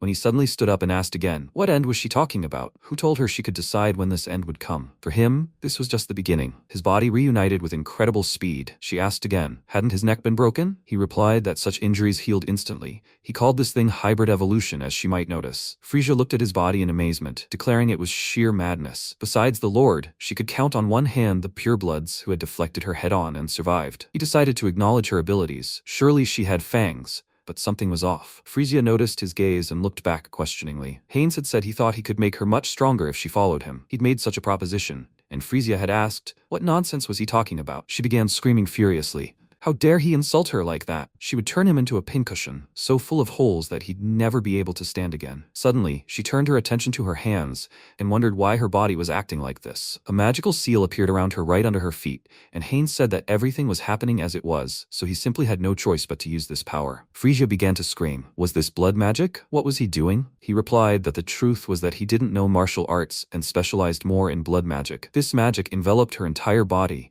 and he added that he could even do such things. Suddenly, Frisia felt pain as he sank his sharp claws into her neck. She began to scream loudly as Haynes tried to reach her crystal, which was located right in the center of her throat. He administered an injection of Rafalash. Suddenly, she cried out in pain and her tears began to flow, screaming that it was very painful. Haynes apologized and said that for a high-ranking vampire like her, a small dose would not be enough. After these words, a bright flash of light formed in front of him, and Frisia began to fall to the ground. She wondered what he had done to her without her permission. She would never forgive him for this. Haynes replied that she was so ungrateful, she should be thanking him, not whining. Didn't she feel it? Suddenly, she realized that he was right, because every cell in her body felt completely different. Her strength, reflexes, flexibility, every physical condition had improved, and she had reached a new level of evolution. At that moment, He asked her if she wanted to thank him now. Frisia replied that perhaps that was true. He gave her the strength to end it. At that moment, she lunged at him with her fists, but missed his face and stopped abruptly. She didn't understand what was happening, because her body was completely motionless.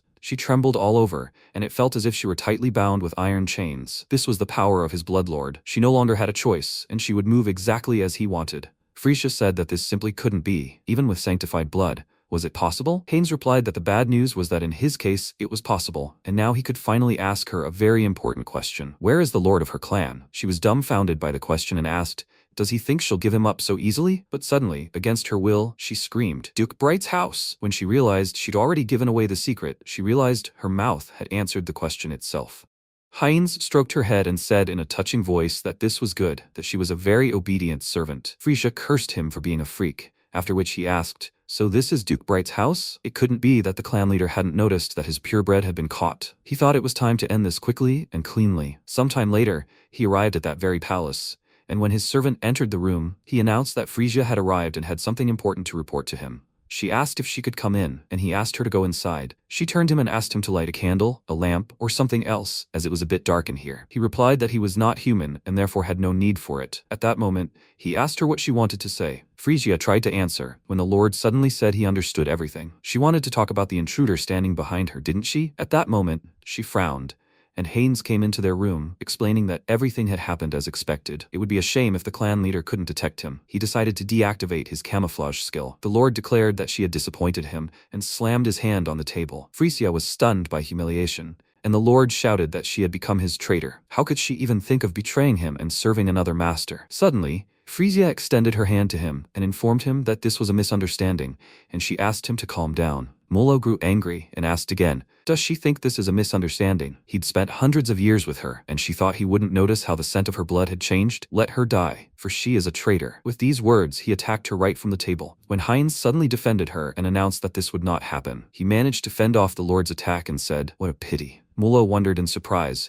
Did he really fend off his attack with one hand? Heinz said that he had hoped to resolve this peacefully. At that moment, Molo wondered who he was. He asked again, does he really want to resolve this peacefully? How dare he deceive him? He would cut out his snake tongue along with the tongue of his traitor right now. At that moment, he created a magic circle right on the floor, and Haynes and Frisia were dumbfounded by what they saw. He summoned the children of Brokaslak to him. Bloody men began to emerge from this magical circle, and Mulo shouted at them to run forward and tear the flesh of these traitors. Frisia turned to him and asked, how dare he do this? This is no place for his kind. At that moment, Mulo realized something was wrong. They had summoned about 10 men. Suddenly, a loud screech erupted, as Frisia had destroyed them all. He wondered if this was all that remained of his subordinates in the capital. Mulo turned to Frisia and asked what she was doing in the capital and what she had done to all his subordinates. She remained silent and did not answer this question, then suddenly apologized to her lord and informed him that most of them had become subordinates of Lord Haynes. He was horrified and said he did not understand what was happening. Did she really mean that his subordinates accepted the new blood without resistance? This was no different from cannibalism among their kind. It simply drove her crazy. She replied that this was only possible because Lord Haynes was a bastard descendant of the Brokaslak. Molo repeated in surprise, a bastard descendant? This was incredibly amusing, and they expected him to believe such nonsense. At that moment, he used a blood magic technique, blood mist. Let them witness everything that happened. This is the barrier of a blood mage, a representative of the Brokaslak. Heinz tried to protect himself with his hand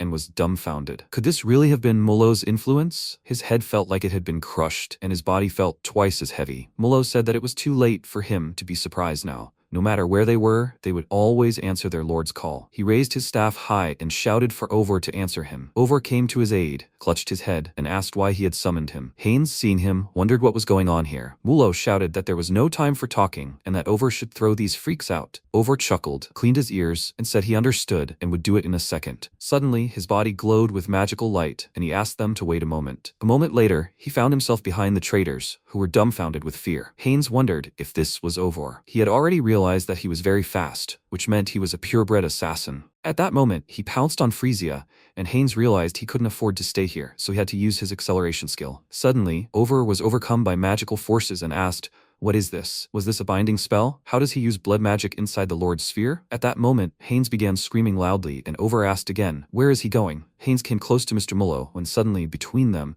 Over tried to strike to protect his master. Haynes turned around and noticed he'd managed to block the attack and realized he was right in front of him. All he had to do was knock this freak out first, So he used his acceleration skill again and began moving incredibly fast across the room. Mullo, who was watching the unfolding action, declared it simply impossible. Over had near-perfect agility, not just compared to Brokoslak vampires, but to anyone else. He was so fast. An incredibly serious battle developed between Haynes and Over. They were catching up again and again when Frisia suddenly intervened, and a moment later, a powerful explosion rocked the room. Frisia grabbed Over by the head and said she never liked his frivolous attitude. He shouldn't cross the line. Why shouldn't he have fun with her? At that moment, Mullo realized Frisia was catching up to Over and couldn't understand how it had happened. Was she destroying other subordinates on her own? Where did she get such power? Heinz said it seemed like it was time to lose his defense.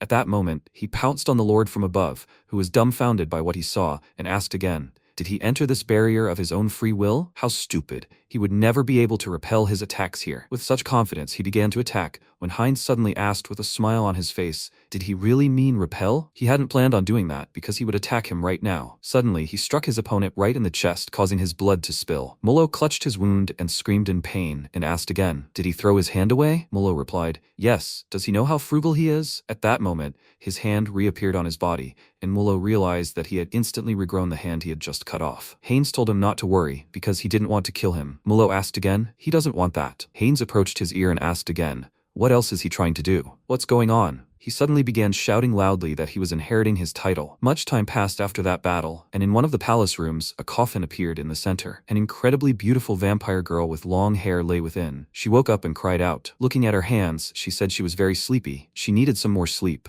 Nothing could help her anymore, and it seemed something had happened. Something had happened to her children. She looked and realized it. That same night, Heinz urged his enemy not to move and to stand still. He used his magical powers and injected the next palace employee with Rafalash. He cried out in pain, after which one of the girls said that if he couldn't take it anymore, then he should quickly retreat from here. The guy's body trembled, and the Frisia said that they should move on. After some time, Heinz wiped the sweat from his face and, taking a deep breath, said it had been going on forever. He turned to Mullo and asked if he cared so much about all the subordinates in the capital. He answered yes, the rest could be summoned in order. Heinz asked again what he meant. He should watch his tone. Mullo replied that it was much more effective that way. At that moment, Heinz suggested that the clanlord's presence really smoothed out all problems, which greatly angered the lord. Heinz's hypothesis was correct. Using a high-level vampire's Rafalashi injection proved too risky, so he forcibly injected it into their blood, which ultimately lowered their level. And finally, he extracted the source of their blood. It was as if he had been bitten just yesterday and accidentally become a vampire, and now he had worked his way up from the very bottom. This world is different from all the others. Suddenly, he turned to Mullo, who immediately responded as his subordinate. Yes, he asked him to handle the remaining gathering from all regions. Mullo confirmed the order and said that one more thing was required of him. He was to gather information about the continent. Mullo asked in surprise. He wanted information about the continent? Heinz replied that he should create his own intelligence network or strike a deal with an existing one.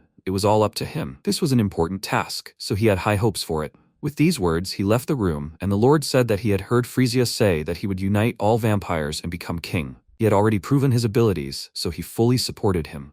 With these words, he bowed before him, and Heinz grinned and said that he was counting on him. When he left the room, he looked ahead in fear, leaned against the door, and wondered if he had really said that. He was probably just getting carried away, but he thought that having more subordinates to command was not a bad thing. The way of the Vampire King consists of such things. Perhaps it was time for him to start developing a serious game plan. A new day dawned sometime later, and the protagonist said in surprise, yes, he'd sharpen his jawline, sharpen the bones here, and now he'd get the result he wanted. He was an immortal king, so it was the least he could do. In any case, everything was finally clear. He rose from his computer desk and happily announced that the Brokoslak vampire stage had begun, meaning the long-awaited moment to improve had arrived. He used the karma store, and the system reported his current karma at 1,393,934. He was offered a unique skill upgrade for 900,000. As expected, he'd accumulated quite a lot, but few could dream of taking over a clan. What would happen if he upgraded his skill? He used the unique skill upgrade and pressed the button when suddenly he was surprised. 2 system windows appeared, and he realized that this time he would receive 2 upgrades. He suddenly noticed the usual increase in avatars wasn't there. The system informed him that this was an average choice, that the avatar's potential would increase significantly,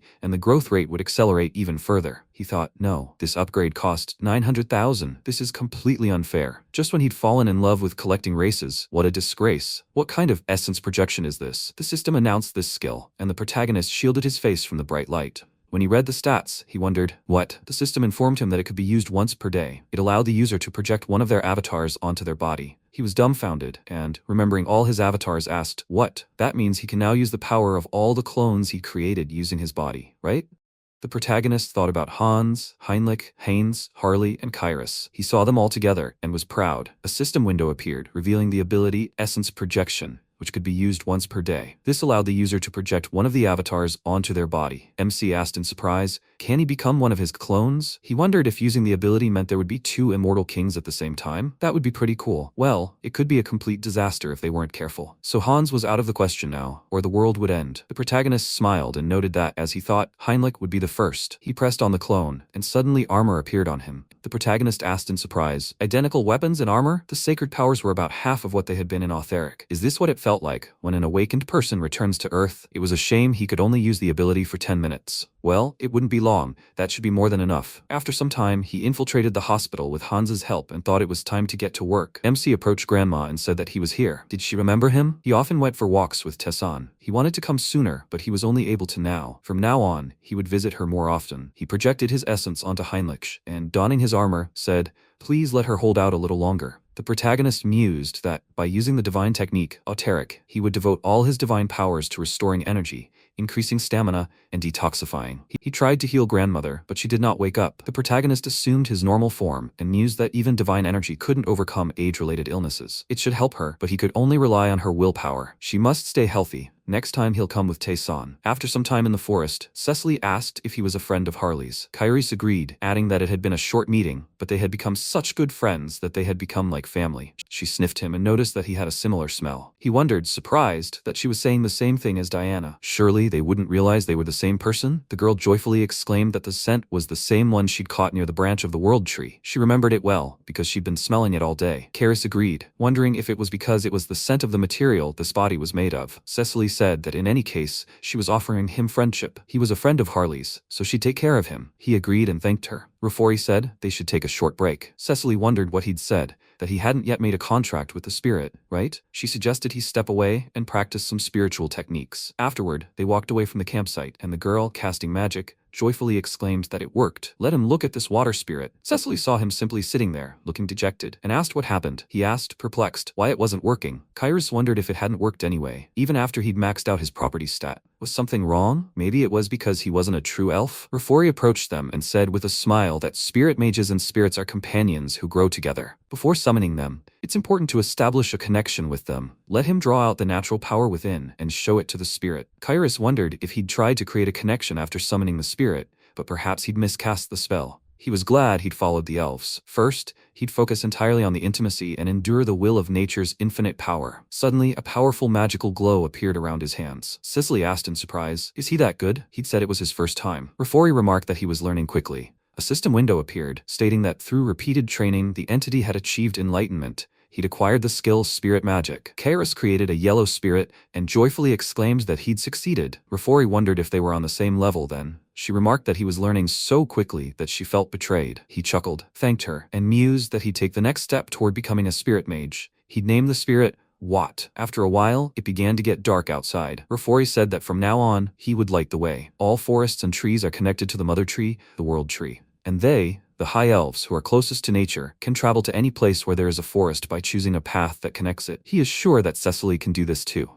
Kyrus, wildly shocked, began to follow him, wondering what he was talking about, paths connecting to all the forests. In other words, it's a vast natural teleportation network, right? It's much more effective than the gates of the Great Divine Order, which require installation. Is this the power of the World Tree? After a while, Rafori noticed that they had arrived. A huge tree, called the World Tree, appeared before them. Kyrus, surprised, thought that it was much larger than he expected. He called out to the girl and asked if this was the first time she had seen the world tree, right? She remained silent and suddenly flew into the air. Rafori remarked with a smile that he probably had never seen it before. This is the ceremony of a high elf's insight. Other elves rarely witness this ceremony. During this time, the spirits formed the fruit of the world tree. Kyrus thought about how all things are being reborn. The forces of nature gather in one place. Is this the fruit of the world tree? She took it and bit into it. He was shocked to think that Cecily was actually becoming a true high elf. Wait, now was not the time to be surprised. He could not let such pure natural energy go to waste. He would make it his own. Rafori sensed the flow of energy and began to observe it. A system window appeared, indicating that the individual had fulfilled the conditions and achieved enlightenment. The affinity with nature trait had been acquired. Kairos thought this was excellent. Now he could grow stronger simply by absorbing natural energy, like other elves. Rafori called out to him and with a smile told him to turn around. A sapling of the world tree appeared behind him. He noticed that the world tree seemed very interested in him. Usually, such sacred relics are only handed over during the insight ceremony. It's something incredibly rare. It can be turned into a weapon or an accessory. Carrie said that then he must have received the sacred relic during his own insight ceremony.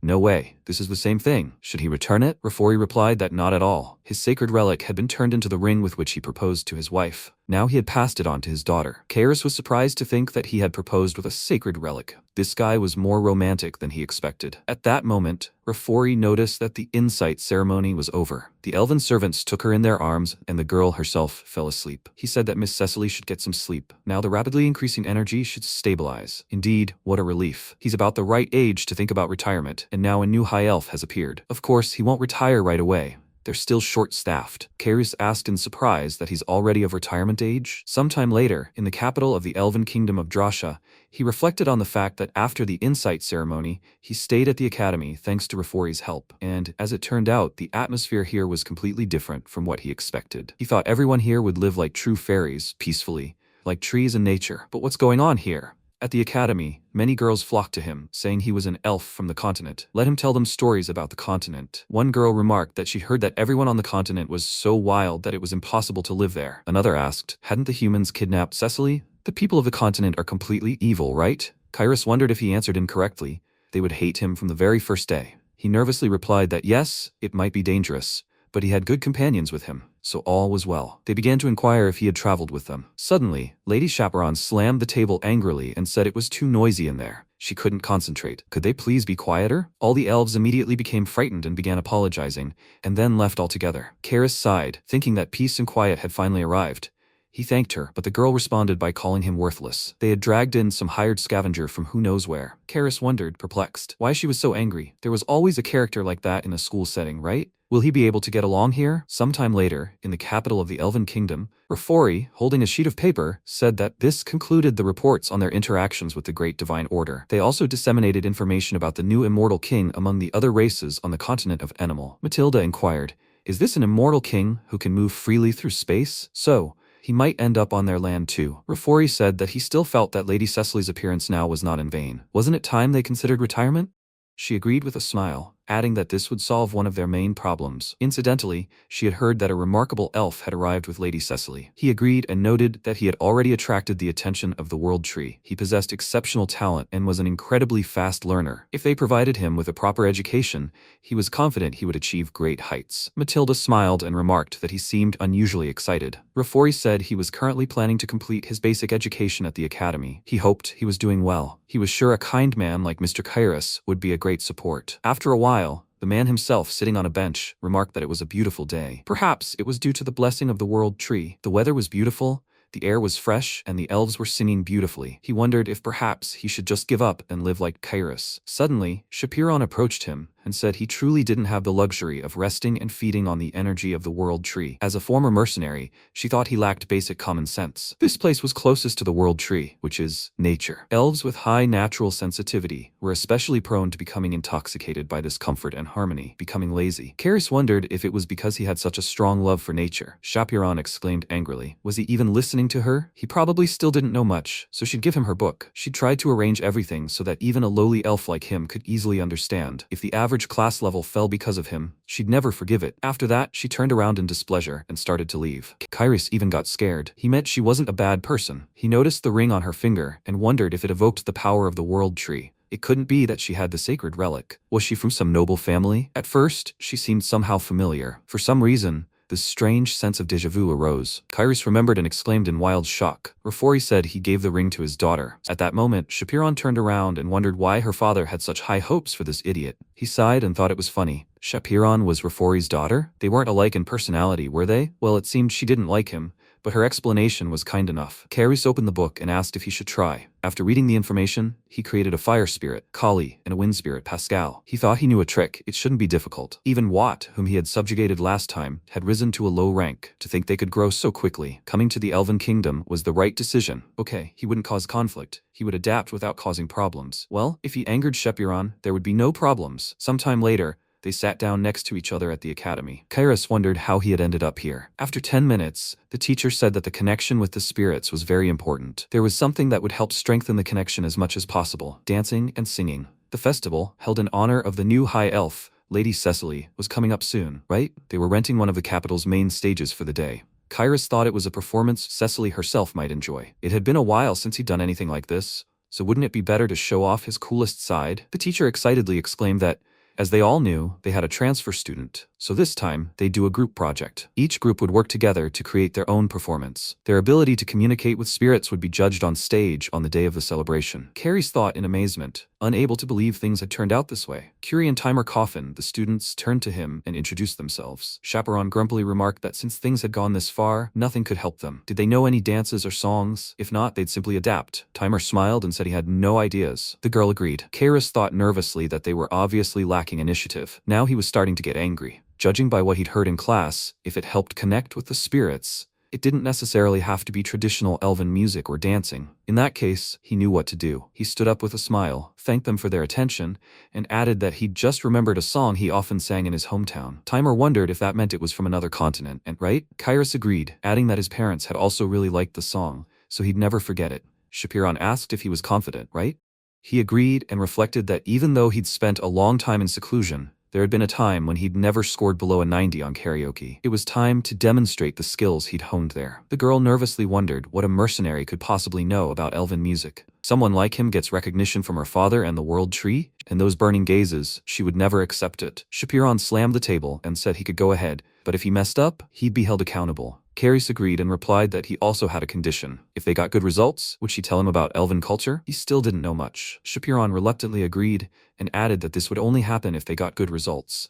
After some time, the whole group went outside. The protagonist sang them a wonderful song, and then a system window appeared, stating that the entity had achieved enlightenment through repeated training. The trait, Melody of Harmony, had been acquired. He mused that his vocals had become more stable, as if the force of nature was holding his vocal cords steady. Timer admiringly remarked that it was the first time he'd heard such a song. It was incredible. At this point, Shapiron was perplexed, thinking it was funny. Her spirits had responded to this baseless, empty music. Had they really found a resonance in this foreign song? The guy called out to her and asked what was up with her face. She was even swaying her shoulders. She exclaimed in embarrassment, "When did that happen?" Suddenly, the Carrie's spirits had leveled up to a low rank. He was surprised to think that Kali and Pascal had now evolved just like Watt. At that moment, a magical field appeared around him, from which the spirit of sound Decibel emerged. Timer, in wild shock, exclaimed that it was a spirit manifested in physical form. They almost never saw that. Chapiron was amazed that the spirits had found such a profound resonance in this song that even the spirit of sound responded. The protagonist called the spirit by name and mused that it was a rare spirit. What an amazing achievement. Chaperon had said that such spirits could perform a wide range of tasks. The timer remarked that they should remember that there is a song that touches the spirit's heart. They need to sing it. This song will be a hit. Curie agreed, adding that spirits of sound are drawn only to beautiful melodies. Caris asked what Chaperon thought about this. She reluctantly agreed. He joyfully exclaimed that it was excellent. Then they would begin planning the rehearsal schedule and the set design schedule. The girl sheepishly asked if he could tell her how to play the instrument he used. It looked interesting. The protagonist agreed with a smile. She exclaimed, "What's wrong with his face? This is not proper for elves. Make him stop." Sometime later, the day of the festival arrived. Cecily turned to Rafori and noted that he had said that his daughter was in the same group as Sir Kyrus. Was that true? He excitedly agreed. She said that he must be very worried. The elf, his body trembling, replied that he was not at all. The girl smiled and thought he seemed very nervous. She asked then if they could listen to the songs Sir Kyrus had composed. At that moment, the entire band came on stage and took their places. Timer and Curie began playing their instruments, and then the others joined in. Then Chaperon began singing a beautiful song. Cecily admiringly declared that no song had ever made her heart beat so fast. It was a beautiful harmony. Rafori looked in shock at his daughter's happy face and wondered how she could have such an expression.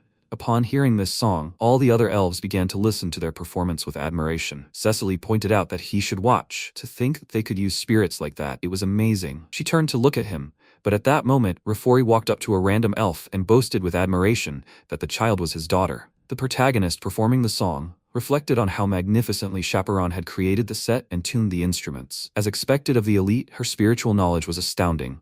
She had been so cold, and now she had melted. After a while, they finished their performance, and the entire audience began to applaud them joyfully. Chaperon reflected on how her breathing was more steady than usual, and the song flowed so smoothly. She hadn't thought she would be so immersed. A system window appeared, indicating the effect of the melody of harmony trait, targeting Chaperon. The protagonist smiled, thinking that it seemed to work equally well on other people. The girl looked happily at her father and thought that he was proud of her. He asked how she liked the song. Chaperon bowed her head and remarked that she had misunderstood him. He should forgive her for being so rude. She had lost the bet. Rafori thought that listening to this calmed his mind. It was amazing how music could have such an impact. Caris would certainly play a significant role in the life of the Elven Kingdom. At that moment, Heinrich arrived at the Saints. She greeted him joyfully. He noticed a book on her desk titled The Adventures of the Hero and the Saint, and wondered if he should pretend he hadn't seen it. The girl motioned for him to please sit down. She called him to discuss something important. Perhaps he'd heard of the Holy Sword? Heinrich wondered if it was the most powerful, exclusive weapon used by the protagonist in fantasy stories. He replied that he knew it was the traditional hero's weapon. Saint Ristar remarked that there was a decree unanimously approved by all church members. Let him please undergo the test of the Holy Sword. Heinrich, without showing joy,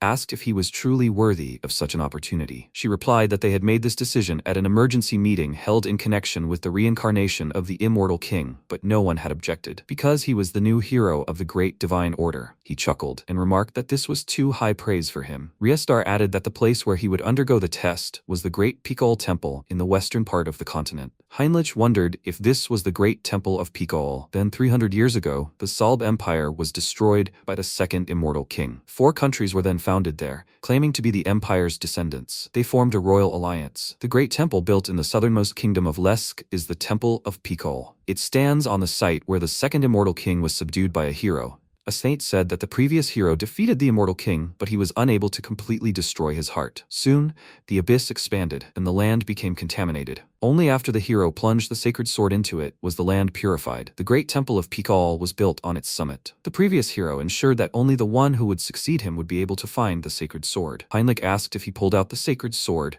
wouldn't the seal on the abyss be removed? The saint replied that 300 years had passed. The land had been sufficiently purified, so all was well. It was time to inherit the hero's weapon. He exclaimed joyfully, "Let her trust in him." When should he depart? The saint replied with a smile, "Right now." After some time, Heinrich arrived at the temple itself and was surprised to note how grand it truly was. There's a completely different atmosphere near this temple. At that moment, Doniphan, the cardinal, approached him and said that he must be Sir Heinrich. He wanted to compete for the sacred sword, didn't he? He agreed and added that he thanked him for coming to greet him personally, despite his busy schedule. The man patted him on the shoulder and replied that everything was fine. Wasn't he the new hero recommended by the saint? Of course, he had to come in person. As rumors had it, he was very reliable. Heinrich reflected that he was a paladin, and it showed. His body, even the strength of his grip. Doniphan smiled and said that if he'd known he wouldn't see the saint after his appointment, he wouldn't have accepted the position of cardinal. He'd be honest with him. He was very concerned that some random punk might start hitting on her. Could he understand the old man's heart? Heinrich exclaimed that if such a punk showed up, he'd deal with him personally.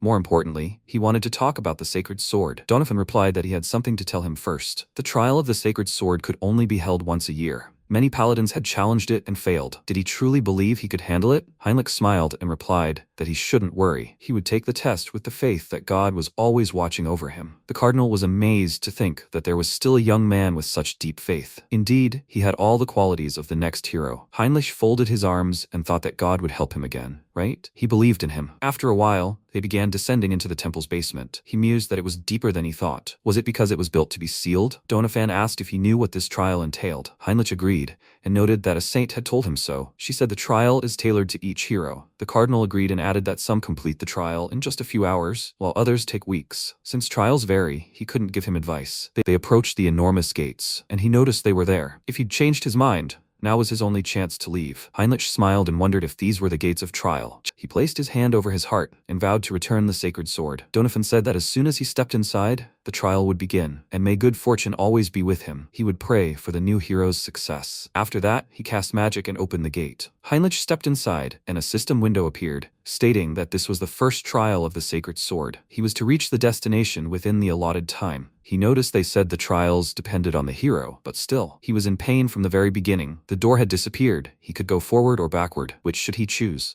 Heinrich used the blessing jump skill and made a lightning-fast dash, then thought that this was a battle of speed. After that, he used the skills several more times, but it yielded no results. Heinrich, perplexed, wondered if something was wrong. At this speed, he would probably have covered several cities by now, but he still couldn't see the end. The purpose of the trial was also unclear. But what was he supposed to achieve? Was there really something else? He remembered the saints saying they said the trials depended on the hero. She believes it truly reflects the will of the deity. It's in the scriptures, he knows. God is always watching them and giving them challenges they can handle. Heinrich paused and considered that, right? This was a test from God. And it wasn't just about reaching the destination. The test forced him to push his limits. Jumping wouldn't be effective in that case. The fastest way to exhaust your stamina and reach your limit was to bunny hop. He crouched down and thought about how it felt like he'd been drafted into the army or something. After a while, he passed the first test. Even then, it took Heinrich a full 40 days to finally reach the door. Afterward, he fell to the ground, exhausted, and wondered if he'd exceeded his limits. Didn't 40 days seem too long to them? He realized this halfway through, but time moved more slowly here. Compared to Autheric, it was 10 to 1, and compared to Earth, it was 100 to 1. He only realized this because his avatars allowed him to track the time difference, but he would refuse the test. For paladins, who had no way to sense the passage of time,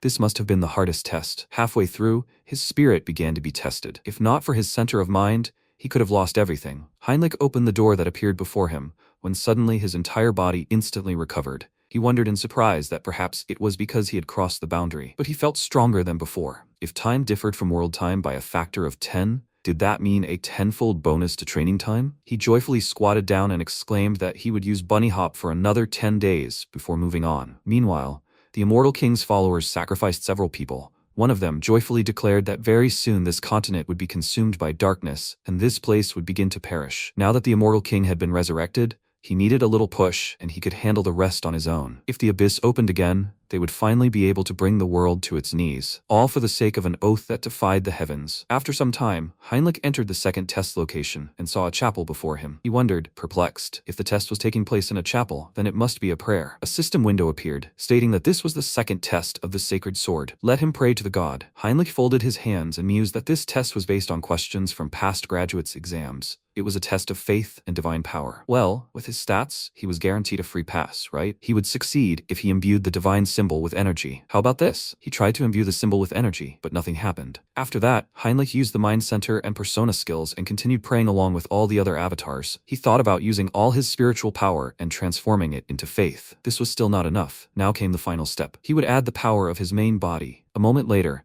divine energy shone around him. A system window appeared, stating that he had fulfilled the conditions and achieved enlightenment. The blessing effort skill had been acquired. Heinrich thought that the divine power had calmed down. The maximum capacity had increased. Now he could rival the archbishop, right? Another system window appeared, notifying him that he had passed the second trial. Let him move on to the next one, he asked with a smile. Everything is going smoothly, right? The trials continue. After that, Heinrich entered the portal and emerged in the dark world. The task was to destroy the enemy. Confused, he wondered where the enemy was. Suddenly, he noticed a dark-robed figure in the sky and thought it looked familiar. Where had he seen that figure before? A subordinate of the former immortal king, the Archlich, appeared before him. He asked, "A temple hunter?" "Yes." "How had he gotten so far?" The protagonist thought it reminded him of Hans before his awakening. It was best not to underestimate him. After all, even a paladin would hesitate in a one-on-one battle with the Archlich. The skeleton said that if he didn't want to answer, let him die. In an instant, an army of undead appeared and began advancing towards him. Heinrich remarked that one archlich was quite problematic. How could he fight an entire army of undead? He smiled and said that he must have been hoping for such a reaction. But, unfortunately, it was different. Confused, the skeleton asked what he was muttering under his breath. He's about to die, so his madness ends here. The undead army closed in on the protagonist, but he calmly began to deflect every attack and dodge. The archlich nervously exclaimed, "How is he dodging them all? Let them just kill him." The undead army sped up and began to attack. But Heinrich, smiling, said, "Don't think he can only dodge." He drew his sword and instantly destroyed several monsters using divine energy. The skeleton asked in surprise, "He's an archbishop." The protagonist replied, "Wow, the undead can be afraid." The archlich furiously exclaimed, "That's nothing." He was simply happy to show off his full power. So this is the end. They'll see how he handles this. He slammed his staff onto the ground and summoned dark spirits. Heinrich, smiling, charged his sword with divine energy and easily counterattacked. The archlich, in shock, asked, "He blocked all of that with one attack? Impossible? Had he predicted all of his tactics?" He replied that it was a pity he didn't have such a cheating skill, but he had a rather talented mentor, the strongest single-hit master among the undead. The archlich said that some kind of personal tutor or whatever he had in mind, it was all nonsense. He wondered how long he could bark. They would see how he countered that attack. He created a huge magical pentagram in the sky, from which magical projectiles flew. After that, the entire battlefield was covered in smoke. The Archlich grinned and exclaimed that he couldn't block his secret technique. The protagonist asked, "Is that his ultimate?" He asked in shock that he was still alive. The Archlich replied that of course he was alive because he wasn't hit. The monster, horrified, said that couldn't be true. How could a mere paladin dodge his most powerful attack? It was simply impossible. He conjured several more pentagrams and began bombarding him with magical attacks. The protagonist deftly dodged them and thought, logically, that this was strange to him. Even with the advantage, it was extremely difficult for a human to counter this type of attack. But Hans's knowledge belonged to him, and he knew all the weaknesses of dark magic. He got close and exclaimed that he was finished. After that, the protagonist delivered the finishing blow and severed the skeleton's legs. Lying on the ground, he said that it was not bad, but he would never be able to kill him. Until he destroyed his core, he would simply be resurrected, again and again. Meanwhile, at the very core, the Archlich mused that the Order had raised an extremely impressive warrior. But when he was resurrected, they would give him hell on earth and make him pay for this shame. MC appeared next to him and asked, "He studies dark magic and thinks he won't notice?" The Archlich exclaimed in horror, "Let him wait a second." He destroyed the core and bid it farewell. A system window appeared, stating that the third trial had been completed. He should proceed through the gate to the location of the sacred sword. Heinrich said with a smile that, as he had thought, defeating monsters and receiving a reward was his true path. Alright, it was time for him to go. He entered a bright room, at the end of which lay the weapon itself. The protagonist mused that the place where the sacred sword was kept was an abyss created by the immortal king. A system window appeared, instructing him to draw the sacred sword and become its master. He grabbed the sword and thought it was time to do so. A moment after touching it, a powerful stream of energy surged. Memories of previous heroes' battles appeared before him. Heinrich pondered the ways of wielding the sacred sword, techniques for manipulating energy, and even a method for fighting special monsters. This is the knowledge of all previous wielders of the holy sword. Moreover, their emotions are also here. He activated the Mind Center skill and reflected that other holy knights might fall, but not him. After this, the protagonist drew his sword, and a system window appeared, notifying him that he had fulfilled the condition and achieved enlightenment. The trait, Blessing, Holy Sword, had been acquired. He asked if there was a stigmata on his palm. Suddenly, the holy sword disappeared. Heinrich asked in surprise. He could use it as a subspace, right? It would help him wield the sword. A system window appeared, stating that the skills Paladin combat techniques and complex weapon mastery had combined and evolved into the special skill Holy War of the Logia. He drew his sword and, swinging it, declared it amazing. Just think.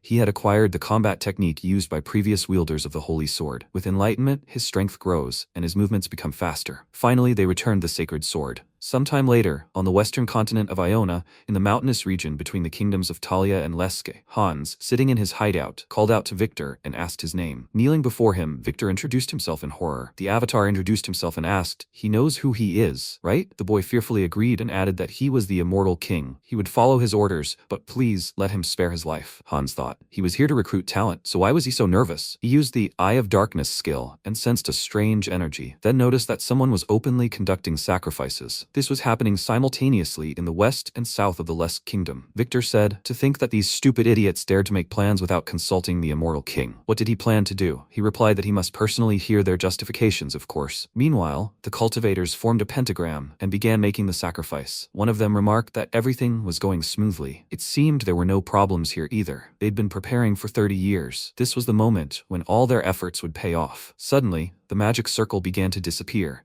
and the young man began coughing up blood. Another anxiously asked what was going on. The cultivator replied that even after all his preparations, he was unable to complete the great spell, but he couldn't stop there. He took out an amulet and declared that if it came down to it, he was offering himself as a sacrifice. In an instant, a pentagram appeared, and the cultivator was engulfed in dark magic. The other boy exclaimed that he would remember this. It was the greatest oath he had ever known. And so, as he wished, this world would be reduced to ruins. Meanwhile, Hans, observing the accumulation of dark magic, noticed something astonishing had happened. The abyss was said to possess the power to destroy the entire world. This abyss was opening again for the first time in 1,000 years, since the time of the first immortal king. He thought he had never considered this possibility. By the time they caught them by the tail, it was already too late. Oath of defiance, it was time to deal with these bastards. Suddenly, the voices of former immortal kings began to echo within his mind, declaring that they needed to destroy the world. Hans wondered if these were the remnants of the thoughts of the immortal kings who had once sung in the abyss. The ghost of the immortal king appeared and asked what he was waiting for. Let him come out and become one with him.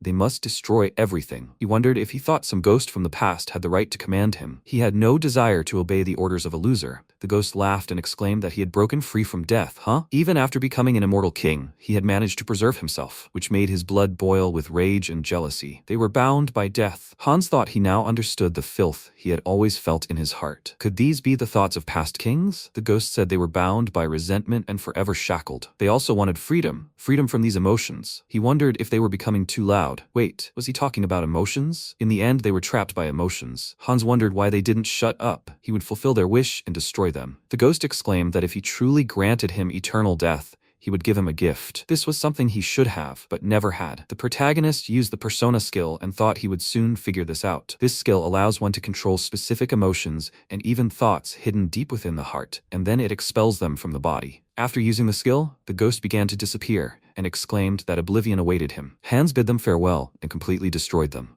He began collecting the particles and, grinning, remarked that this could be a gift. To think that he would leave behind traces of the hidden legacy of the immortal kings. The protagonist reflected that the first immortal king devastated half a continent and the second destroyed an entire empire. This is a feat that does not depend on strength. It could never be accomplished alone. Naturally, he had followers who served him. The undead army, leading the vanguard, carried out the will of the immortal king. Most were destroyed, but many managed to escape thanks to the mindfulness of their commanders. And the method most of them chose was sealing themselves in the abyss. And now, it seemed, the first of them were beginning to emerge. At that moment, right next to Heinrich, the immortal king's royal guard emerged from the ground, namely Duolmakane, the archlich. He said he couldn't let things end like this. He was returning to the world of the living. The protagonist looked at him and asked with a smile, "Have they met before?" After that, he dealt a few blows and apologized, adding that he had just returned to the world of the living. They would talk about failures returning to life. After killing the skeleton, Heinrich received a magic crystal and wondered if the source was stuck between the sacred sword and the abyss, right? Normally, he would destroy the source, but he would be merciful and pass it on to Hans. Afterwards, the protagonist gave the crystal to his avatar, telling it to serve its new master well. After some time, Hans descended to the abyss and mused that those who had sworn the oath of disobedience had already fled, right? This was the source of the abyss that had risen to the sky. He was certain of it,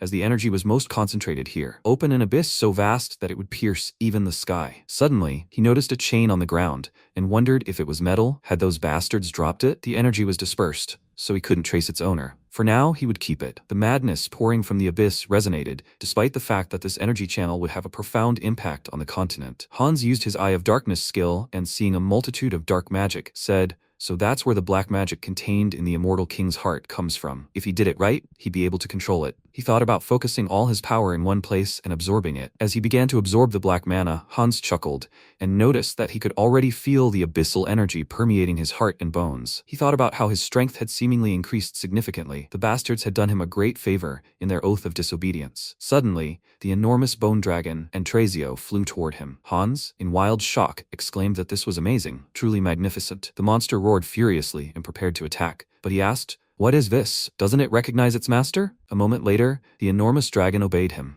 Hans stroked it and noticed that it finally acknowledged its new master. He thought it was quite sweet. This wasn't the end of the immortal king's legacy. Impatience was eating him up. Suddenly, he sensed the presence of enemies, and so did the bone dragon. Hans noticed that some people were envious of their meeting and were coming here. He thought it was an inopportune time. He hadn't explored the abyss enough yet. Clashing with the great divine order would be a bit of a hindrance. No, even in real life when buying a new car, people always invite friends over for a test drive. Poor thing, having discovered it after 1,000 years and the sight of a bone dragon. Under these circumstances, he could earn a lot of karma. Hans climbed onto the dragon and noted that it had endured a lot in such a cramped space. Now he could fly at will. Let him show them what he really was. Instantly, the dragon took off and began to fly away. By this time, the sacred order had approached the abyss. Archbishop Lanches exclaimed that they must hurry. Evil energy still lingers in the abyss. He mused that even though they were elite troops, they had advanced too quickly, which was why there were so few of them. The enemy was emitting such ominous energy that they should gather all their strength. Suddenly, one of the warriors noticed that the sky had darkened. The squad leader shouted excitedly that it wasn't because of the abyss. Prepare for battle. It was the bone dragon. Hans towered over them and asked what had brought the order's minions here. He replied that they had come because they had learned the abyss had opened. The immortal king wondered, what will they do about it? The squad leader furiously shouted that he was seriously asking such a question after the catastrophe unfolded on the continent due to the opening of the abyss. Tens of thousands had become victims of the ritual. Hans paused. Tens of thousands? He knew rituals were taking place all over the continent, but those taking part in the Oath of Defiance were far crazier than he'd thought. Laddie added that that wasn't all. The damage the continent would suffer was simply unimaginable, and all because of him. He thought, no, not at all. He, too, was outraged. but he must fulfill his villainous duty. Hans said that question wasn't even worth answering. Who else but him could have done such a thing? The warriors armed themselves and shouted that they would bring him to justice immediately. He replied that they shouldn't worry. Today, he merely intended to warn them. The warriors began shouting furiously. What kind of nonsense is this? They will silence him. Lati asked. Hadn't they noticed anything? He was keeping his distance. Would the immortal king want to have a peaceful conversation with them? This was clearly a trap. What was the Lord of the Abyss warning them about? Hans replied that the warning was addressed to the holy knight Heinrich, who had pierced his heart. He laughed and mused that perhaps it was precisely because of his faith in Heinrich that the heavens were aiding him. This was his victory alone. He, Hannibal Strauss, recognized his power. The next time they met, he would take his life and make him his subordinate. One of the warriors exclaimed, "How dare he blaspheme such a divine hero?" Hans wondered if for the climax he needed to single out Heinrich's name. In that case, should he put an end to this? He snapped his fingers and ordered them to stop making noise. They all had their roles. Let Antrasio show them his power. Instantly, the bone dragon began to prepare to attack. Lati shouted, "Get ready." They began casting divine magic and declaring that faith will triumph over evil. A system window appeared, indicating that the bone dragon's unique ability, Death's Breath, was available. The dragon launched a small attack, but the paladins created a divine barrier and defended themselves. Afterwards, they joyfully announced that they had stopped him and were alive. Lati remarked that they should remain vigilant. They needed to return to battle formation immediately. One of the warriors called out to him and exclaimed that the immortal king had disappeared. They all noticed this and were perplexed. One of the warriors asked if he really thought the elite of their great divine order could be defeated in one fell swoop. He had clearly underestimated them. Lati wondered what the immortal king was planning. What twisted plan was he hatching?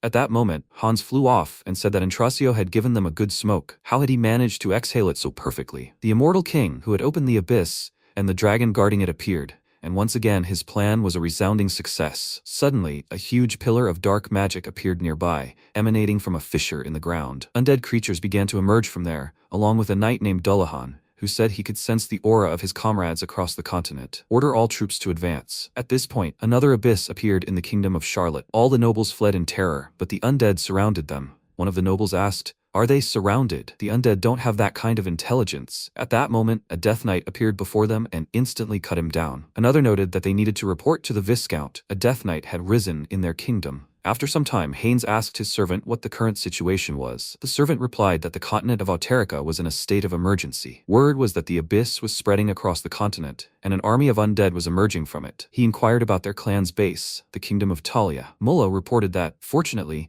Talia and the surrounding nations had suffered no serious damage. Haynes wondered if it was because Hans was dealing with all the undead appearing nearby. But something was wrong. Mullo noticed his expression and asked if something was wrong. He inquired if there were any reports of increasing madness. He replied that no one knew exactly what madness was. It wasn't certain yet, but arguments were increasingly occurring over trivial matters, perhaps due to the influence of madness. Haynes asked if that wasn't a bit far-fetched. Perhaps everyone was just stressed out. Mullo replied that it was probably not. He wondered how he could be so sure. The boy replied that he wasn't just talking about humans. Even the monster's behavior was reportedly unusual. Heinz wondered if even the monsters were becoming more violent. This meant that the madness was affecting every living creature on the continent. He noted that the situation was getting worse and worse. From now on, gathering information about the madness was their priority. Heinz rose from his chair thinking that Hans was busy regrouping the Immortal King's army. He too couldn't leave his post. Now the most informative place was the one-of-a-kind Great Divine Order. Eventually, Heinrich would have to speak out. After some time, the Avatar himself brought the holy sword to the saint. She admiringly said that she knew he'd succeed. He replied that he was glad he'd lived up to her trust, but he'd heard that much had happened while he'd been away. They said something strange had emerged from the abyss. Ristar agreed, adding that madness was what had emerged from the abyss. It seemed unstable, which made it truly dangerous, because they still didn't know what exactly it was. Heinrich asked if he could take a look for himself. He thought this would be a wonderful chance to put the Great Divine Order's intellectual network to good use. The girl replied that he needed to rest. The protagonist said that now that he had received the Sacred Sword's blessing,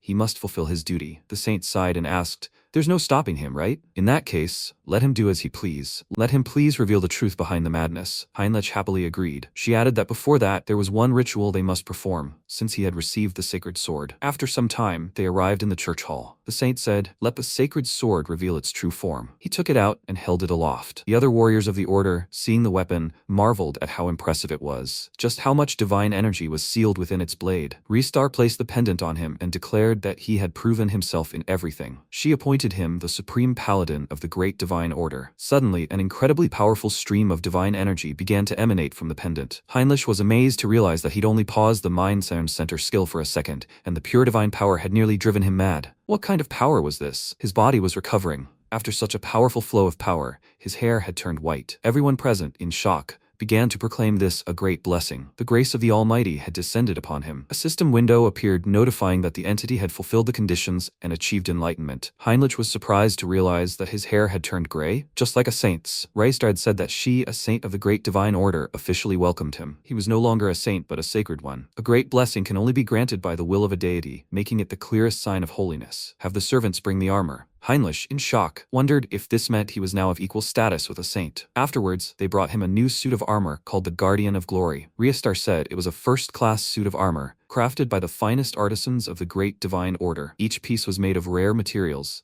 such as mithril and orichalcum. It was also equipped with high-level holy charms and divine barriers. It was practically a moving fortress. This suit could even be called a sacred relic. Heinrich donned the armor and thought that, as he had thought, he had only just donned it when he immediately felt an overwhelming divine power. He had the most powerful weapon, the sacred sword, and the unrivaled Guardian of Glory armor. The complete set was complete. The saint smiled and remarked that it seemed they would be working together from now on. He replied that it was an honor. Heinrich wondered if he deserved to work shoulder to shoulder with the saint. How would things turn out now? Reister joyfully exclaimed that, frankly, she worked until dawn every single day, and it was very tiring. She was so happy to finally be able to share this burden. He wondered, perplexed, wasn't this a punishment? Or was it him? The saint smiled and noted that the Continental Summit was scheduled to resume soon. They would discuss plans to destroy the undead appearing all over the continent, along with the immortal king. She would be counting on him. Heinrich replied that he would do everything in his power. He wondered if he and Hans would give it their all before the summit.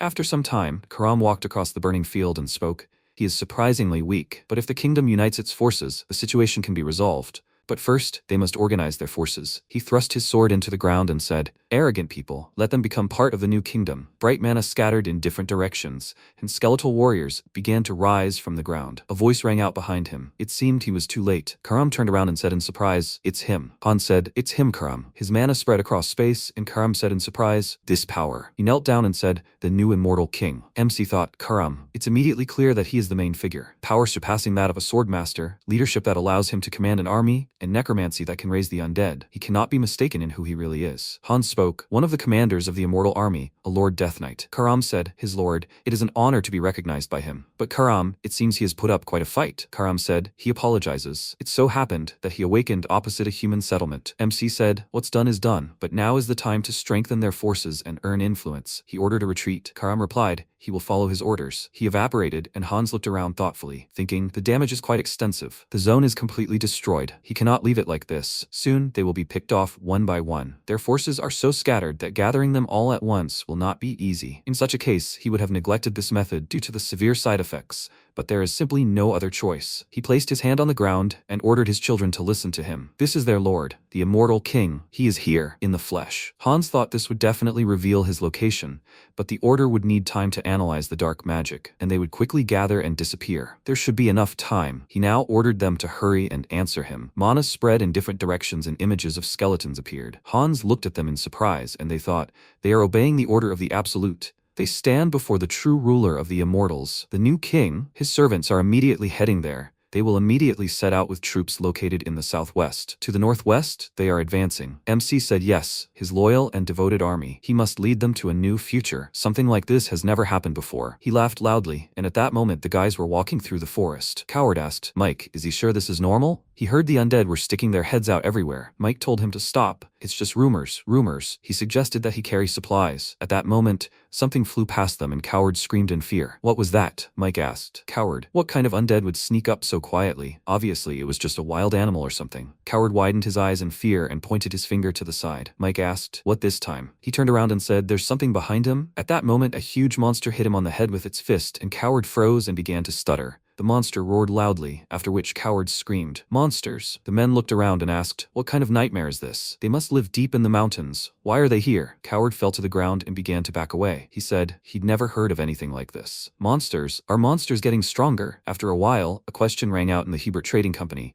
What is this? Hubert asked. Monsters from the northern mountains attack the caravan. Is this the effect of madness? If this continues, even Tara, which is nearby, will be in danger. They have stockpiled food and military supplies just in case, but now is not the time for business. He rose from his chair and said, small merchants chase pennies, and great merchants chase hearts. Such times require responsiveness. But still, he looked at the map of the Ionia district, namely at the Iron Fortress, and asked, especially where? He thought the Iron Fortress was recruiting merchants en masse. He turned around and said, the news they deserved. After a while, people were talking among themselves on the street. Recruiting merchants? They think the Iron Fortress is in danger too. Monsters from the northern mountains are moving south, right? The man said, these are not ordinary monsters. They attack like they are mad. Ram grinned and asked, did everyone hear? What are they doing? Kim grinned and asked, Harley, what about him? Harley put his mug on the table and said, of course he'll join the fight. He can't pass up an opportunity like this. Kim smiled and said, Harley, this is a job for him. David asked when they were leaving. Harley stood up and asked why he was asking. Kim just asked not to tell. Harley took off running and shouted, of course, right now. He laughed loudly, and the guys exchanged glances, and Ram asked, did he pay for the drinks? Kim replied, no. Ram, displeased, ordered them to take him right now. He ordered them to make him pay for today's drinks. After a while, in the trading guild in Terra, the guy smiled and greeted Harley. He asked in surprise, does he know him? At that moment, his teammates were lying around him, breathless. The guy answered, of course. The only person who doesn't know a local Harley is a man from another continent. Harley smiled and said, then everything will be quick. They are applying for recruitment of traders. The guy apologized and said, Harley, your application is hard to process. Ram asked with displeasure, what does he mean? Is it reasonable for the trade guild not to give work to merchants? David asked, does he want them to beat him up? The guy cried out in fear, no, not at all. Harley, he has a request for a candidacy. Harley picked up the letters and asked again, a request for a candidacy? He was planning to go to the Iron Fortress, but he hadn't even thought about it. He'll refuse this request. The guy said, Harley, this is for him. Cool. The guy grabbed his face and said, he thinks he can't refuse this. The client, this is Lord Talman of Ionia. Harley asked again, an oasis? What? The guy cried out, Lord Tamlin of Ionia. After a while, a voice was heard in Lord Ionia's office. Here, this is Lord Ionia's territory. The man bowed and said, the Lord is waiting for him in the room. Harley asked again, is the Lord there? He opened the door and shouted, Lord, here comes Harley. He entered the room and asked in surprise, a knight, not a lord? Robin turned around and said, a lord won't talk to a mere merchant. He's Knight Robin, in charge of the mission. He's heard of him, but he's quite huge and very unusual. Harley smiled and said, they know their business. So what does a knight want from a mere merchant? Robin replied, there's only one reason they chose him. They need someone to lead the attack on the northern mountains. Harley asked in surprise, the northern mountains? He wondered if that's the same place that's now teeming with monsters. Robin replied, the mission is to rescue a VIP. The target's name is the Steel Stone Jounik. He's a local blacksmith. He's a dwarf by race. MC looked into the room and said, they need to go, Grandma. Grandma replied, okay, no need to worry about him. Let them go. Songyan looked at Tisan and said he was glad he was feeling better. Tisan asked again, yes? The doctors were surprised too, but there's something strange here. MC asked again, strange? Tisan replied, according to the doctor, it looks like a high-ranking priest has been pouring out divine energy all day long. Where did he, such an idiot, get such cool connections? Songyan smiled and thought, he knows. It was him. He said, Grandma should handle everything herself. She's strong. Tisan agreed. Their grandmother, who spent her life serving others, was finally rewarded. By the way, how's his move going? MC replied, he found a house in the suburbs. It will be quieter there. Tisan said, a private house. Han Songyan is now successful. Isn't it hard to be so far from Seoul? MC replied, it's his sacrifice. He mentally apologized for disturbing Tisan, but now that his projects last longer, he can travel long distances without any problems. He won't sell his old house. He will use it as a base. The main reason for acquiring a more spacious house is that he doesn't know how many clones he will have in the future. The next day, Harley and his team were walking through the snowy mountains. He turned around and thought, is this because the offer came from the Lord? Everyone is so active, and that knight is impressive. He doesn't just follow orders, he puts his whole heart into it. Robin said that a little more and they will reach the area where Jaonic left the transmission. Harley asked again, did he send the transmission? Robin answered, yes. The moment he noticed the monsters acting strange, he hid in a safe cave and contacted them through a magical device. Lola asked, did Jaonic need to climb the mountain at such a time? Chris turned around and said, well, he didn't know things would turn out like this. Dwarves hunt for rare minerals, everyone knows that. Harley thought about it. They were all well-known traders from Terra, using such important people as guides. How amazing was the blacksmith Jaonic's steel stone? After a while, a cry rang out. Monsters. Huge creatures rushed into battle, and the girls said to leave it to them. They aimed fire arrows at the creatures, then looked ahead questioningly. The monster stood before them without a single wound. Lola frowned and asked, the further they go, the tougher they become? The girl replied, their vitality and armor seem unusually high. At that moment, Harley screamed. It was time for him to intervene. He covered himself in red tattoos and rushed forward. He smashed the monsters' heads together and asked, are they ready? Several more monsters appeared behind him, which he deftly dealt with. Lola screamed in fear. Harley, from behind. 3 monsters were flying towards him, and he thought, 3 at the same time? He most likely couldn't defeat them with his bare fists. If he used his wild instinct, he could easily finish the fight, but they might mistake him for a monster disguised as a human. In that case, he pushed off the ground and headed towards the monsters, clutching a stone in his fist. He smirked and began hitting the creatures with the stone. He thought he would finish them off before he landed. Operation Invisible Hand, Lola asked in surprise. What? He just hit all 3 of them at once? Robin replied. Now he doesn't even understand which of them is the real monster. Is that even possible? He's seen this several times today, but he still can't get used to it. Harley got down and grabbed his face with his hand, and Robin asked in confusion, Harley? What is he doing? Harley turned around and fearfully asked for forgiveness. He was so hungry that he did it out of habit. Robin asked again, out of habit? Harley smiled and said, it's the secret magic of their tribe. They consume energy by eating magic stones. Lola said she hadn't heard of anyone who could do that. Chris said there was no way that eating such food wouldn't harm him. Harley answered, no, he's fine. Suddenly he spat out blood and a scream rang out, no, he's not fine. Harley started breathing heavily and thought, what kind of nausea is this? Everything in his eyes turned red, and he thought, this disgusting feeling irritates him. He wants to smash everything. Maybe he needs to destroy everything around him? Yes, he will kill them. Such wild emotions. With the help of the center of his mind, he keeps it inside, but it doesn't always work. Every muscle and every sense becomes more active. It can be. He looked around and thought, madness is spreading throughout the forest. After a while, Hans asked, adorable, isn't it? Olivia, the Banshee Queen, bowed and said, she pledges her allegiance to the king. Hans thought, a high-ranking undead officer, a Banshee Queen with ghosts, what an incredible catch. A composition worthy of history books like Entrasio or Karam. He said, well done, Olivia. She gathered a much larger force than he expected. She responded, as the king ordered. She minimized clashes with people and gathered the children. Hans said, Olivia, he needs her to do something. Olivia said to order, and she would do it. Hans waved his hand and said, organize those people. Let her extract all possible information from the oath about turning the heavens. Her ability is perfect for this. Olivia sighed and replied, it is an honor for her. She, Olivia, will do everything in her power. What does he want to know most about? Hans replied, well, about absolute obedience. Of course. She waved her hand and, releasing mana, said,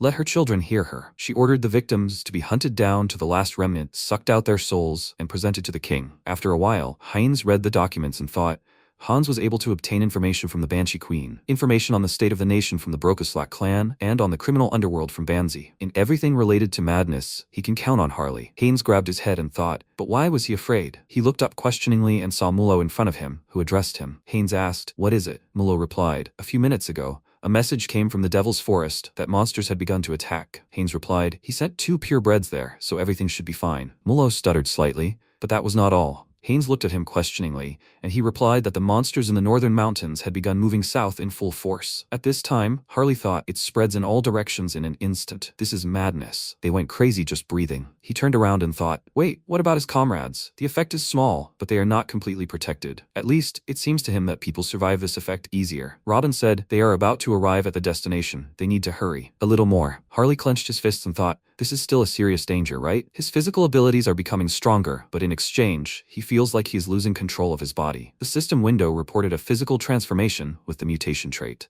If not for the trait, he would have gone crazy like the orcs. Chris raised his hand and said, attention. Lola asked again, what? Are there more monsters? Robin ruffled his hair and said, actually he's dressed like a monster. Harley said, but this suit suits him. He doesn't think so? At that moment, the blacksmith Jonic steel stone in the bush appeared in front of them and said, they are already here. He's been waiting for them. He emerged from the bushes and said he'd dug a cave over there. He offered to walk them home. Harley said he was interested, but he wouldn't go. Harley just asked him not to say that. Harley interrupted him and said, exactly. The monsters were coming. They needed to get down right now. The huge monsters ran towards them and growled loudly, and Robin ordered the guys to cover the rear while they were descending the mountain. Jonic started to run away, when suddenly he turned around and saw a huge creature next to him. He asked to save him, after which Harley quickly hit the monster. He laughed loudly and said, they're so big he enjoys cutting them down so much. Robin said, now's no time for fun. They'll sneak up on them any minute and they won't notice. Harley grabbed the blacksmith, who didn't even have time to scream. He turned around and screamed, how merciless. Harley said, he's right. At this rate, they'll destroy everyone but him. Lola asked him not to say such terrible things. Is there really no better way? Harley said thoughtfully, Sir Knight, he's low on energy. Can he have his share of the magic stones? Robin asked again. What? He doesn't know what he's going to do with them, but if it's necessary for the mission, he sees no reason to refuse. He handed him the bag, and Harley quickly snatched it and thanked him. He tossed Jonik and said, he's leaving it with them. Chris caught it and screamed, and Harley stopped and chuckled slightly. Someone screamed, Harley, what is he doing? It's dangerous. They need to get out of here. Harley laughed and screamed, didn't he say this was the best way? He opened the bag and looked at the stones, then poured it into his mouth. He clenched his jaws and thought, he feels madness much more than before. It seems to him that each magic stone contains a different amount of madness. If he absorbs the madness from the magic stones and controls it with skills, theoretically, he could become much stronger. In that case, Harley screamed, he'll absorb all the madness in the world. The system window reported that the personality had met the development conditions. He screamed loudly, and the system window reported that the skill,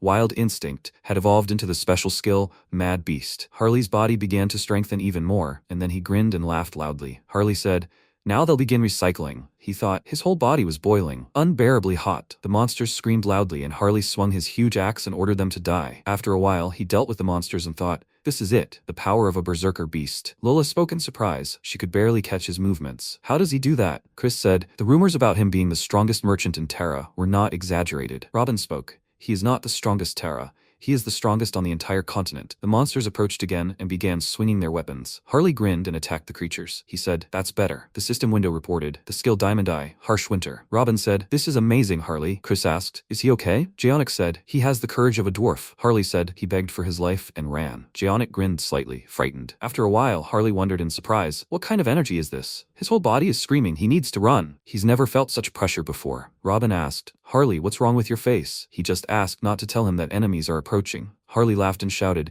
things are bad. If they encounter the monster approaching them, it will be a complete rout. Well, it won't affect him. Jayonik said they've come too far to give up now. Let him do something. His muscular friend, Harley asked. Old man. When he saw monsters before, he started digging a hole to hide, right? Jayonik answered, yes. He dug that hole very bravely. Harley asked, can he hide them all? In 10 minutes. Jayonik asked again, 10 minutes? He smiled and said 5 minutes is enough, with his wonderful tool. Ellen, Harley thought. Ellen? It's so shiny. Is that a magic tool? Jayonik ordered them to get ready now. They asked again, get ready? Lola screamed, stop. Is the ground shaking? Jayonik continued to work quickly, after which a loud cry was heard. Jayonik smiled and asked, how are they? Quite cozy, isn't it? The team sat underground near the fire, and Harley thought he had made this place in a few swings of his pickaxe.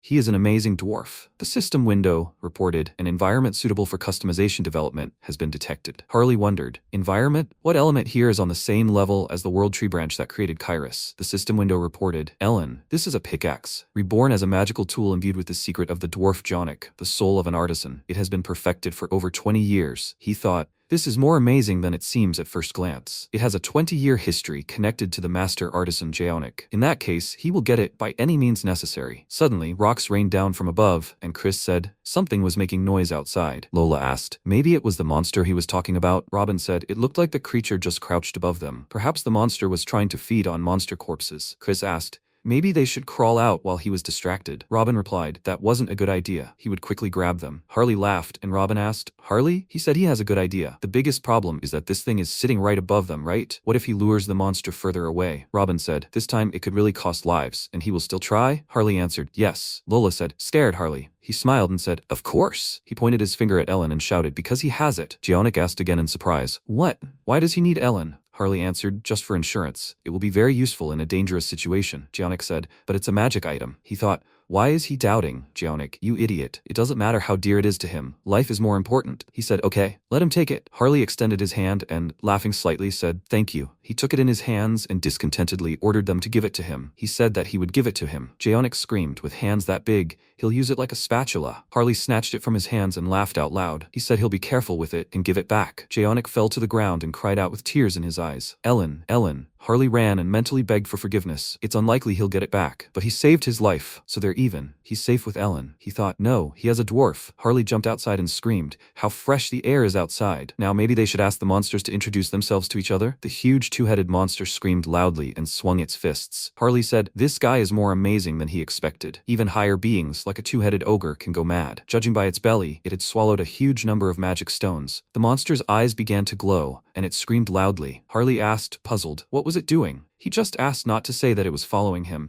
because of the smell of the magic stones he ate. Okay, that's not bad. If he wants to get back to the dwarf safely, he needs to escape from here with the monster. Harley started running and shouted, "Follow him." After a while, he looked around and said, "Far enough. No one should see them here." The monster screamed loudly, and Harley said, "Okay." He used the mutation trait and the physical transformation skill. He suggested having a real monster battle. He swung his clawed hands and began to attack the monster. He screamed, "Yes, that's the taste." The taste of flesh being torn apart by hands. The creature grabbed its head and screamed loudly. Harley said, "It must have thought it had become stronger, drunk on madness. But here's the problem. He's not the only one who has tasted madness." The monster began to stagger from side to side, and Harley screamed, "It attacked first, and now it's trying to escape." He grabbed the monster by the head and pushed, asking, "Don't you think it doesn't need 2 heads?" A loud scream rang out, and the creature was left with only 1 head. It tried to swing its arms and thought, its arrogance won't last long. The monster's comrades will come to the rescue. It looked around and saw the corpses of the monsters. It thought, How can this be?" A voice rang out, helping it relax a little. The monster looked around, puzzled, and saw a stream of mana. Heinz said he was here on an errand and was already quite tired. He created a stream of mana and released it towards the monster, which screamed loudly. The creature was defeated in an instant.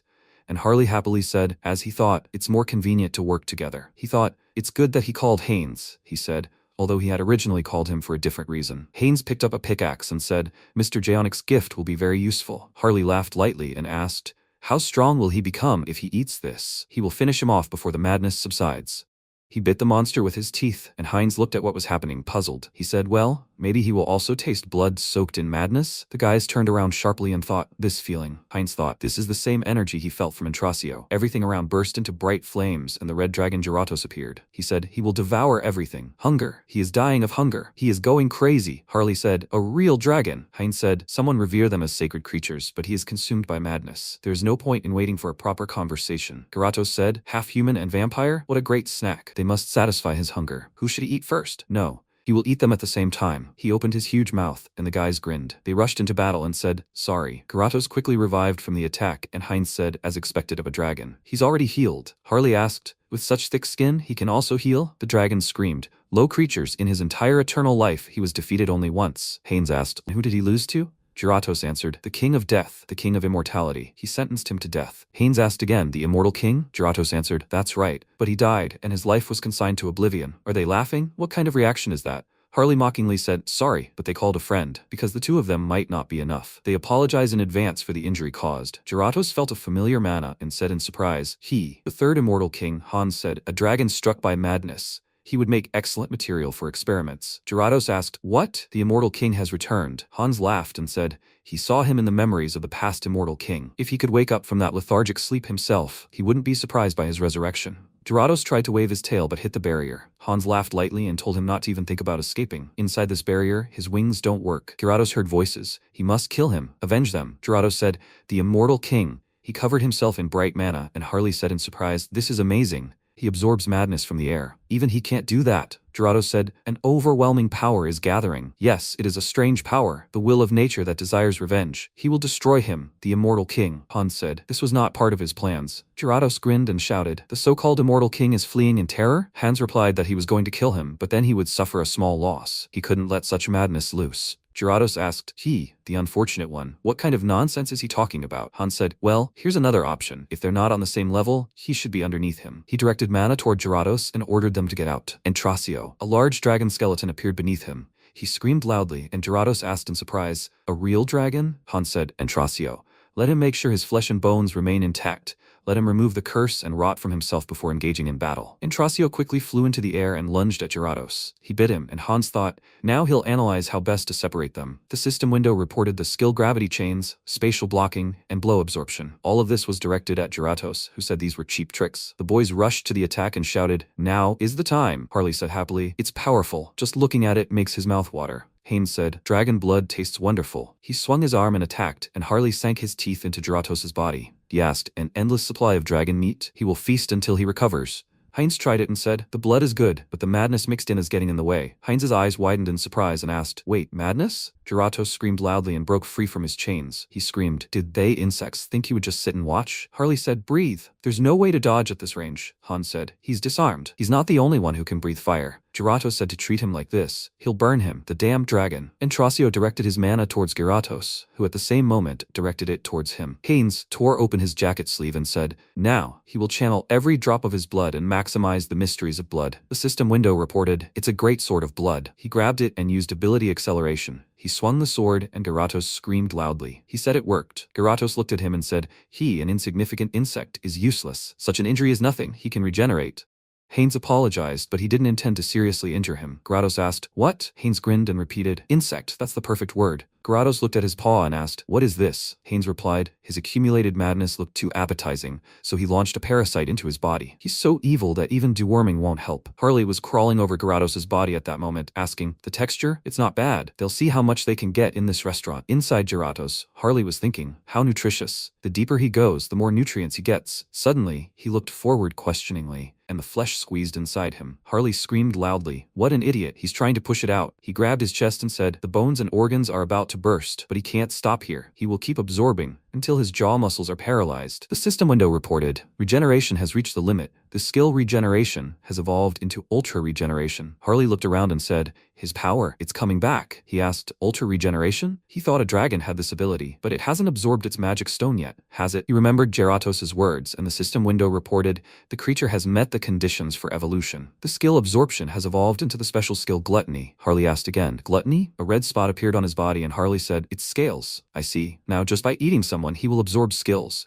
He will devour them completely. At that moment, Giratos screamed, idiot! If he doesn't come out of his own free will, he will drag him out by force. Hans asked, where is he going? He pointed his chains at Giratos, and Haynes swung his sword. Entrasio grabbed his opponent by the neck, causing him to scream loudly. Haynes asked, is this the effect of gluttony? When Harley suppressed the madness, even the dragon calmed down a bit.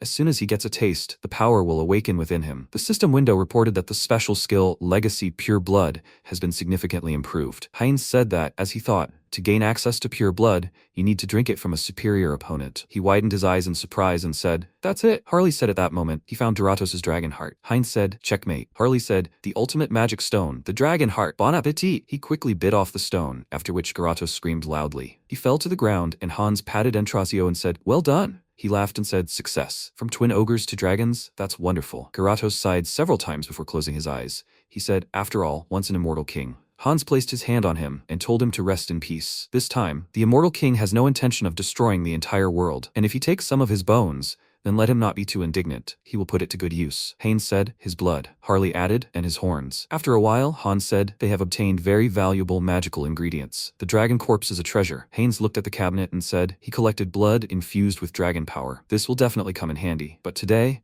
Harley was the luckiest. He was kneeling and shaking. Harley thought, absorbing the madness of monsters, it's hard to control. It feels like it's being torn apart from the inside. He must use the method engraved on the dragon heart. Madness fills his body. He will weave it with the dragon heart. He was covered in red marks and thought, this feeling. The system window reported, the creature's race has been changed to dragonkin. A special skill has been obtained, the heart of a mad dragon. He smiled and thought, his very being has ascended. He said, the race has changed. The system window reported, race, dragonkin. Harley happily said, this is the power of the dragon heart. The system window reported, special remarks. He absorbed the heart of a light dragon and gained its powers. This controls the madness within the body and continuously absorbs the madness around it. The diamond eye merged with the dragon's eye, becoming even more effective. Harley thought that with the power of mutation, he would get everything he needed, but he stomped his foot, causing the ground to crack. Harley said that if he increased his body density, the weight would become unbearable. If he didn't control it, disaster would be inevitable. He thought he'd better practice a little before he met them. He smiled and said, this is the raid closing ceremony that Hans had prepared. Hans covered the dragon's corpse with mana and revived it. He ordered to speak to him now. What is his name? He answered, Giratos. Hans said, yes, Giratos. He is the Lion King and death itself. He grants him a second life. He is his master now. At this time, MC exhaled and said, he was finally done with the move. A gym, a game room, a comic book room. Just think, he really fulfilled his dream of arranging his home the way he wants it. Now he can go outside freely. Sonyan said, but it's more comfortable at home, so he's done everything necessary, and he never needs to leave the house. So, should he do some gardening? The system window reported, skill, essence projection. He jumped off the roof and transformed into Kairos. He said, now he will show the natural strength of a high elf. He released his mana and began to grow bushes. He grew a beautiful garden and said, they say private houses are hard to maintain, but that certainly doesn't apply to him. He turned around and said, next.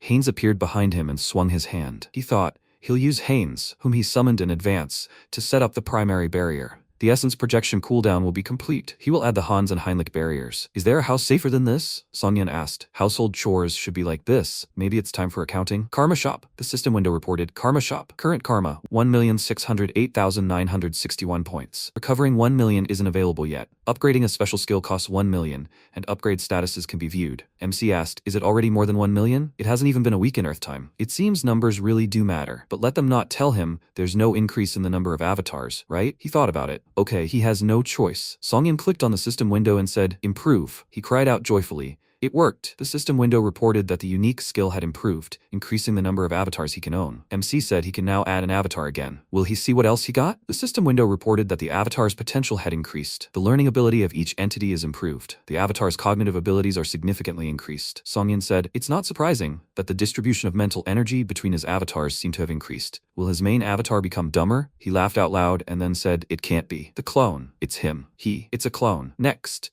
The system window reported, the unique skill is developing and blossoming with possibilities. The special skill Avatar Cloud has been acquired. Avatar Cloud, exchange avatar items in a small subspace. Songyun asked again, Avatar Cloud, exchange items in a subspace? That means he can travel across dimensions. Haynes said he doesn't even need to be them personally. They'll check. He placed Ellen in the storage and said, excellent. This will be of great help to the merchant Hubert. Songyun said, so he can even send the Archlich source that Heinrich saved for Hans. Now will they begin the main event? He needs to apologize to Joe Anik, but let him consider it the price for his life. The system window reported, using the customization skill. MC screamed, it's time to summon a dwarf. There was an explosion, and he thought he needed a master to take care of the clone's tools and weapons. Finally, he would have a reliable blacksmith like Jaunik. A dwarf with a black beard appeared in front of him, and MC screamed, what a cutie. Jaunik didn't warn you about that. MC screamed, customization. So the height needs to be cranked up to the maximum for his race. Make his face more impressive. Make his beard thicker, more refined, and his body a little too. Songyun sighed and said, now that's another matter. It's done. A dwarf who will become the main blacksmith for his avatars. The dwarf said, now he really looks like a dwarf. MC waved his hand and said, from now on his name is Howard. He's counting on him. The system window reported that Howard is a dwarf by race. His personality trait is the spirit of craftsmanship.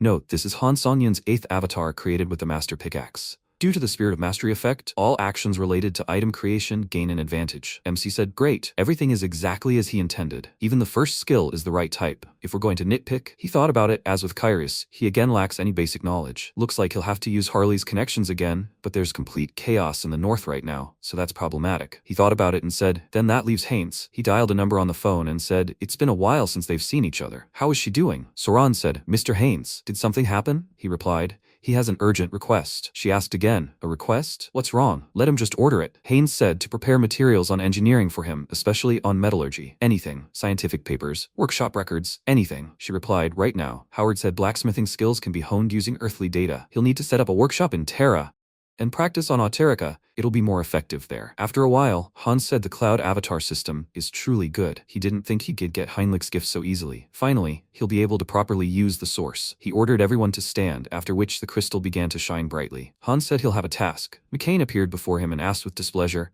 who dares call him? Hans folded his arms and replied, it was him. McCain fell to his knees in fear and cried out, Lord of the Immortals. He thought the hero had finished him off. He truly is the greatest. Hans said, Duel McCain. He spoke in surprise. He named him. He swears eternal allegiance to the Lord. Hans thought he'd been quite a capable advisor in the memory of the previous Lord. The more capable the servant, the better to use them. Suddenly, Mana appeared next to them, and Hans looked in that direction in surprise. Olivia said, Banshee Queen Olivia, she is reporting to the king. Hans told her to speak. He is listening. She said she was tasked with tracking down the Oath of Heavenly Reversal. Hans said, he is listening. He thought he entrusted Olivia with an important task. So, she said, at the moment she has passed through the west of the continent and expanded the search area to part of the Central Empire, and she has discovered a place that, in all likelihood, is their main base. Hans said, he knew she could do it. Excellent work, Olivia. She said, the servant is ready to bend over backwards for the king. McCain looked at her questioningly and asked, but Mistress Olivia has no skin. How will she bend over it? Olivia looked at him with displeasure, and Hans cleared his throat and said, Duel, he just had a new assignment. He will help Olivia. He cried out in surprise. What? Duel turned and looked at Olivia, who continued to smile. He bowed and said, yes, Lord of the Immortals, it will be done.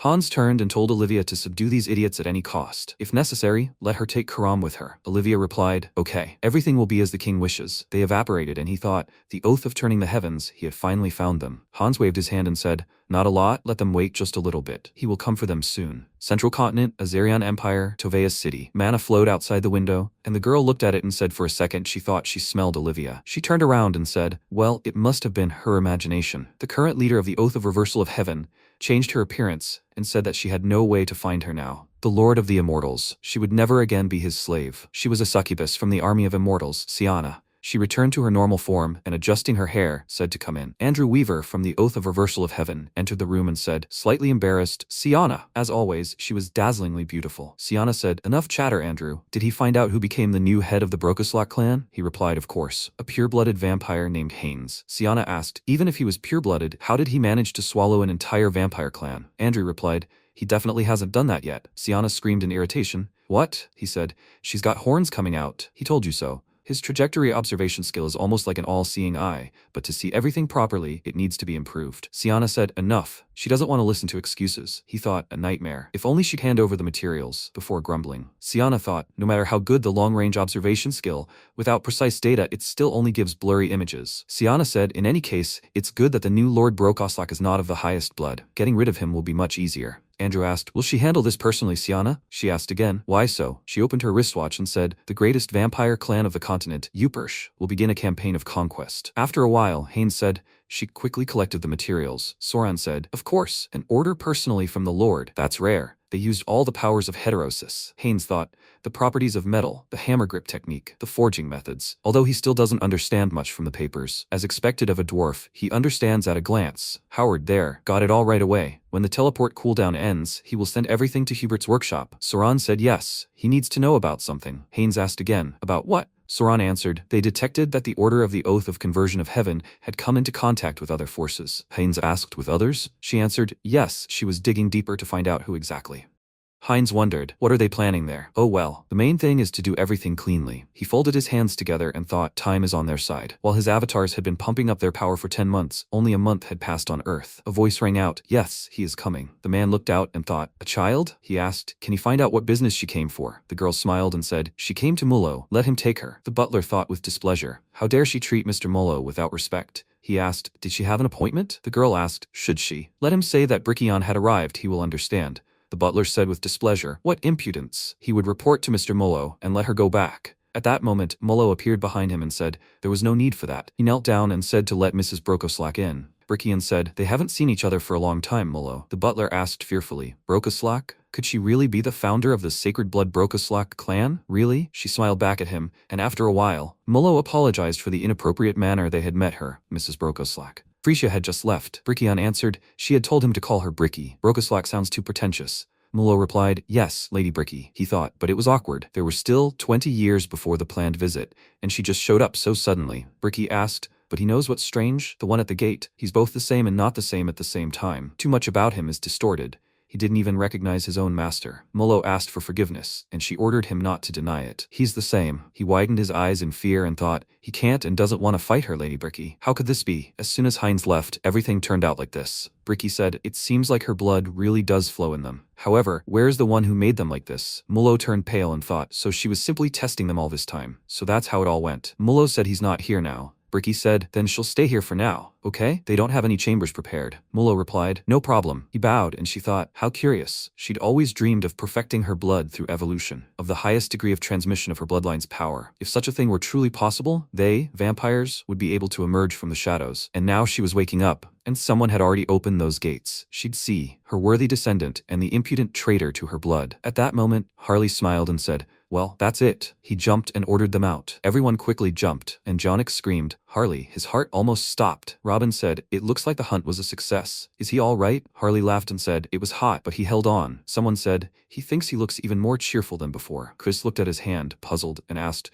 did he just see scales flash on his skin? Harley answered, oh well, he probably imagined it. It doesn't matter. Who knows when another monster will fall on them? They have to go down to the Steel Citadel. After a while, they were walking through the forest, and Jaunik was saying, by the way, Harley. He really has become stronger. Not just stronger, he came back as a different person. Harley answered, well, probably. Jaonik said, but if he has grown so much in power, why doesn't he feel Ellen's aura at all? Couldn't he have protected it? Or did something happen to it? Harley thought, it's starting. He was going to entrust the training to Howard Jaonik. If this were to ruin everything, it would be awkward. He said it was actually a tragic story. Jaonik asked again, tragic? Great adventures of Harley 2. Long live the comrades. At first, everything was going perfectly. The enemy turned out to be tough, but nothing unexpected. Until it turned out they were under siege. He fought with all his might, but the enemies kept coming. He had already resigned himself to death, into the world, with claws almost digging into his back. He frowned and closed his eyes, and after a while, he turned around questioningly and screamed loudly. Ellen, did that save him? He collected the pieces of Ellen and screamed, no, Ellen. He swears he will never forget this. He screamed loudly and attacked the monster, exclaiming that this was revenge for Ellen. Jaonik burst into tears and said, what a touching story. Harley said, as rage overwhelmed him, he felt the power of the dragonflight coursing through his blood. Ellen had given him one last chance, and he'd taken it. The girl said thoughtfully,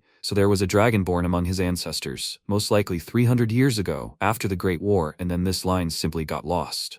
Harley said, I see. Now everything fell into place. He thought, dragon blood awakened in mortal combat. Lola said, yes, that's a true legend. It's incredible. Chris said he always knew he wasn't simple. Harley laughed and said he was pleased to hear it. Robin froze and said, look, over there, a little more, and they'll be at the walls of the steel citadel. Chris asked why they'd stopped. Robin said, look over there. He saw the corpses of monsters scattered around the walls. He screamed, it's a mutated minotaur. Lola asked, had it already reached the citadel itself? Chris said in fear, they need to hurry. If they slow down, no one inside will survive. Harley said, yes, they have to go eat. I mean, save them. At that moment, the guys were fighting the monster and saying, even the temple mages and the tower wizards can't stand this. The knight replied, mercenaries from all over the continent don't dare approach. A cry rang out, it's coming. At that moment, Harley pounced on the monster, which screamed loudly. Someone said the Terra monster. He smirked and thought, he says a monster? Then he'll show him what a real monster is. He attacked the creature, which screamed loudly. Harley asked, so what? How does the Minotaur like the monster? Does it still want to compete with him? Great. The Minotaur moaned loudly, then lost all its horns. The man looked at this in surprise, and the Minotaur fell dead. Harley said, not bad, but it's still impressive. The boys shouted with joy. They did it. They defeated the monster. Harley thought the horns would come in handy. Maybe Howard could make some great gear out of them. And besides, the main reward, the system window reported,